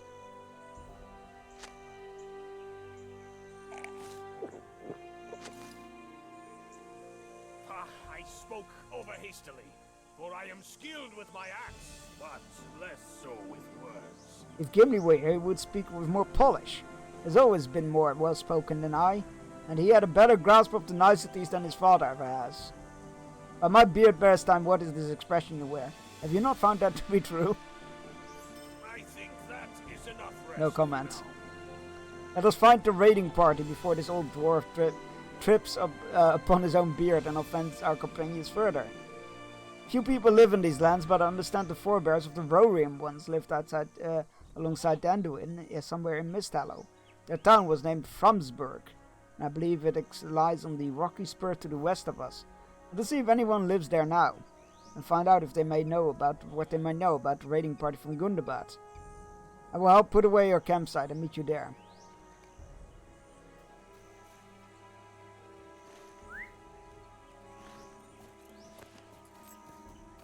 Yeah, that's why I can never feel like anger towards the Dunlendings, because they were living in Rohan, and then people from this part of the country came down to fight in a war that wasn't in their lands, and then the king of another kingdom was like, "Yo, you can live there.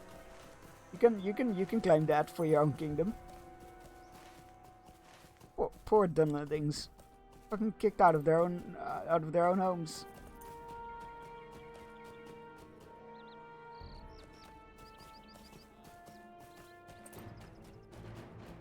I don't want to fight you, Mr. Bat. I want to crash this bridge. Very nice bridge.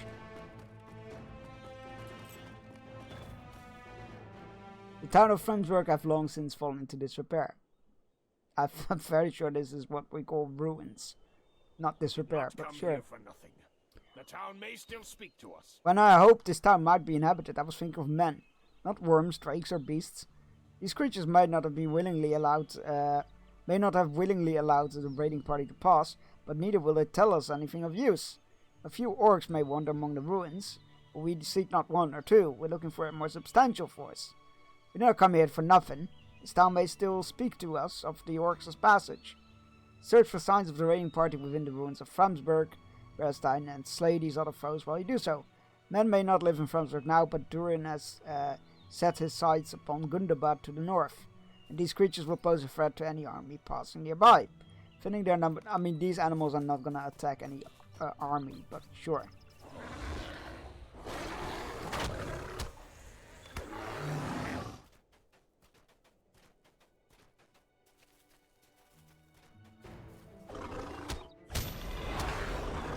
You imagine just an army passing through, very loud, very like breaking twigs and whatnot, kicking over rocks, very loud stuff, clattering of arms, and an army of moots just come out of the forest to attack them.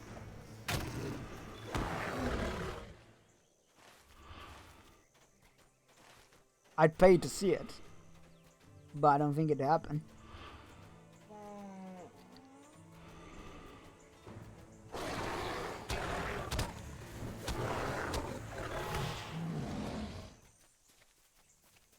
Oh, we're finding a bunch of hunters, so that's good.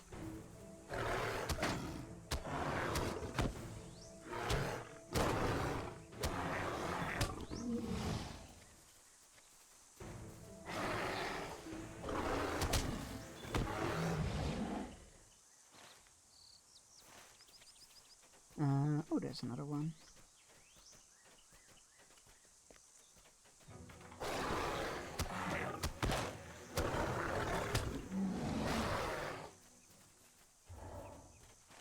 There's not a lot left here.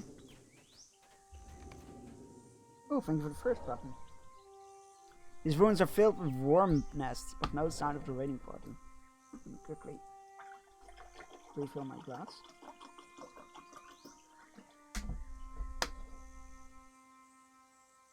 Cheers. Remember to hydrate wherever you are as well.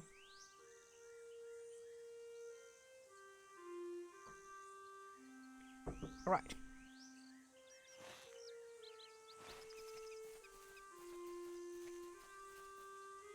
What do we have here? A few have encountered Otgant the Vow and lived to tell the tale of him, but on no matter we all agree. You do not want to encounter Otgant. The rumors feasted upon at least a score of travelers unfortunate enough to find themselves among the lost rocky crags of Mist Hollow during the last 6 months. In that time he has grown larger and bolder than before. Sure. I'll kill him. That's fine. I'm okay with doing that.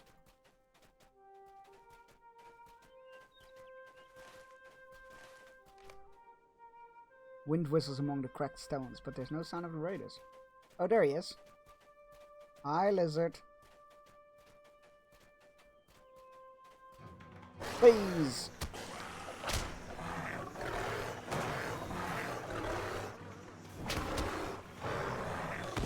Get back.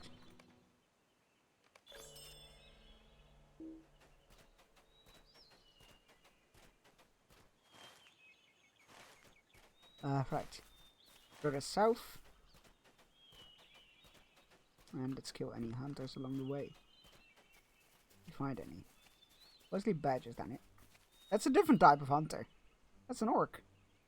What the hell? Oh god. Let's quickly head back to the bridge, I think. It is time for our final fishing break. I do want to be somewhat safe. I basically want my house to look like the zone. I feel like you'd need to go for the Duskwood, one of the Duskwood housing plots. You know, that's the misty, haunted forest look. Alright. We should be safe here. Alright, I'll be back in 3 minutes. Go stretch your legs, grab yourself a drink, take your medicine if you haven't yet. You need to. All those good things. I'll be back in 3 minutes.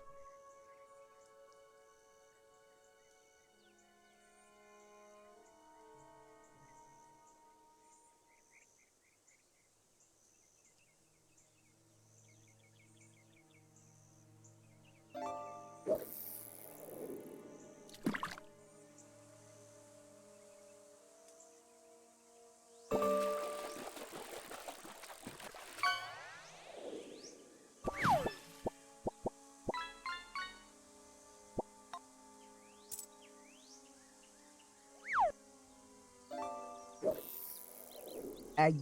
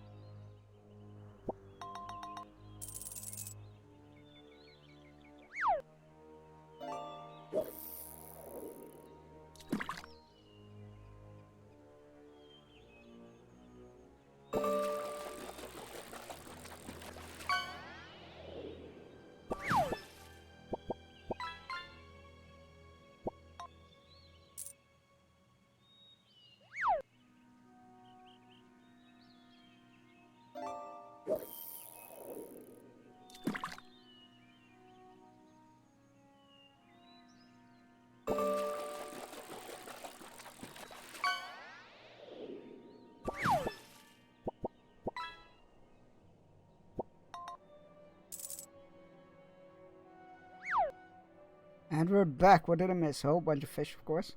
Nothing that really needs my attention. Finally finished with work. Yay, nice. Makes eye contact with stripper heels. Nope, not going to that work. Oh my. Go on. Damn. Oh, you got the green chocobo. Oh wait, it's a hunter. And he does.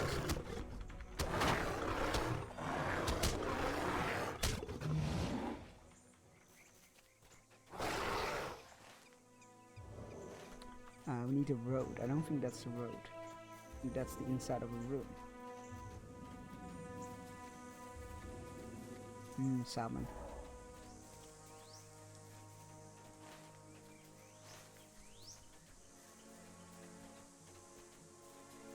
Please don't attack me, Mr. Moose. I had an animated pole dancing emote once. It's never contextual enough to use. That's fair.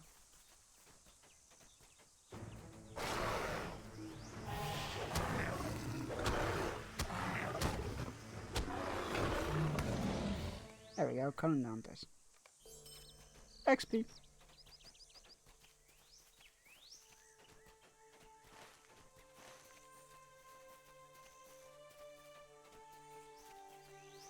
Oh, put in Discord. Sure, go for it.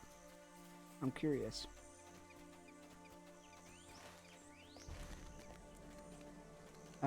Oh, disturbed Earth that way.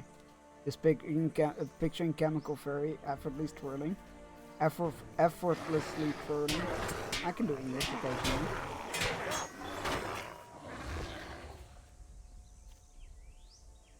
I mean, I've seen him do ninja moves, so it should be possible.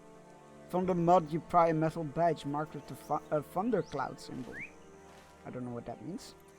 So let's bring it to glowing.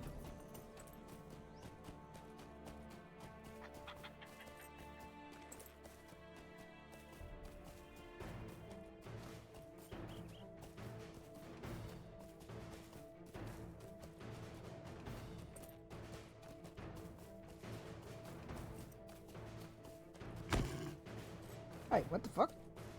Where did you come from? Oh, shit was well hidden.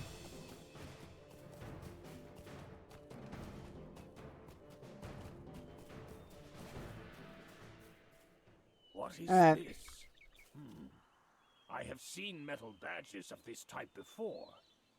The orcs carry them, most likely to identify the tribe to which they belong. No dwarf would need such a thing. Can you imagine a Longbeard needing to carry a marker to remind himself that he's a Longbeard? It's not for himself, it's for other... You absolute idiot. Alright. You consider pointing out the numerous symbol engraved on Glowin's weapon and clothes, but decide against it. Thank you, writers. I confess to you, this symbol is not one I have encountered, Glowin continues. It looks like a thundercloud to me. Perhaps that is the identity of the band to which the raiding orcs belong. The downpour of woe, or the deluge of pain, or some other orcish nonsense. There's only one way on to or off this rocky spur, Berstein, and the raiding party is no longer here. You found this badge close to the southern cliff's edge. It seems to me the orcs stood there for a time, scouting their course. And this badge fell unnoticed as they did. I think it must have followed the river south. That is where our path leads.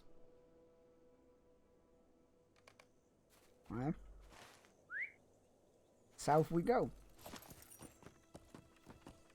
I swung on my share, but never professionally.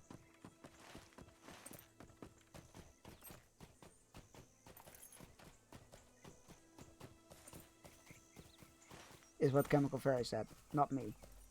Just for the record. In case anybody gets wrong idea.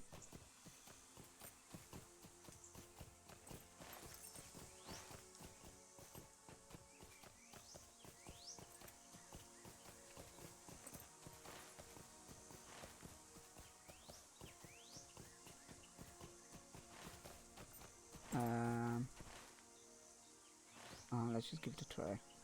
We can always cross this river? Yeah, it's a river. Oh, there's a road on the other side, I think. Let's just try that. There we go.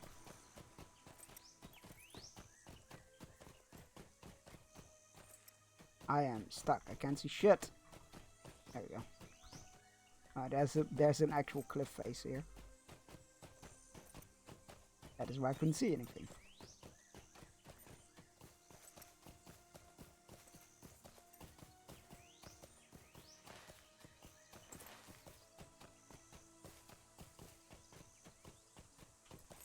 Oh, it's down there, isn't it? Geronimo!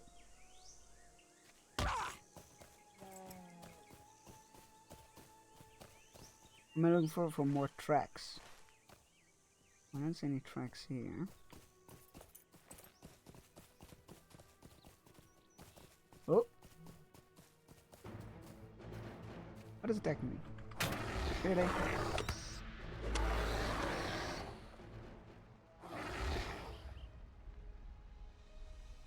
Really bad.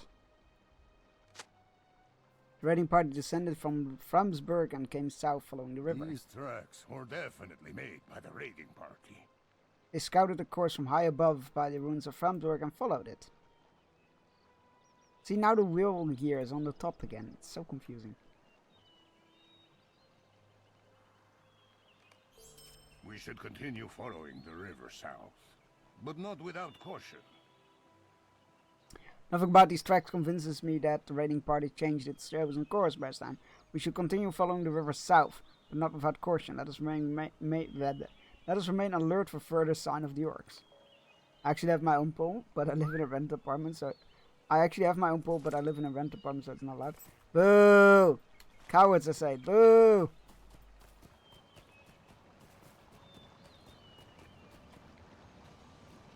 Let the girl pull.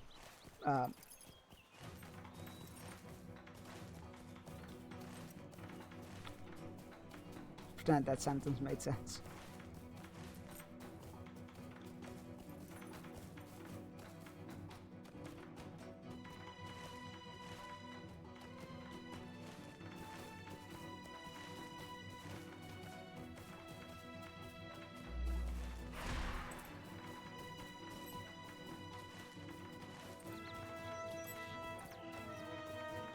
Not a stay must up here, so I'm gonna grab that.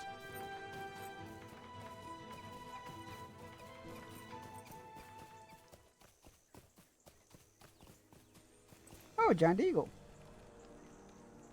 Scarding Warg's Bane. You Bjorning by any chance? Look badass. Are we related? I've seen those pressure pulls that don't need screws. But I've also seen them fail miserably. Yeah, I'm always worried when you see those. I'm always worried. Almost always. I'm always worried when you see those. Like, I'm sure it'll work, but it can go so wrong.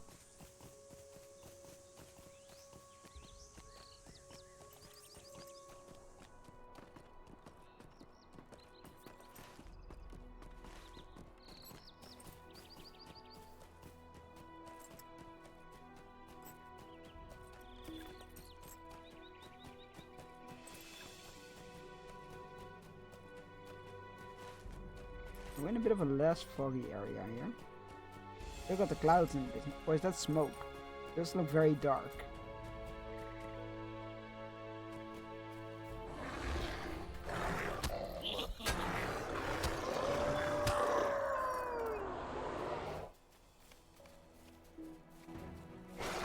Most time it's operator error. Should be in warnings to not take.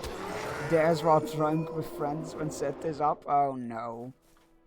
Oh no. That's not the Paul's fault then. No, that's nah.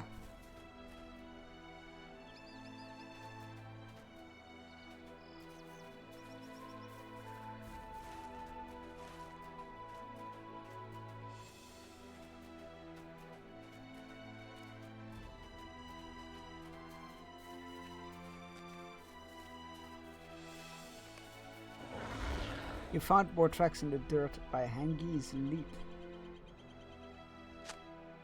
The raiding party intended to cross the river here. The broken bridge prevented it. Yeah, it'll do that. That is properly broken as well. That is not just a little bit broken. That is broken.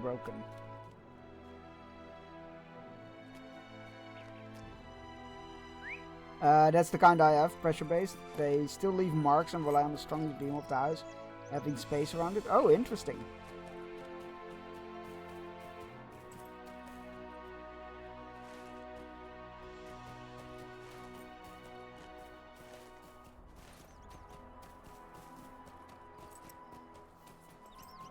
Need to get a hashtag trending.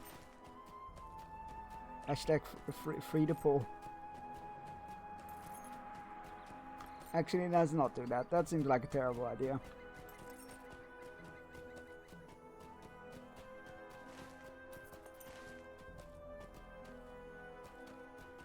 Ah, we're right.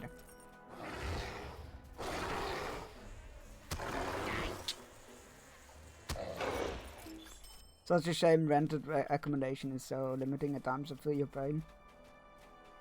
That sucks. Shame. Good exercise.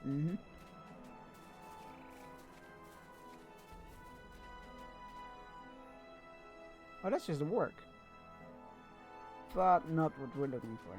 We're looking for work riders. Of which there's one up there. Oh, grab it. Hello, Goblin Raider. I've come to end your existence. Get wrecked.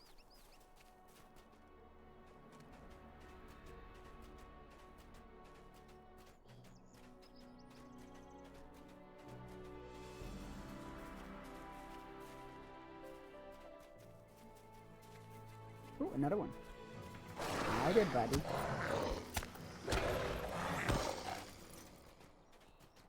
We're halfway there. Whoa. Ooh, there's another one.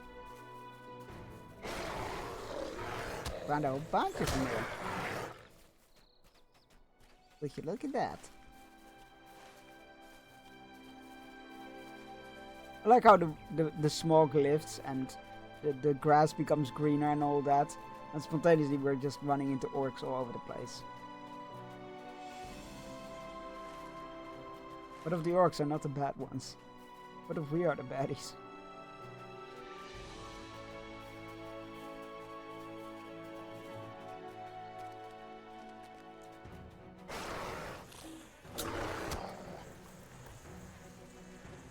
Uh-oh.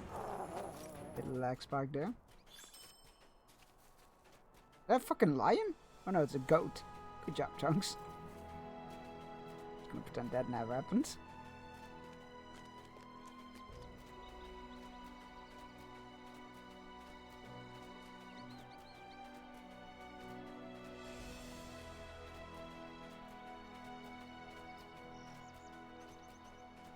Is it one of those rare dragon goats again? No, not this time. I think it was just an actual goat.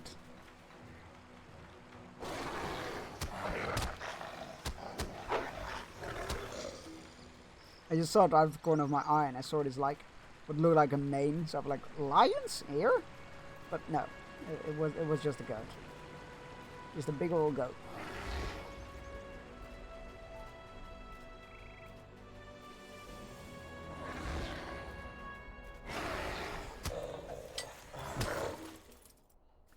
One more goblin warg rider. Ooh, what would you look at that? Right where we need to go as well. Sweet XP. Thank you. Alright, so we should be finding footprints somewhere around here. Oh, there. More tracks.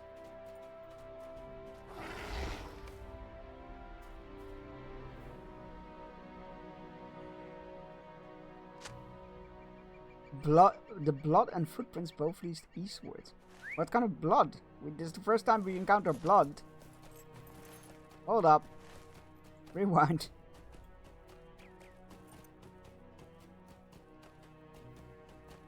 You find more tracks, but these are speckled with blood. Oh, there we go. That's what I meant. Easily mistaken. One is a horrific, deadly, vicious beast, and the other is a lion. Not a fan of ghosts? Ghosts? Goats. Good job, Chunks.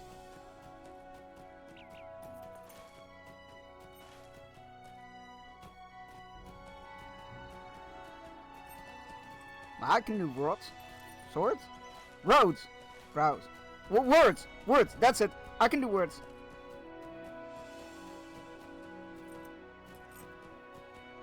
Occasionally. More often not.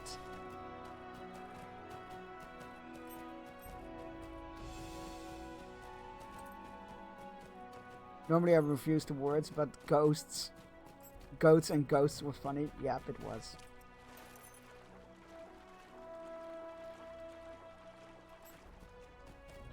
A wounded orc. Let's see if he's talkative. Stay back, vermin! You're not better than the treacherous slime that stabbed me. But Natsutug was surrounded by a company of his fiercest, finest warriors. You are not. You left me here to die. I have strength enough to cut your throat before my own life ends. Frugard's head sinks to his chest. Oh wait, he has a name now. Frugord's head sinks to his chest, and his sudden barking laugh seems to cause him a great deal of pain. Even so, he bares his teeth in a smile. If you're unable to slay me, do me this favor. Go to the village of the bear folk and slay Nutsatut, the wretched villain. Hold on. The bear folk? My kin lives here?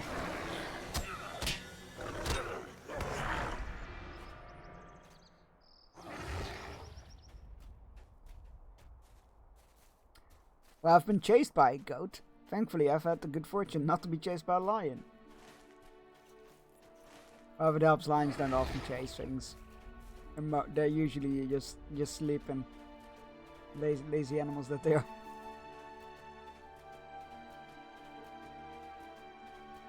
Goats are wondrous, cantankerous creatures. God, I've seen that word before. I've heard that word before. I just realized I don't know how to actually pronounce it. The Bjorning village of Limlock lies peacefully to the northwest. There lies the village, but it seems peaceful. We know the raiding party came this way, but where has it gone? Do you remember the metal badge you found? With the thundercloud symbol, the one you found among the ruins of Fromsburg that the orcs must have dropped? Glowin showed it to me when we journeyed south. I do not know about you, Bestan, but I do not generally think thunderclouds are known for being stealthy. No, Frugord's fellows are around here somewhere. I have not shown them. There's one riding right there. No, Frugord's fellows are around here somewhere. They have not shown themselves, and reveals more worrying purpose than I believe they could possess. Yet up mere pillagers. What are they? We could go into town. Is it too much to hope that they have already turned aside these raiders? That'd be nice. Plus, you know, it's my kin. That would welcome me. With cantankerous. There we go. I want to pet the danger kitty. Don't pet the danger kitty.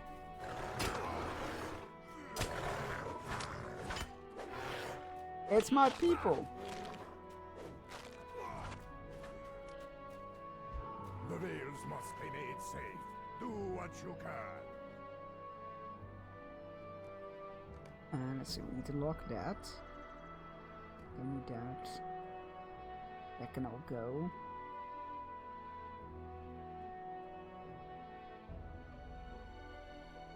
Okay, all good. So now I should be able to sell. There we go. Space made in inventory.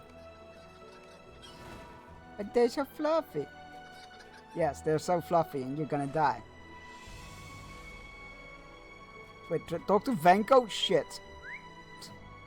I went into the town too early.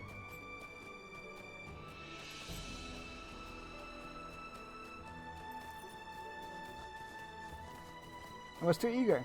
Baby cheetahs are one of my favorite big cat things. You're gonna get yourself killed.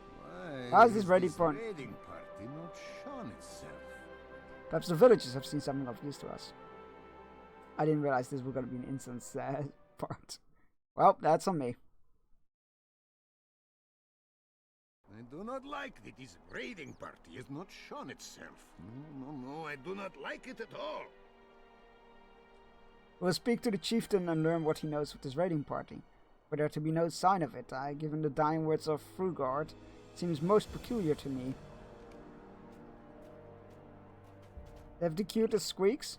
Yes, and murder. I see nothing out of the ordinary. Might the orcs have turned aside? Why? Also, there's nobody here. That's a bit worrying. Seems unlikely to me. Oh, there we go. What brings you to Limlock, strangers? We have enough dwarves here. What's that supposed to mean? What other dwarves? Have you seen a raiding party of orcs? I have.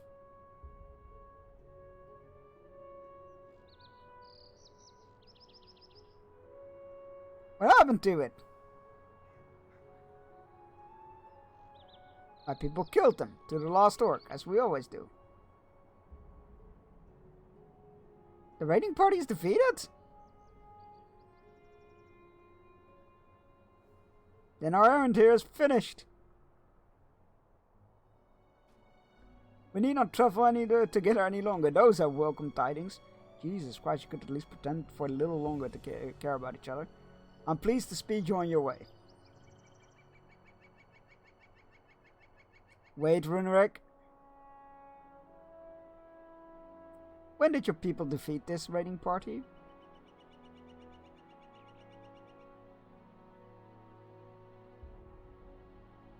Perhaps a week ago? Maybe a little longer? Different raiding party. That's not the one we seek now. We've contended with the orcs from Gundabad for many years. But they do not dispatch raiders this frequently. Something must have changed recently.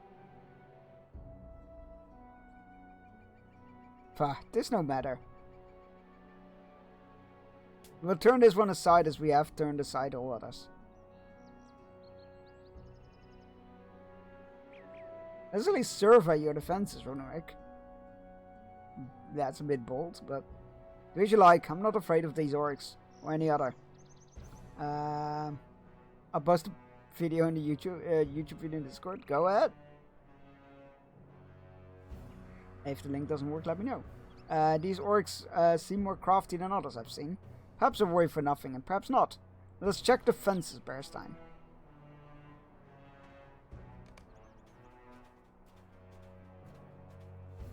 Okay.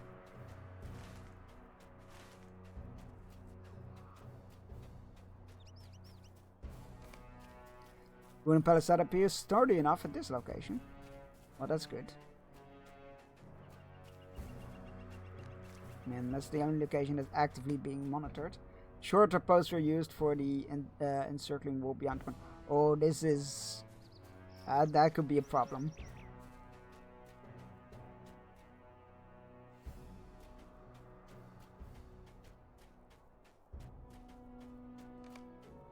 Yeah, waterfall beyond the wall. Here, natural defense.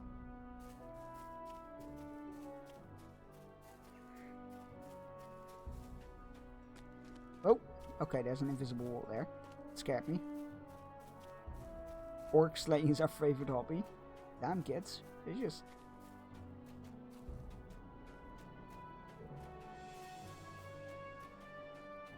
I mean, oh crap. Oh, that's so weird. It kind of glitches out when you get near the invisible wall. Ugh. I was gonna go through the ground there. The cliffs beyond the palisade here would serve as an adequate defense.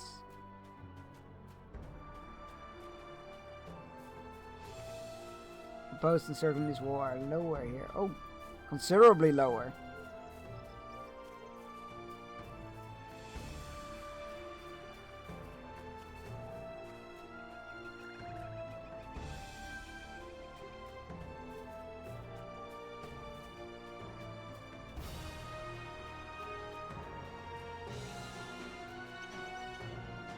I think you've seen no sign of this raiding party? How surprising.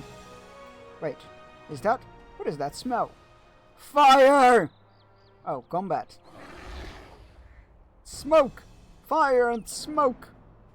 Fighting in the village square!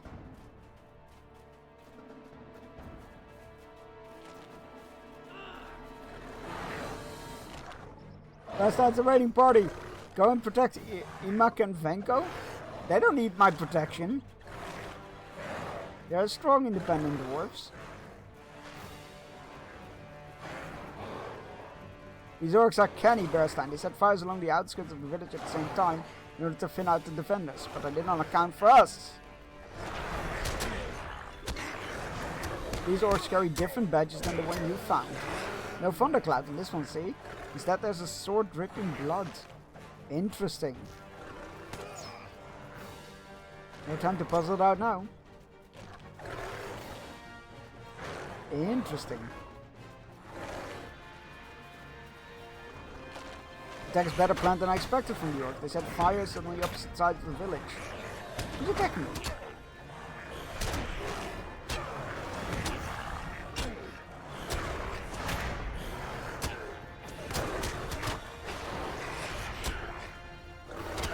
Did they wound one of their own and leave them behind? Wait, what? I'm getting my ass kicked. Did they wound one of their own? They did wound one of their own and leave them behind, so perhaps not. And we don't know what that orc did to these guys, so it was a different plan. Go up, Imak and Glowing. I will find some water to douse these fires. Our companions are safe. That's good to hear, my friend. Just finish off the orc here, and the village will follow suit. These orcs carry thundercloud badges, like the ones you find. Wait, so there's 2 clans here, at least 2 clans.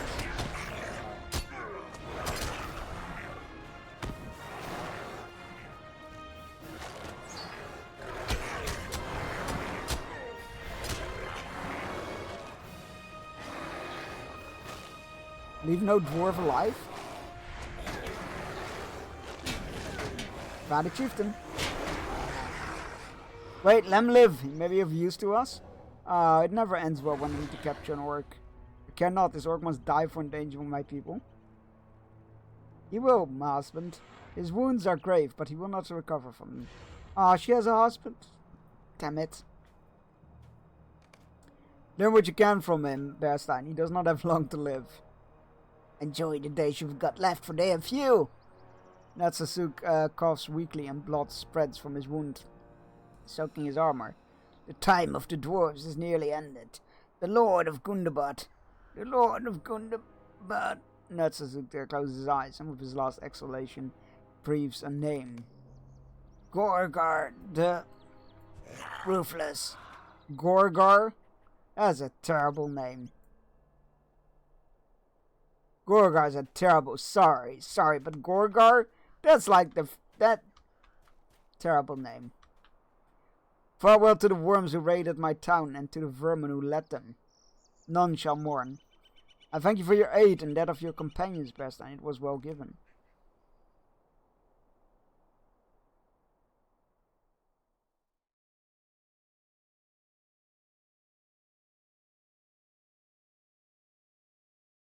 That's like the villain of a kid's TV show. What is his name? Gorgar the Destroyer. Our mission is at an end. Had I known the outset how little time we would need to spend together before the successful completion, I might not have complained so loudly. It is a jest, only. You performed admirably during the attack, Bjorning. Indeed, Venko and Glowing also proved themselves in battle. These folks are fortunate that we were here. They sure were.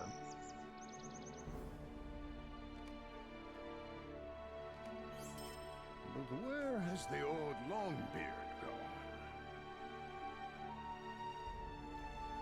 Let's put that down here. The rest of the saved up equipment. But where's the old Longbeard gone? Does he not wish to celebrate his victory? His victory with the rest of us and with the people of the village? I assume that means that he spotted something.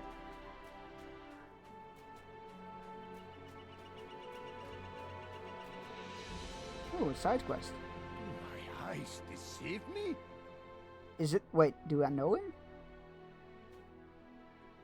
Do I know those? I don't think I do. Do my eyes deceive me? Is it the kind Bjorning Bearstein?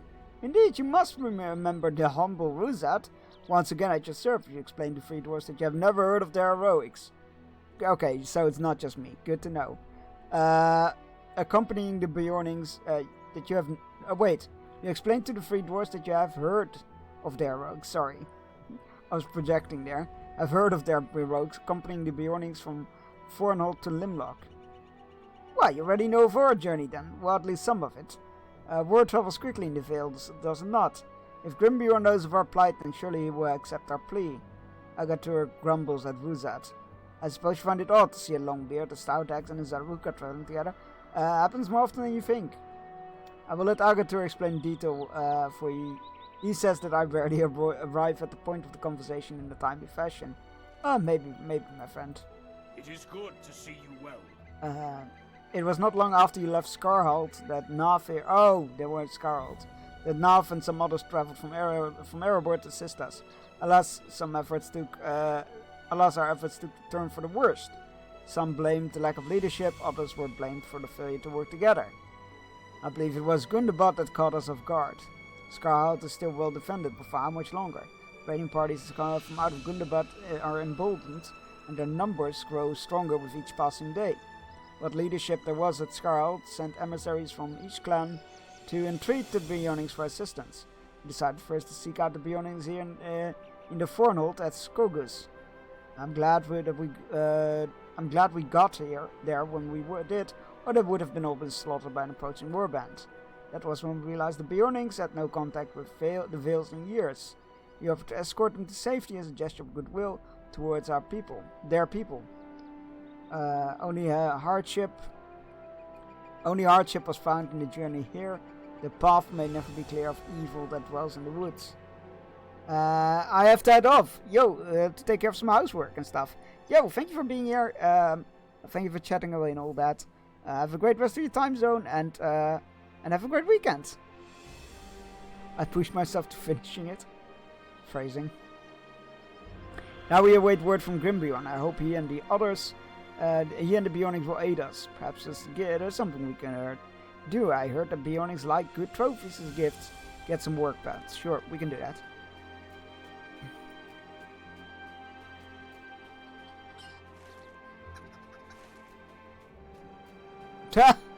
I forgot I had a chaos command.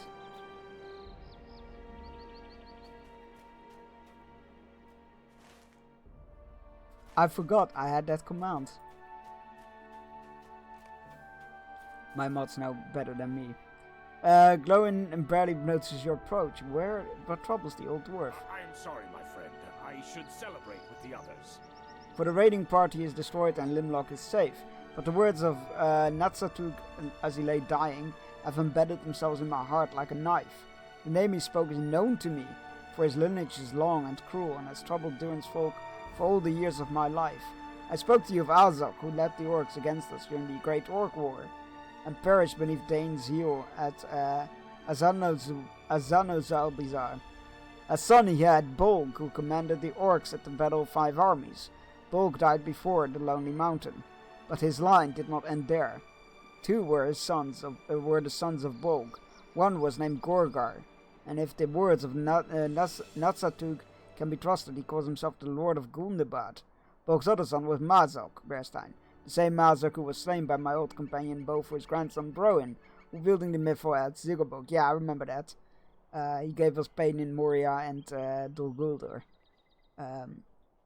This new Lord of Gundabad possesses no shortage of grievances against the dwarves, but the death of his brother Mazok can only fuel his most powerful of desires, the thirst for blood and vengeance.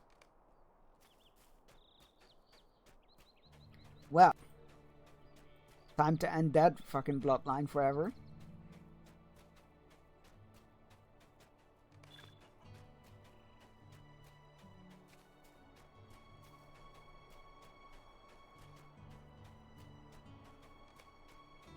Ringling pleased with himself with the bravery of his folk.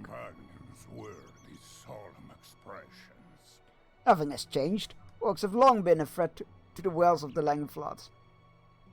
And this is not the first orc raiding party whose blood has watered the ground near Limlock. A new orc lord in Gundabad means little to me or my people. Should he send another batch of raiders, they too will be slain. I do not see why there need to be any difference. Why this needs to be any different. Understand Runrik's position, for orcs have always threatened his lands, and he sees no difference here. Why would you ask me to be newly afraid of worms and drakes of the Grey Mountains, or would I respond as he does? I think Runrik is twice wrong about this. Something about this new Lord of Gundabad smells wrong to me, and my nose is never wrong. Second, he says his people will simply stand against whatever raiders come this way. I say he is wrong. Without our assistance, Limlock would have been a smoking ruin by now, and he best not forget it. I also found her Venti song, Genshin Impact. I will open that in a tab as well. My list of tabs is ever growing.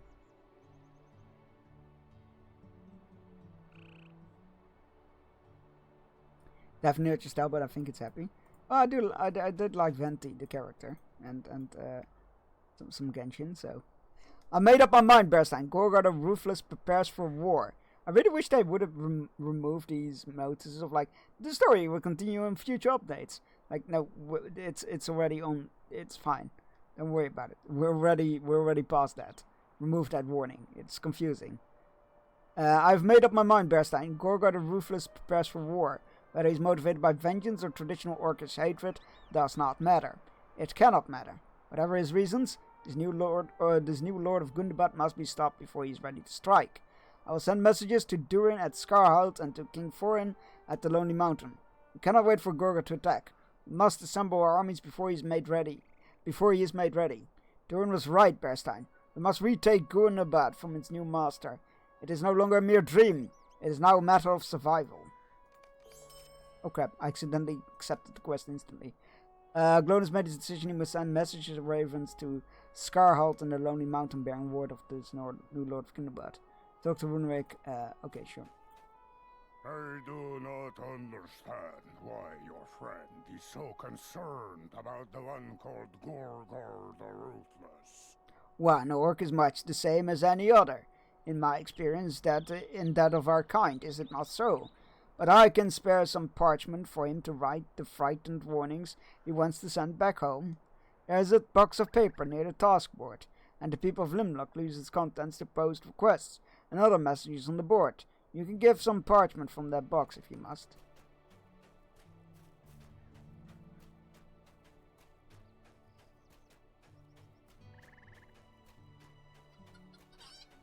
Oh, there's the message board. Box of parchment. Ooh, piece of parchment. Ooh, piece of parchment. Ooh, piece of parchment.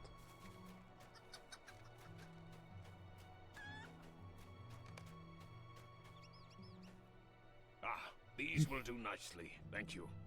I need to decide how to phrase this message and then copy it onto each of these papers. I need to... Glowin looks up with barely disguised irritation.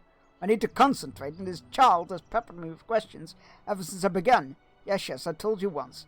This one is Vaka, and this one is Telgia. Their names mean vigilant and cutter, if you must know. Glowin masters his tone and speaks to you again. And this one here is Yala, which means chatter. I dare say he and this Bjorning child have much in common. Keep this child entertained while I prepare these messages, Bearstein. I need to think, and these constant questions are not helping. Ah, you big grump. Did they fly very high? How do they know where to go? What is the farthest they've ever flown before? Vidar pauses for air. As you manage to interject a question, the child considers it briefly. Have I any chores that needs doing? Well, yes, I suppose I'm nearly a man grown after all. My mother says it's my job to scout outside Limlock once a week. I will go and do that now. You will let her know. You've already met her, yes? Her name is Irsa? Be still, my beating heart. Okay, I'm leaving now, but I want to learn more about ravens when I get back. Let me guess. The clone grunts without commitment. Let me guess. The child will go missing. And we will need to go find it. Yes, I told Vidar that as he grows into a man, he must shoulder further duties around the village. That includes scouting the wilderness outside Limlock. But I did not expect him to choose to do so immediately after an attack of an orc raiding party. He has always been a bold boy. I should have expected it after all. Perhaps you can ease a mother's worries by finding him on his patrol, ensuring he does not run into any harm. There are 3 places he enjoys to scout: the southeast, the south, and the southwest of the village. Look for him at one of these locations, and safeguard Vidar, and I will remember your good-hearted assistance. You're gonna call me suspicious with a green mustache? The fuck was that? Oh, the guards are attacking something. God, that confused the fuck out of me. I don't know I don't know what the context for that quote was, but it will also keep him out from underfoot of the dwarves, which I know they will appreciate. Vidar always has so many questions. Oh, that's not a bad thing. I think we'll leave it here for today. I'm a bit tired, so 15 minutes early is not that bad. I can quickly make a new cup of coffee because I got a raid tonight. Thank you all for being here. Let me go find a raid target to drop you all off at. Capture sus because you don't have a green mustache. Damn it, she's onto me. Abort, abort. Alright, let's go see who is live that we can raid into. Let's have a look-see, shall we? Oh, I know who we're gonna raid. Come on, I know exactly who we're gonna raid. Copy and paste the raid message. First one is for subs. Second one is for non-subs. Create one of your favorite emotes or your own emotes. I don't particularly care what you do, as long as you know that I send you. We're gonna be raiding Sinfer. Sinfer's great. They're lovely. Very cool, very fun streamer, very cool streamer. Very lovely person. Let's go say hi there. They're playing Dead by Daylight Survivor 2 vs 8. So yeah, let's go say hi. Is it Sinfer? Yes. You're absolutely right. I opened the thing and they were like right at the second of the top of like Fallout channels. I was like, well, that makes it easy. Let's go say hi there. Thank you all so much for being here. I hope you all have a great weekend. I'll be back on Monday with more Batman Arkham City. I hope to see you all then. Have a great weekend. Bye-bye.